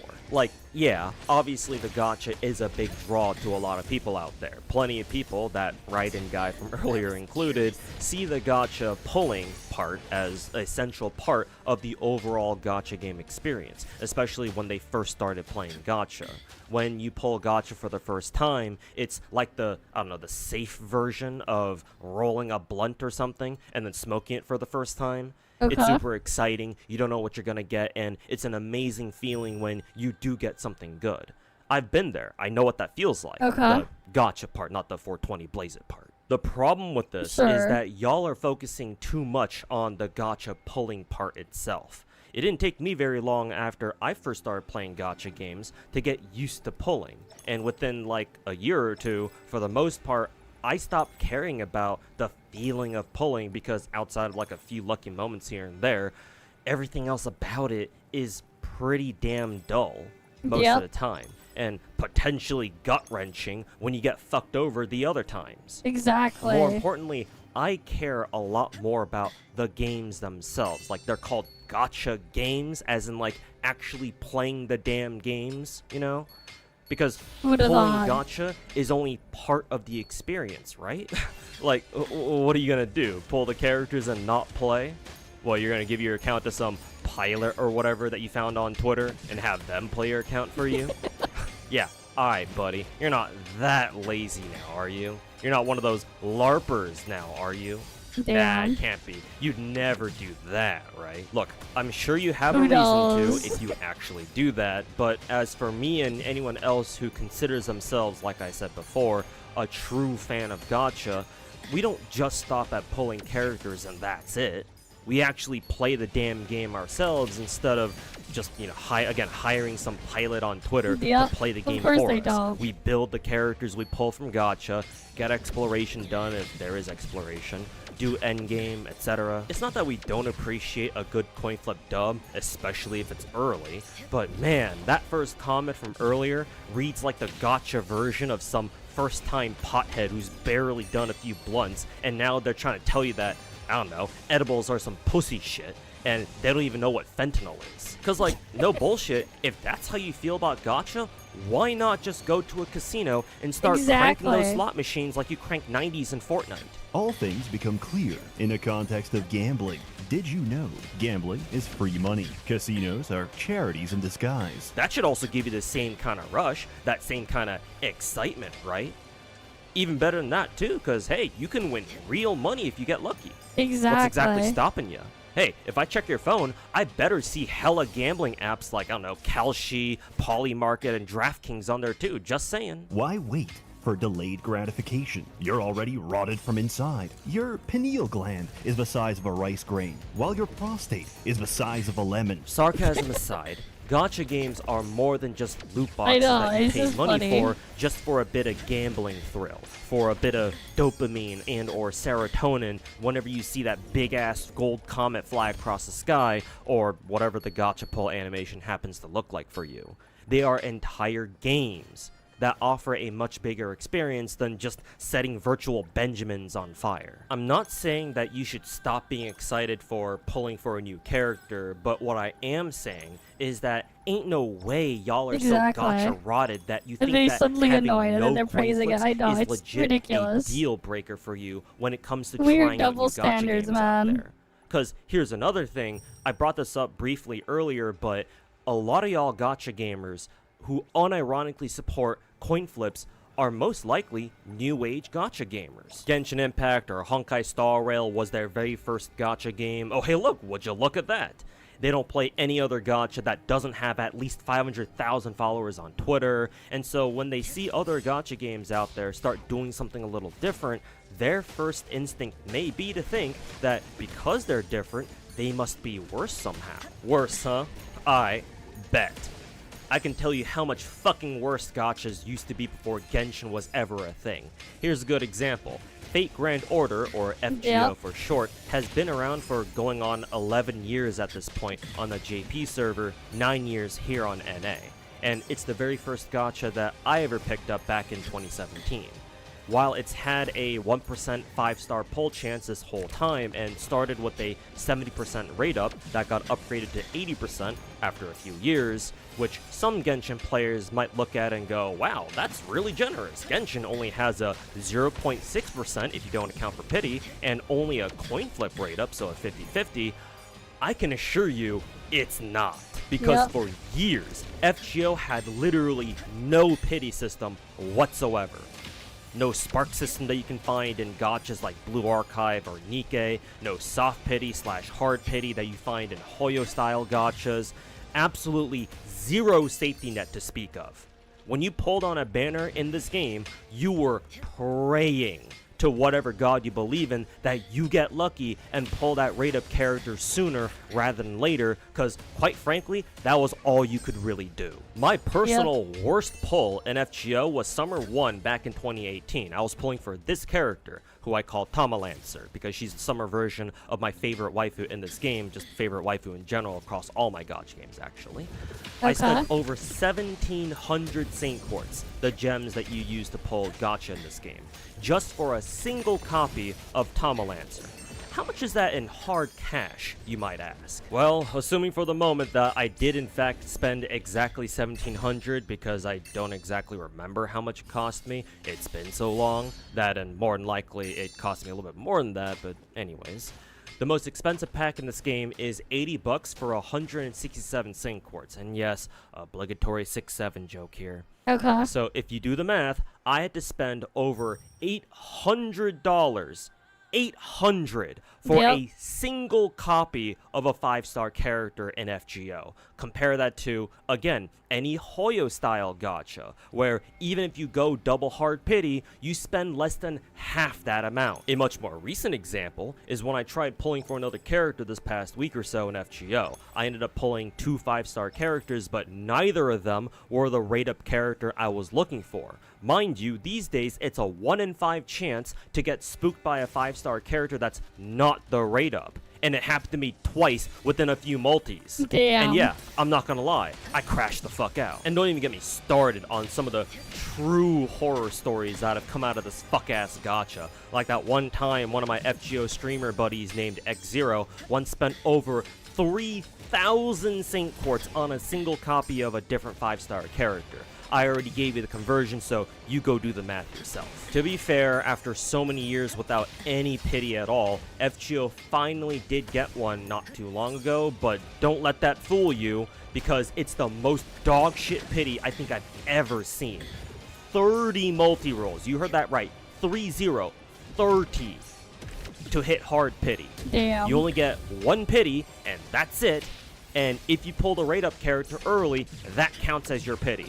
And y'all think Enfield's pity is bad. Oh boy, you have no fucking idea. And that's just FGO. I'm sure other old school gacha players out there who've been around for even longer than I have can tell you all about their own gacha nightmares over the years too.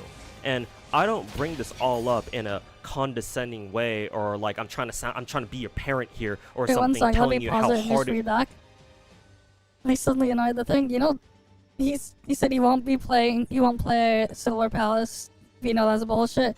He'll take up the Cobra when it comes out, take the bag and then shit on it more, pretty much. Used to be back in our day when we had to climb over 2 whole mountains just to get to school both ways, or however that meme goes. I'm saying all of this primarily to illustrate that growing up with a truly god-awful gacha before the days of like Genshin or whatever teaches you to respect it, the gacha that is, and to not just full send your pulls at it like you're on FanDuel picking which World Cup team to put your money on. Basically, y'all who started with Genshin or another big gacha game out there don't know how good you have it. And while it's not your fault per se, I think that at least some of y'all out there do need to be humbled a bit with the way y'all see gacha as basically a safer slot machine.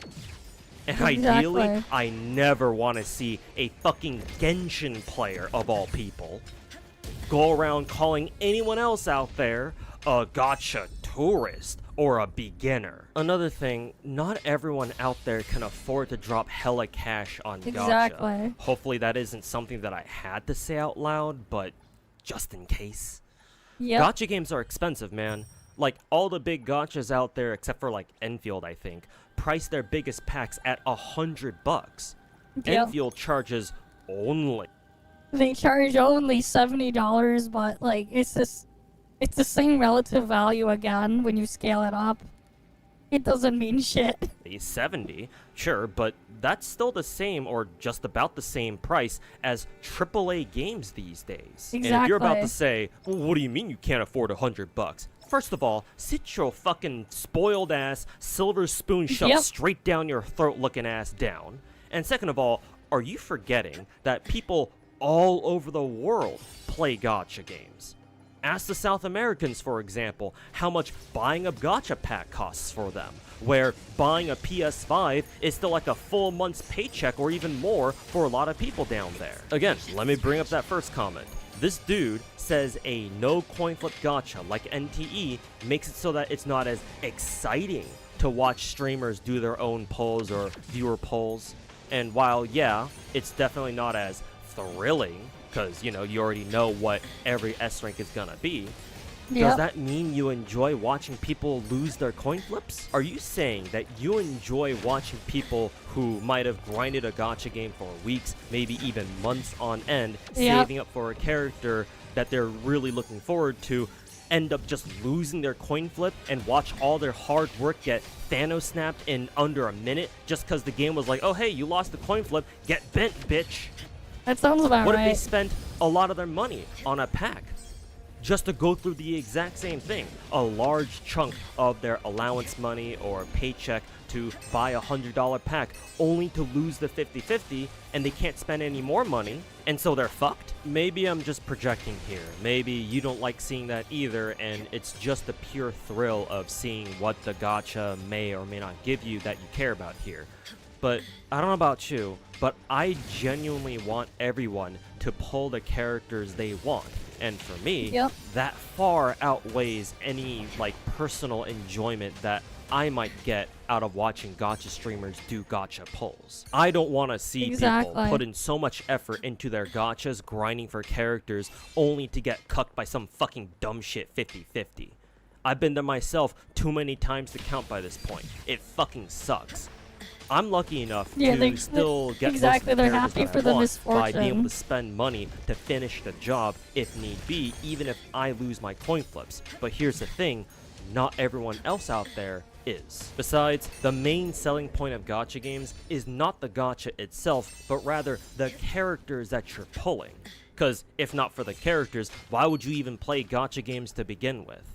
Especially with the way gachas emphasize pulling new characters and treat them as their main source of revenue, the gacha model just happens to be the way in which they're sold to you. And even then, some of y'all missed the memo on this too, because like, I'm sure I don't need to say this out loud, but a lot of gacha players out there don't really care about the characters themselves. They only see them as like trophies to flex to their friends online because they're meta, assuming they have any friends, to brag about whatever double S rank multi they got while pulling, and to farm their friends for even more serotonin and reactions over Discord. You can see this with how so many gacha players out there only care to pull the meta characters, or even worse, how so many of them don't even play gacha games because they actually enjoy them, but only because their friends on Discord or even in real life play them and they just want to fit in and have something in common with them. And this kind of behavior puts them at risk of becoming, as our write-in friend from earlier so graciously put it, tourists in gacha games. And God knows, excuse me, I know damn well how many tourists we have in the gacha scene. So for a lot of them, I'd go a step further and call them squatters instead. This is where I bring up that second tweet again, the one where Op chooses the unlimited stamina and mats over never losing 50-50s ever again. Now, I'm not saying that everyone who picks leftover right is a tourist. Obviously, there can be true gacha players out there who legit would take the infinite stamina over no more coin flips so that way they can grind the fuck out of their gachas to get absolutely cracked out gear for their characters. But having seen how a lot of gacha players, especially on social media, I mean, they can say that all they want, and if they balance the game around it, well, that becomes its own other problem. The unlimited stamina. Especially knowing how they design stuff in these games. I mean, hey, if that's what they pick, they should all play Duet Night Abyss, right? They can farm as much as they want. Surely they'll be happy. Yeah, hour left till global reset. Talk and behave towards gacha games over the past 5 years, I think it's also pretty obvious that a ton of people who pick the infinite stamina and mats option are only picking this because they don't want to have to play these gacha games themselves. Because they only care about the gacha. They only want to engage with the exciting stuff, right? That being the gacha, and never have to deal with the boring stuff, that being actually grinding for materials themselves. In other words, the real tourists like them are only here for the spectacle. They're only here for the thrill, not because they truly appreciate the whole gacha experience. That's why a lot of them hire pilots to grind their gachas for them. Because the only effort they care to put into them. I mean, taking a step back and looking what you're doing already exposes it. But hey, they choose not to acknowledge it. That is what it is. Is what? Clicking those $100 packs a few times? Clicking on that pull gacha button a few times too? Oh, and maybe go through story too, I guess. I'll give them that. It's no wonder then that so many, frankly, dog shit gacha takes like this one that made me make this video in the first place have spawned over the years. Obviously, it's not just the Hoyotards here who crank out, you know, bad gotcha takes all day. Just look at the Woowa shills on Twitter too, for example, especially with their, oh, just buy a baseline $2,100 PC.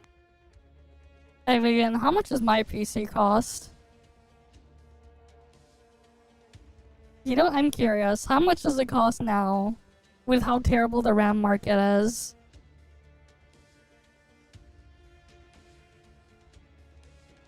Because my PC ain't cheap either. Here, let's put it together actually.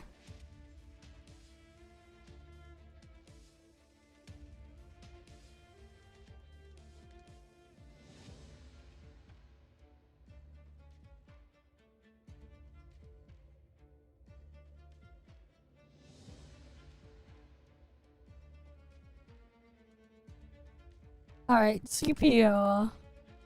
It's 7950 X3D, $700 CPU. CPU cooler. Phantom Spirit. This one. Oh, that's cheaper than what I paid for it a couple of years ago. Taurus. It was a gigabyte. It was a B650 Aorus Elite AX. Where is it? Yeah, it's the V2 of this motherboard. Oh, my RAM. Here's where it gets really fucked up.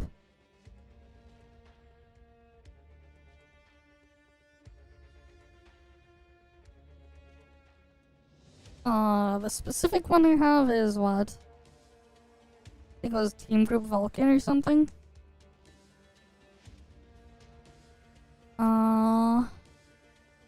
It's stupid they don't... Wait, do they list the cast latency here? Oh, here we go, cast latency, CL30. Well, you know, we'll go with the cheapest, the variant of the RAM that I have. We'll put it here twice. Because I have 64 gigs of RAM.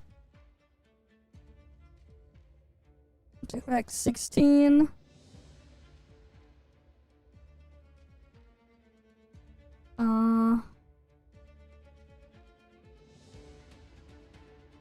Set it to 6,000. Alright, we'll choose storage. Like, how much are we already at? We're at already almost $2,000 now in this market. I don't have a graphics card. I don't have a power supply. I don't have a case. I don't have storage. It's just CPU and RAM. It's just the CPU, motherboard, and RAM. Alright, SSD. Alright, well, I guess we'll just look for whatever is, like, equivalent to what I have. I'll just do SSD, we'll do price per gigabyte.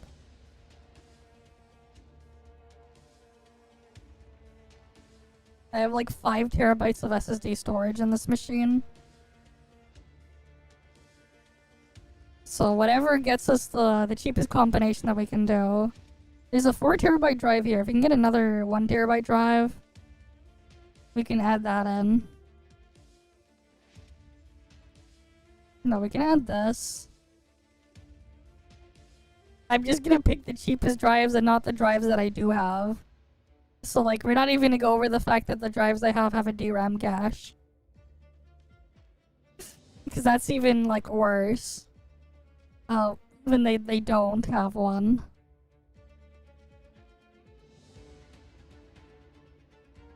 Here, I'll put the cheapest... No, we'll get an NVMe drive here.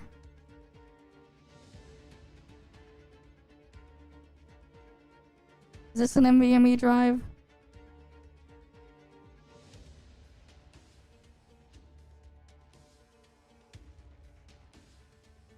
No, we'll put the 80 Legend twice. That's a lot. That SSD is slower than the one I have in my machine as well. ML2 2280. Alright, let's see. Price per gigabyte. Here, I'll just put that in there. We still don't have a graphics card or a power supply in a case yet. Like, this is not like something super crazy either. I have a 5070. Is that the cheapest 5070? Well, we'll look for the cheapest 5070. To be nice. Oh, there's a PNY one for 600.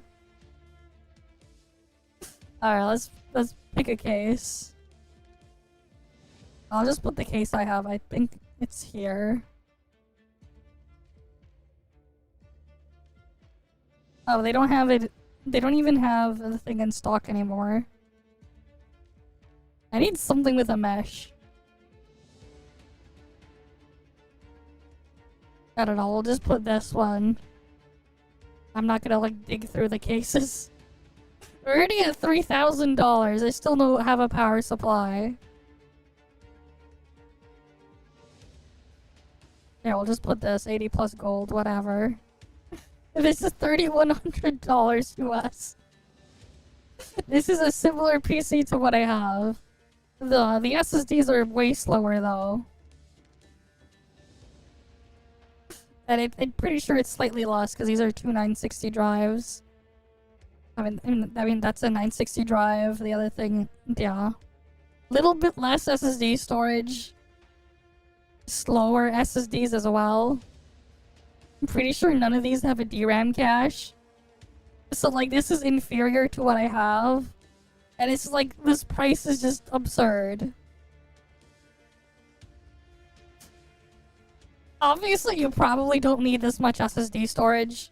Either way, like a good one, like what, like a PCIe like Gen 4 drive, like a fast Gen 4 drive is like 200 plus Canadian dollars for a 1 terabyte drive. Buying new. The SSD price, I mean the RAM pricing is RAM. The CPU is fine. The CPU price is fine. The RAM price is atrocious. This is quite literally 4 times what I paid for my RAM.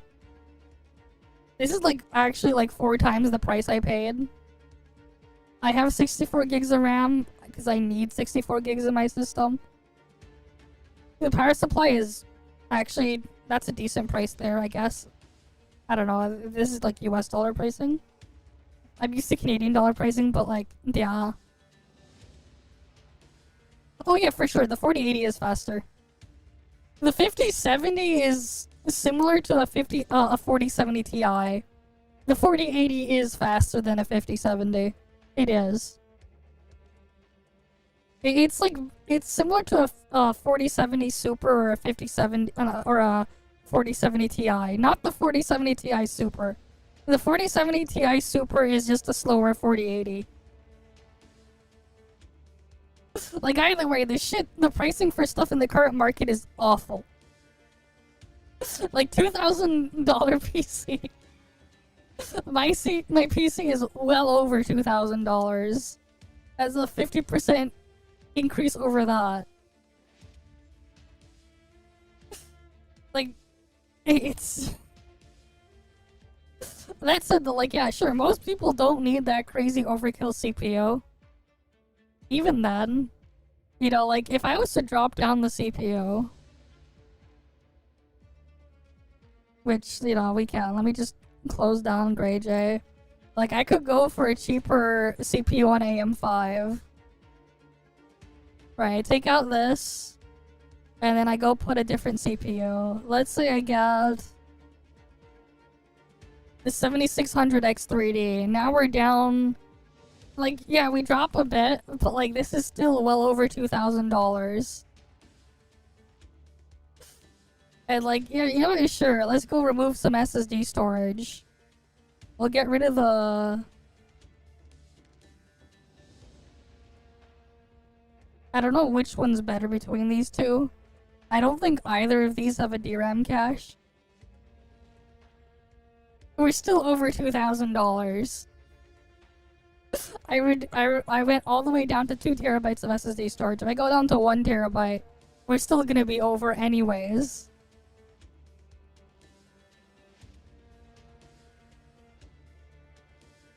right? Like, I dropped all the way down to a 7600 X3D there. And, like, this is still how much this stuff would cost here. This is obviously not what I have in my machine, but... Like, I downgraded, I removed a lot of the storage, more than half of it. And we're still at this. Like, fine, let's remove half the RAM. Now we're at, like, $2,000. I have to get rid of half my RAM, too.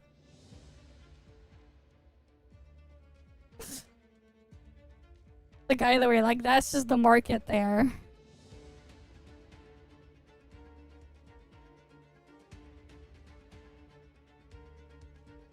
Like, if that's what you need, that's the problem. Like, if that's what you need, like, you're telling people to just get that as a baseline, that's a fucking problem. Excuse That's for too why much to WoWa runs ask. like ass. But no matter where these gacha takes come from, as someone who's heavily invested into not just one gacha, but a lot, like more gachas than a lot of y'all can even name. More to the point, I'm more so invested into the entire genre of gacha games as a whole.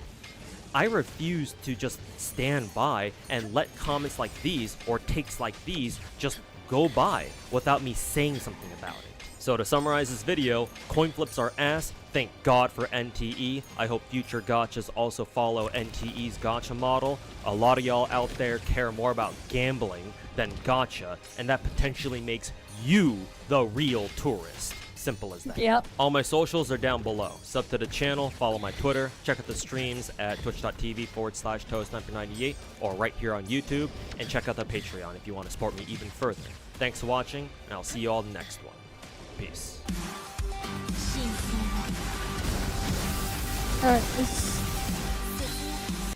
Alright, let's go to the next one then. That's the one that they try to put this guy in jail or whatever. Let's see this one. Oh, bro, the freaking thing went and is trying to treat it as if it's a regular web browser again. Let me just reopen it.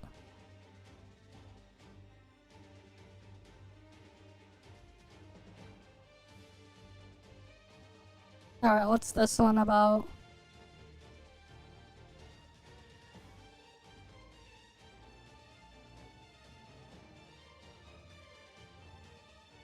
Come on. Surely it'll work.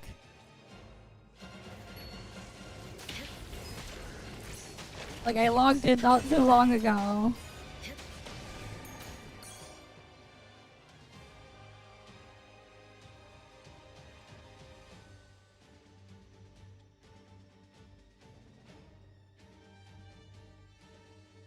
Is the thing broken again? Like a bra. It was working. Now it wants me to sign in again. I'm not doing that. Okay, we're done with Reacts then. Fuck it. I don't want to sign in again. I did it like quite literally like a half an hour ago.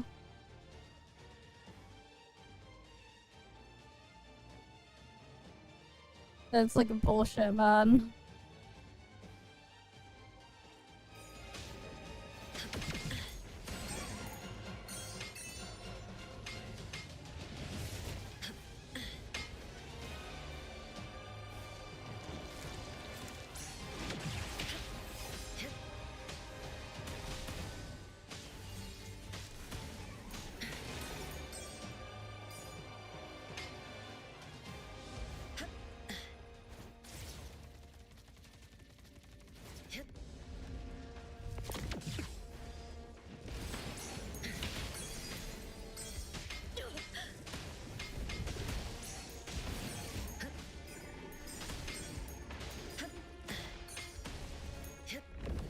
Either way, I'm like not doing it.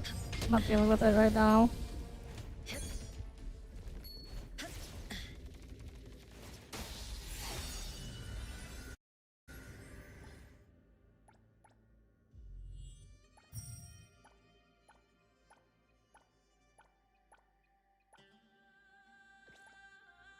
Wait, like there's a reason why people want to freaking block all this shit. Because they treat their freaking websites like rapists, man. Or rather, they treat the users as the victims of the rapists. And they're just raping your stuff. Yeah, I guess that's a great way to describe it.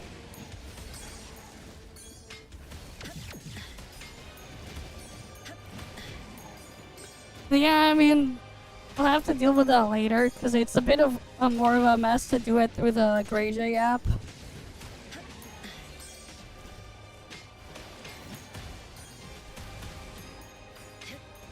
And the only reason why I'm freaking using that anyways is opening it in a full regular web browser is just too bloated. Right now while I'm doing other stuff on stream.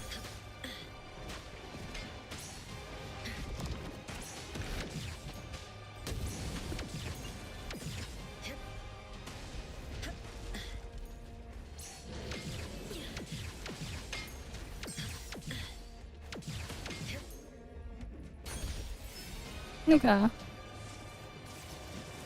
I'll run through this a couple more times.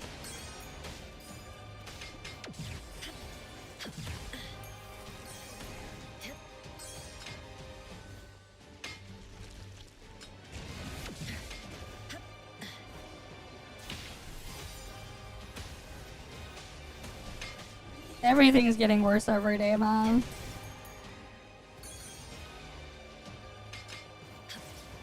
Everything is just getting worse.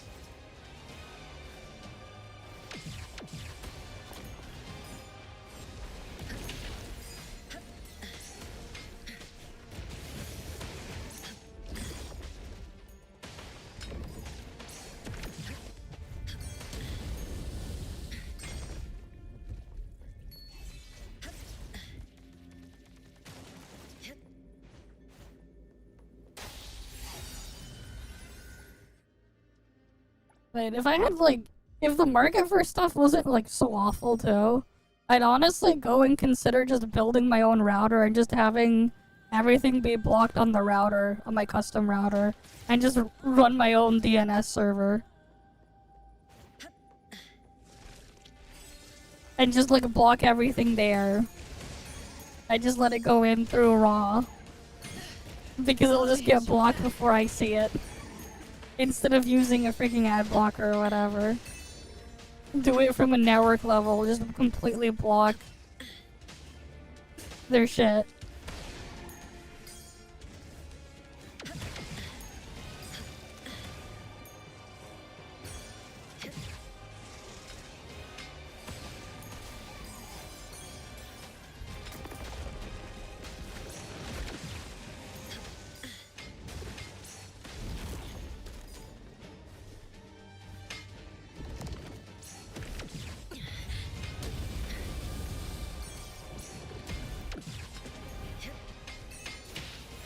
Come on.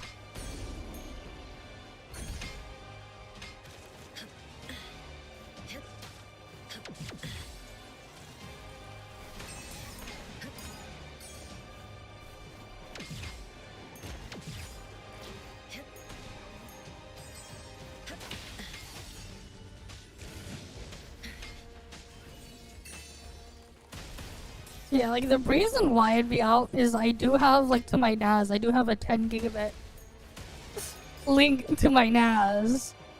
And I'd have to, build my own just so I can get everything working properly at full speed on my just local network.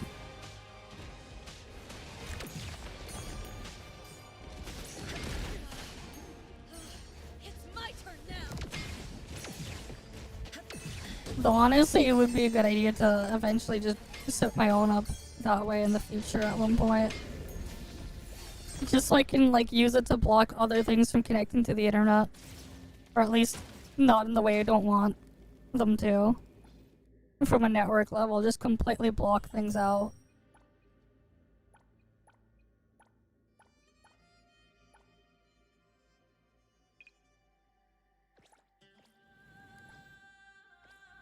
Alright, we'll just salvage these. I'll run through it a few more times, and then I'll go get the things there. I think I farmed enough for 2 days worth. Damn. I farmed a bunch of this.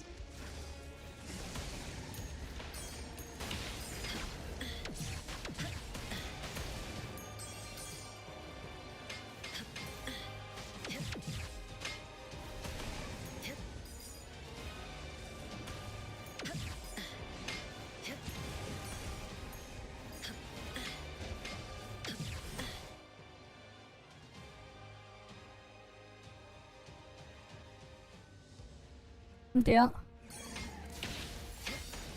I mean, there's a way to block the ads before they even get to the ad blocker. There is a way, but again, like, you're going to have to run your own DNS server to do that.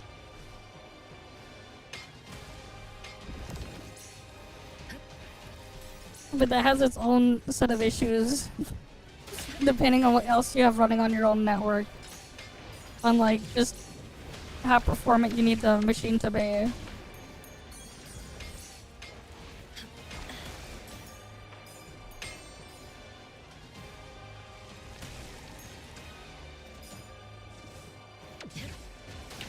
Which is like, you know, getting like Cat 6 cabling and stuff like that.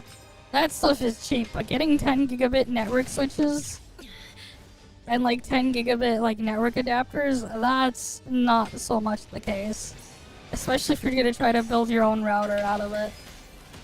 That stuff is stupid expensive.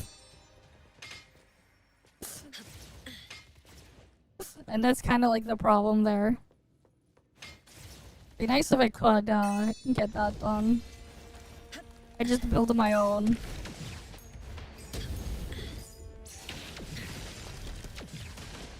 It's not even just that, just using the internet as a whole without a freaking ad blocker in 2026 is just awful and a bad idea. Things have gotten so bad that it's basically a requirement to use the internet safely.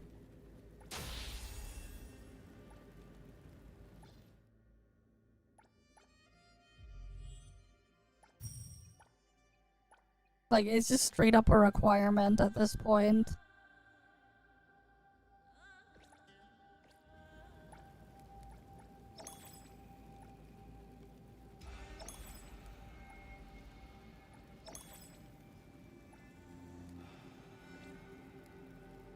Because of just how much of a disaster it is.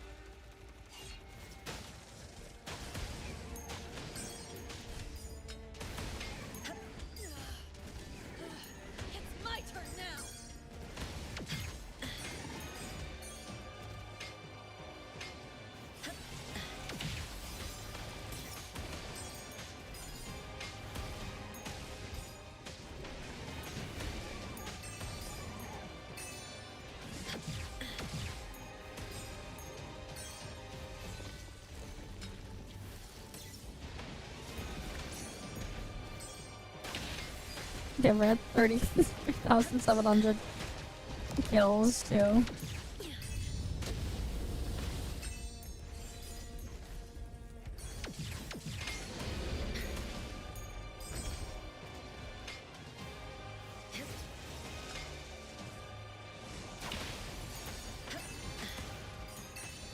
Okay. We just keep stacking the thing more.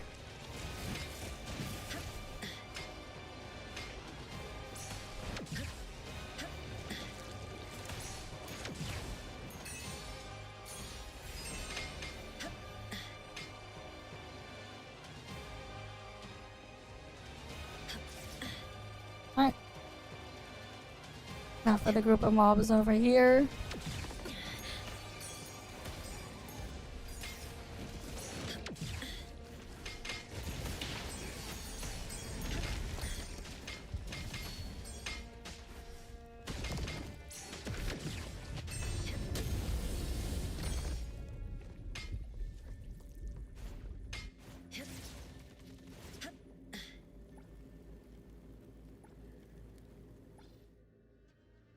Let's see what we got. Yeah, the good old days of the internet are long gone, unfortunately. And things only just get worse and worse over time.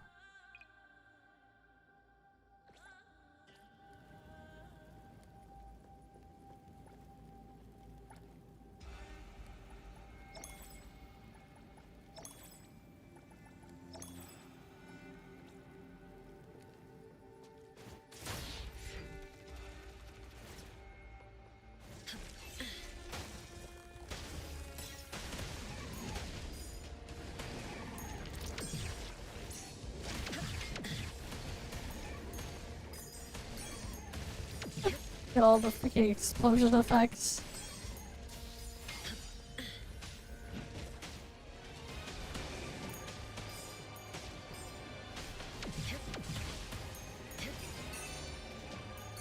And the radius of this thing just gets bigger and bigger.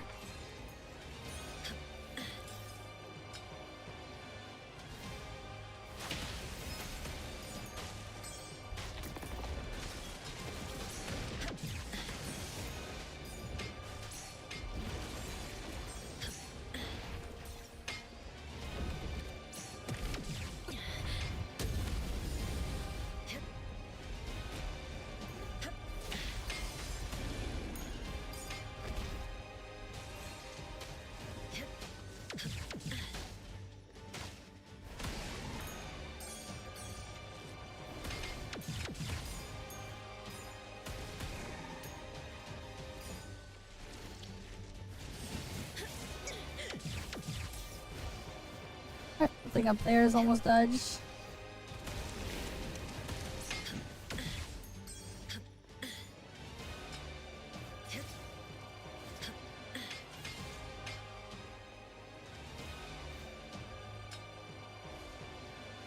And then there's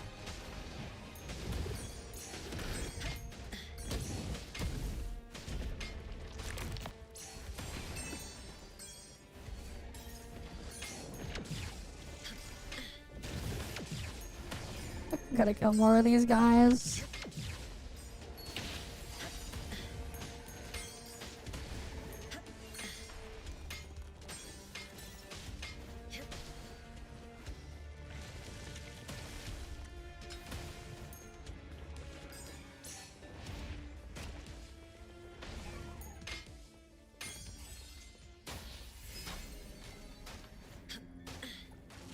Okay.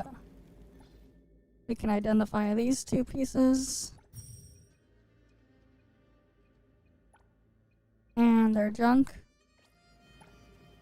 Then we salvage it all. But yeah, 75k mystery buttons. I think we're good enough with that for now.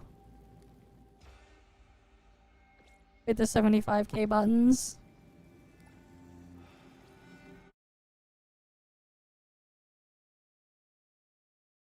That's a lot of buttons either way. That's like 2 days worth of getting the full max stack of everything. Okay.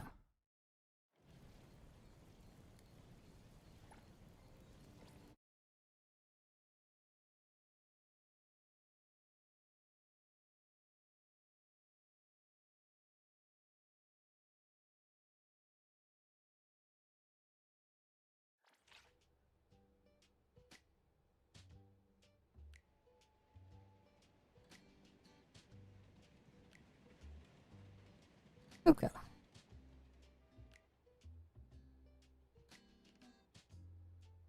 Mm-hmm.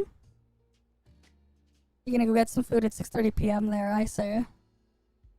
I'm probably gonna be heading out soon as well, though. It's 4:30 a.m. here. In Canada. Got something to say? Well, at least where I live in Canada. Because there's like multiple time zones. Okay, let me get the thing here. Where is the thing though? Enjoy your food though, at least. Enjoy your dinner.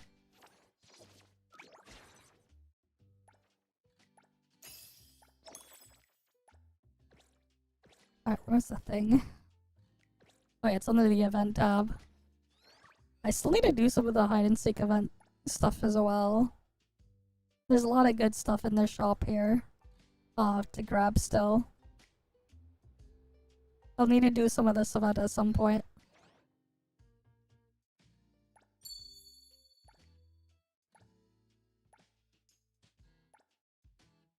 Alright, let's grab this stuff here. Yeah, 31,680. And then on reset I can get more. Alright, you have a good one as well.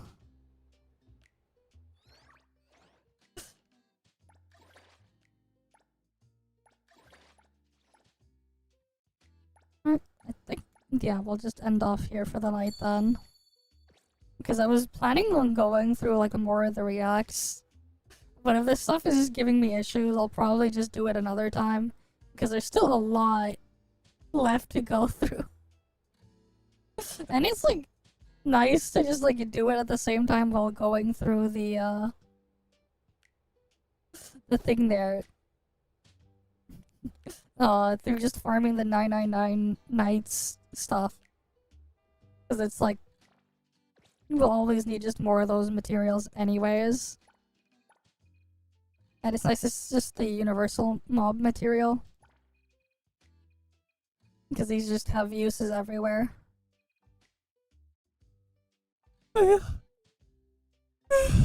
So I guess it's just we'll end off here for the night.